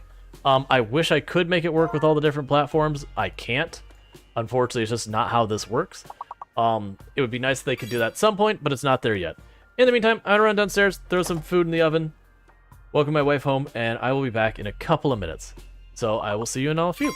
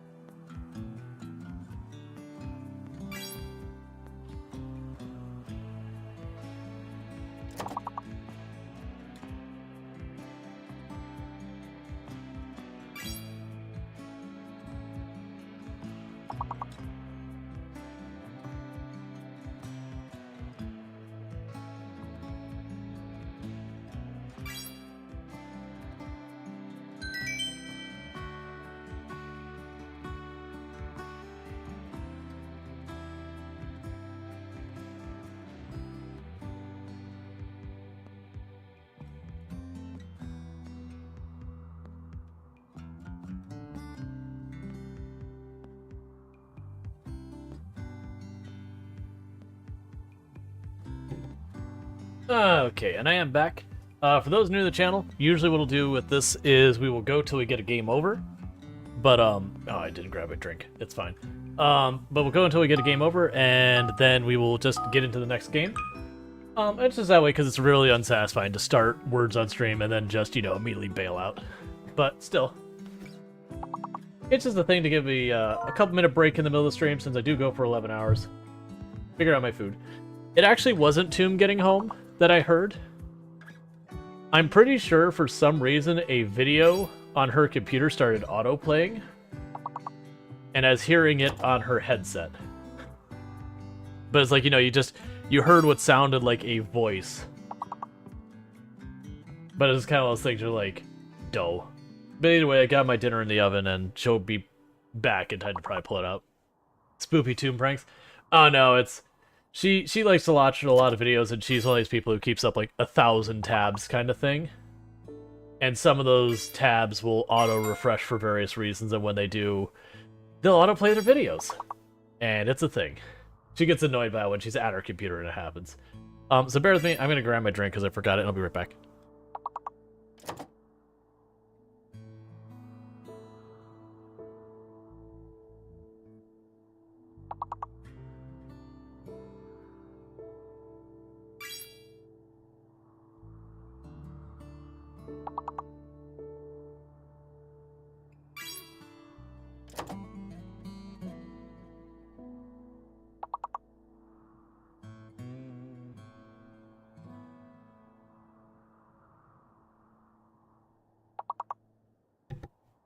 Okay.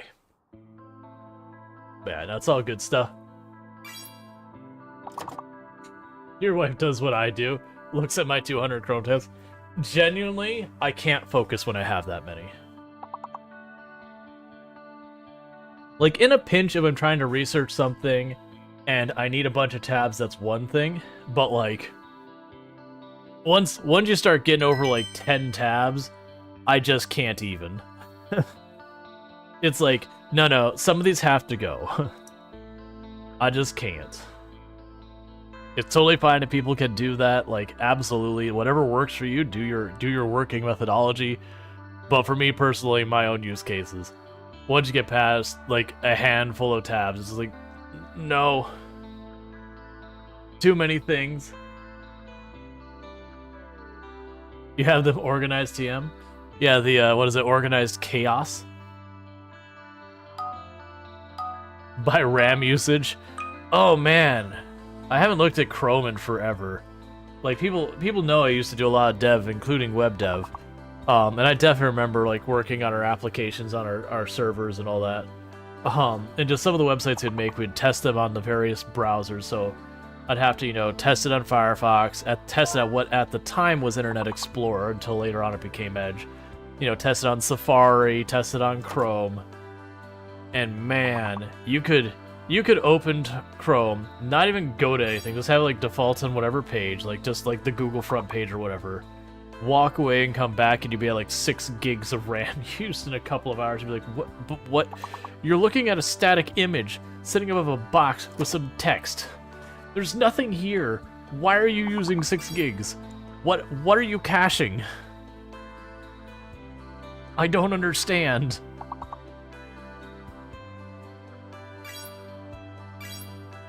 Which, it just, Chrome had a whole thing where it, like, preload everything it thought you might look, like, you were likely to look for. So it's the thing that would make it run faster, as in you would feel like things were going faster because it would preload it.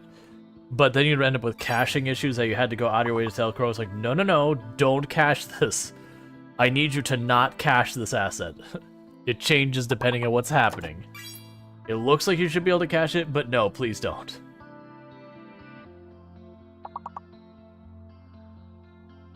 But like it made it snappier because, like I said, it was behind the scenes, like loading everything ahead of time, and just it makes it faster, but it eats up all your memory. Is the give and take. Used Chromium in the past, so nowadays, for those who don't know what happens to the technology behind the things, whether you're using Edge or Chrome, I think Firefox is its own rendering engine still. it was out of the 5 main browsers, 3 of them use Chromium now on the back end. So if people make a whine about how Edge renders things versus Chrome, they don't know what they're talking about because they literally are the same rendering engine. Like, the guts of the thing is the same guts. They have all sorts of different other stuff built on top of it, but the rendering engine is its own thing. Because it used to be Firefox had its, Edge had its own, Chrome had its own, Safari had its own, and I'm forgetting one of them. Yeah, right. Firefox is Gecko. I thought Firefox is the one that was the outlier, but I think it was Safari, Edge, and Chrome now all use Chromium behind the scenes, if I remember correctly. And I think Opera GX also uses Chromium, if I remember correctly. And that, like, for people on the outside, that doesn't mean they're all, like, trapped into Google stuff. It's the rendering engine decides, like, how it reads the tags and all that to decide how it's going to actually show the page on your screen and yada yada yada. So where we used to have those panes where you'd go to one website, and it'd be like, oh, hey, you need to open this website in Internet Explorer because, like, the layout gets all jacked up in Chrome. And then the other one would say, oh, no, you need to use this in Firefox. It was never that. But, like, you'd have it's like, yeah, this is not built for this website or whatever. That was because everyone had their own rendering engines, were inconsistent in how they implemented stuff. But, yeah. But when you look at Chrome, the browser, as opposed to Chromium, the rendering engine, which is what Chrome uses, Chrome, the browser, is the thing that decides how things are cached, how things will be organized, how you're going to have your information tracked and sold and used for advertising and all those kind of things.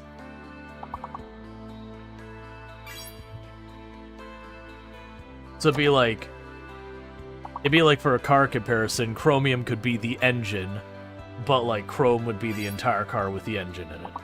The engine just makes it go, but it's all like the other stuff built around it that, you know, makes it a usable thing. But that other stuff is different between the browsers. I don't know if Tomb has gotten home yet. She may just not being very loud. If that is the case, then I got about 3 minutes. I gotta pull my food out. Man, I know this ends up being a bit of a bit of a decent step away. Like I said, we'll probably have a poll here. I don't know if we'll have RimWorld on it or not. I haven't decided that yet. A lot of times, I very ad hoc it, because I do try to not play the same game all the time ever, because I don't want my channel to become a single game channel ever, because it's a very difficult place to be as a creator. Because then if you're stuck to like the one game, the issue that boils up is when that game kind of becomes less popular, less known, less sought after, suddenly your channel has problems. And some games are easy to pivot and some games are hard to pivot. RimWorld at least has a couple options for pivoting. You've got stuff like Dwarf Fortress, you got... Well, let me rephrase that. It's got other games like it. Not many of them do well on Twitch. Like, I only know of 1 or 2 content creators who do decently well with Dwarf Fortress. It does have a very strong following, but it's like a very niche following. Then you got stuff like Clanfolk and all that, which generally don't do well on Twitch. So in that regard, there are other games in the genre, but not very many other games that do well on Twitch. Like, RimWorld is kind of the one in its genre that tends to hold up the best. Outside of like when a new update drops for some of the other ones, they'll pop up for a little while, but then kind of taper off again. But that's also the same problem with Project Zomboid, is it's another one of those games that there's not much like Project Zomboid, which is the game I used to play the most of. So when that started to fall off, it was very difficult to take that in a different direction because there's nothing like it.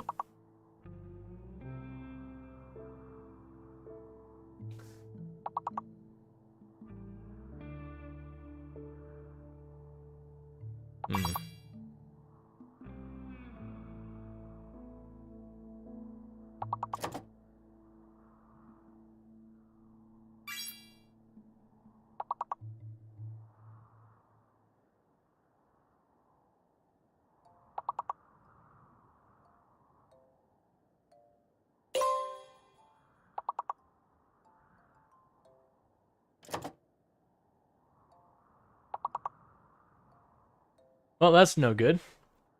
That's gonna put me in really awkward timing because I don't think. Come on, save it. Oh, we're nowhere near saving it. All right, because my timer's about to run out, and that's okay. Sorry, I gotta fix one thing because of things like you're being inactive. We're gonna end your stream. That's not what I need. All right, so in first place we got Eonek with two. Oh, we're not gonna do one more. Eonek with 263 points, followed by Bongspill. One moment. Bongspill with 103. Kalari Star with 62. Freckled Husky with 42. A Night Dweller with 40. Nethris with 27. Lunar Bell with 16. Crazy Legs with 9. Daddy-O Sideburns with 7. And Sentient Cookie with 4. So what I'm going to do is I'm going to get that out of the way.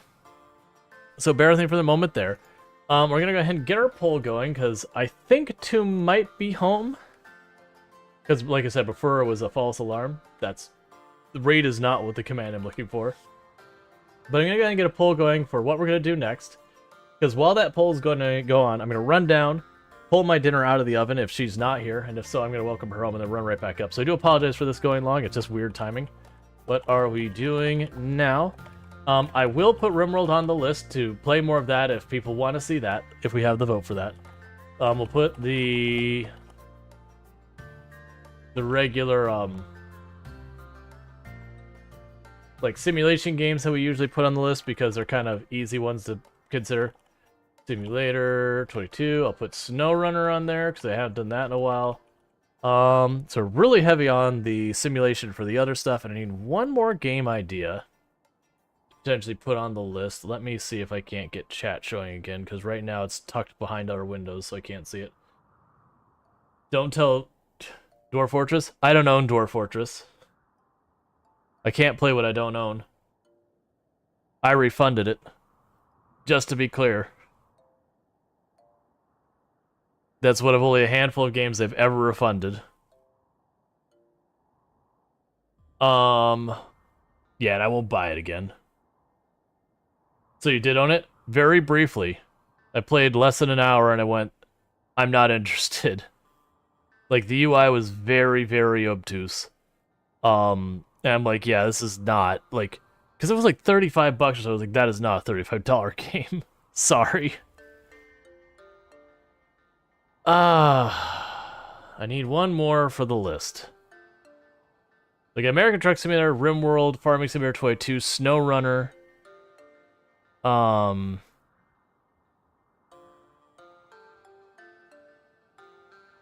it's not a learning curve. I don't mind a game with a learning curve. That's fine. The problem is its UI was just directly like obtuse. So it wasn't even that it was a complex game. Complex games I'm fine with. It was the fact that, like, you had to navigate this UI that clearly no one had put too much thought into. I shouldn't say that. That's me being unfair. That, like, just the UI itself was very problematic and poorly implemented. And that, like, just really needed to have someone go through and clean up. Because it'd be like, you need to do this. And you go, okay, where the hell is that? And there'd be no answers. So you'd have to click through every single tab trying to figure it out. Oh, we'll just put pressure washer. We'll have full list of simulation. Pressure washer simulator. Okay, because I need to get down before I burn my food. Have I tried the Steam version? Yes, I am referring to the Steam version. It's not the pixel graphics. That's fine. It's not the complexity. That's fine. It is literally the UI is just a convoluted mess. So if you do not see the pull, refresh your browser. That is just something that happens. As the longer you've been watching, the more likely it is to just not work. And all that. But unless we have RimWorld, if we have RimWorld win, we'll just keep doing what we're doing right now. American Truck Simulator is chill times where we just drive trucks, make money. You guys kind of good conversation came. We have Farming Simulator 22. Same idea as American Truck Simulator, but the big difference with that one is with Farming Simulator 22, it's farming. We've been going on a map that's like all covered in trees, cutting down trees and making farms. SnowRunner is jokingly referred to as Truck is Stuck Simulator. Think American Truck Simulator, but instead of having nicely paved highways, it's just mud, and you get stuck in it, and then you have to like use winches to pull yourself out of it and all that. And then we have Pressure Wash Simulator, which something is like super duper gross. Like this area is just gross, disgusting, and all that. and you just kind of go around with your pressure washer and clean it all up. I have that installed, right?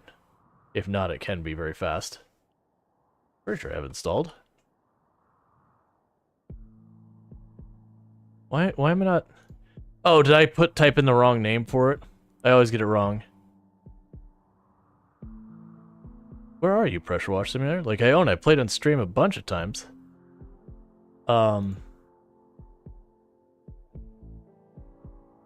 Power Wash Simulator. That's right. Okay, I do have it installed. I was like, wait a second. It's Power Wash Simulator. Anyways, I'm gonna run down, grab my dinner out of the oven, and I'll be right back. I'll put up the away screen so you have some clips and all that. So I do apologize about like the double break thing. It's just timing. Timing is hard. All right, I'll be right back.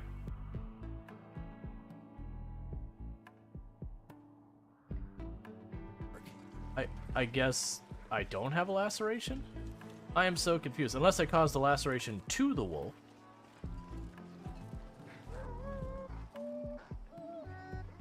What?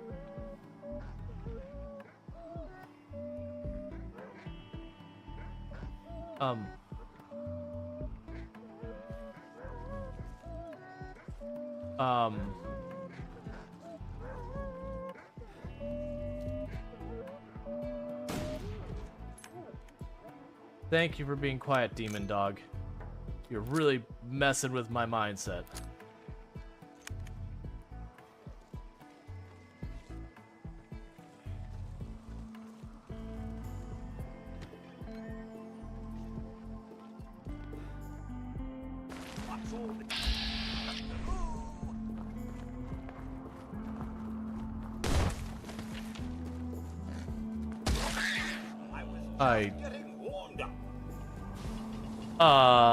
Okay, just clarifying, that mole rat came out of the dirt, shot into orbit, and then fell to its death. Could someone clip that?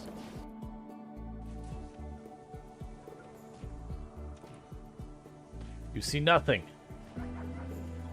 You see nothing, worker. You move on.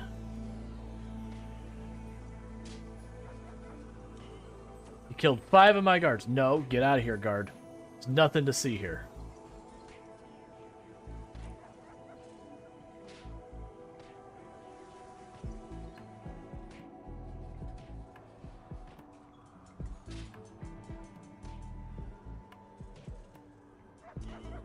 Oh, would you look at that? No. She does not put up with people who kill her guards. And if he gets, like, attacked from behind, it's something like a 70% chance of being bitten, and bitten is instant game over. So you do not want to be attacked from behind, ever.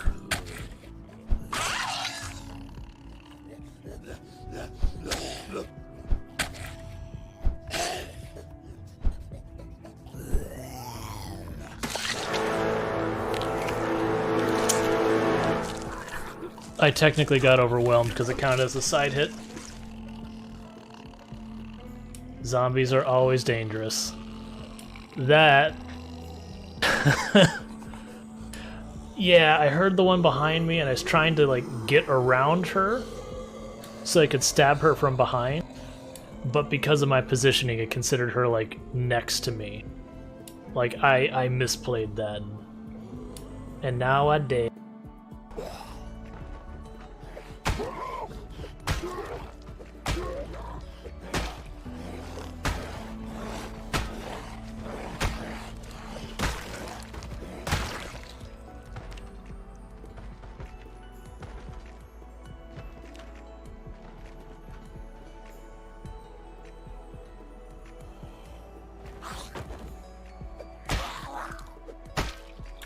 That's why stairs are terrifying.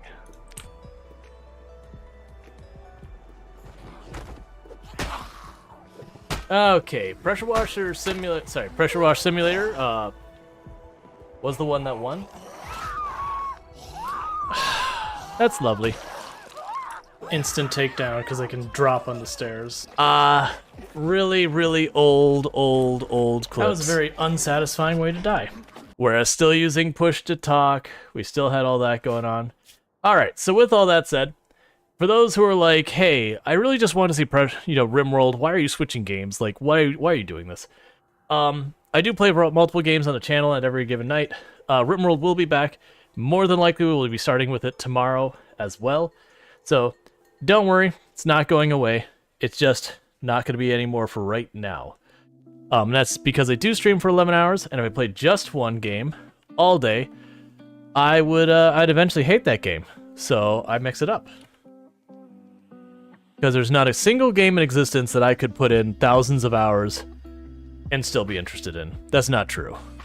That's absolutely not true. But generally I like to mix it up, keep things. It says we're pressure washing everything. Cool, good enough for a towel. Do I own The Escapists 2? That is a question that probably has an answer. Yes, I do. I don't have it installed, but I do own it.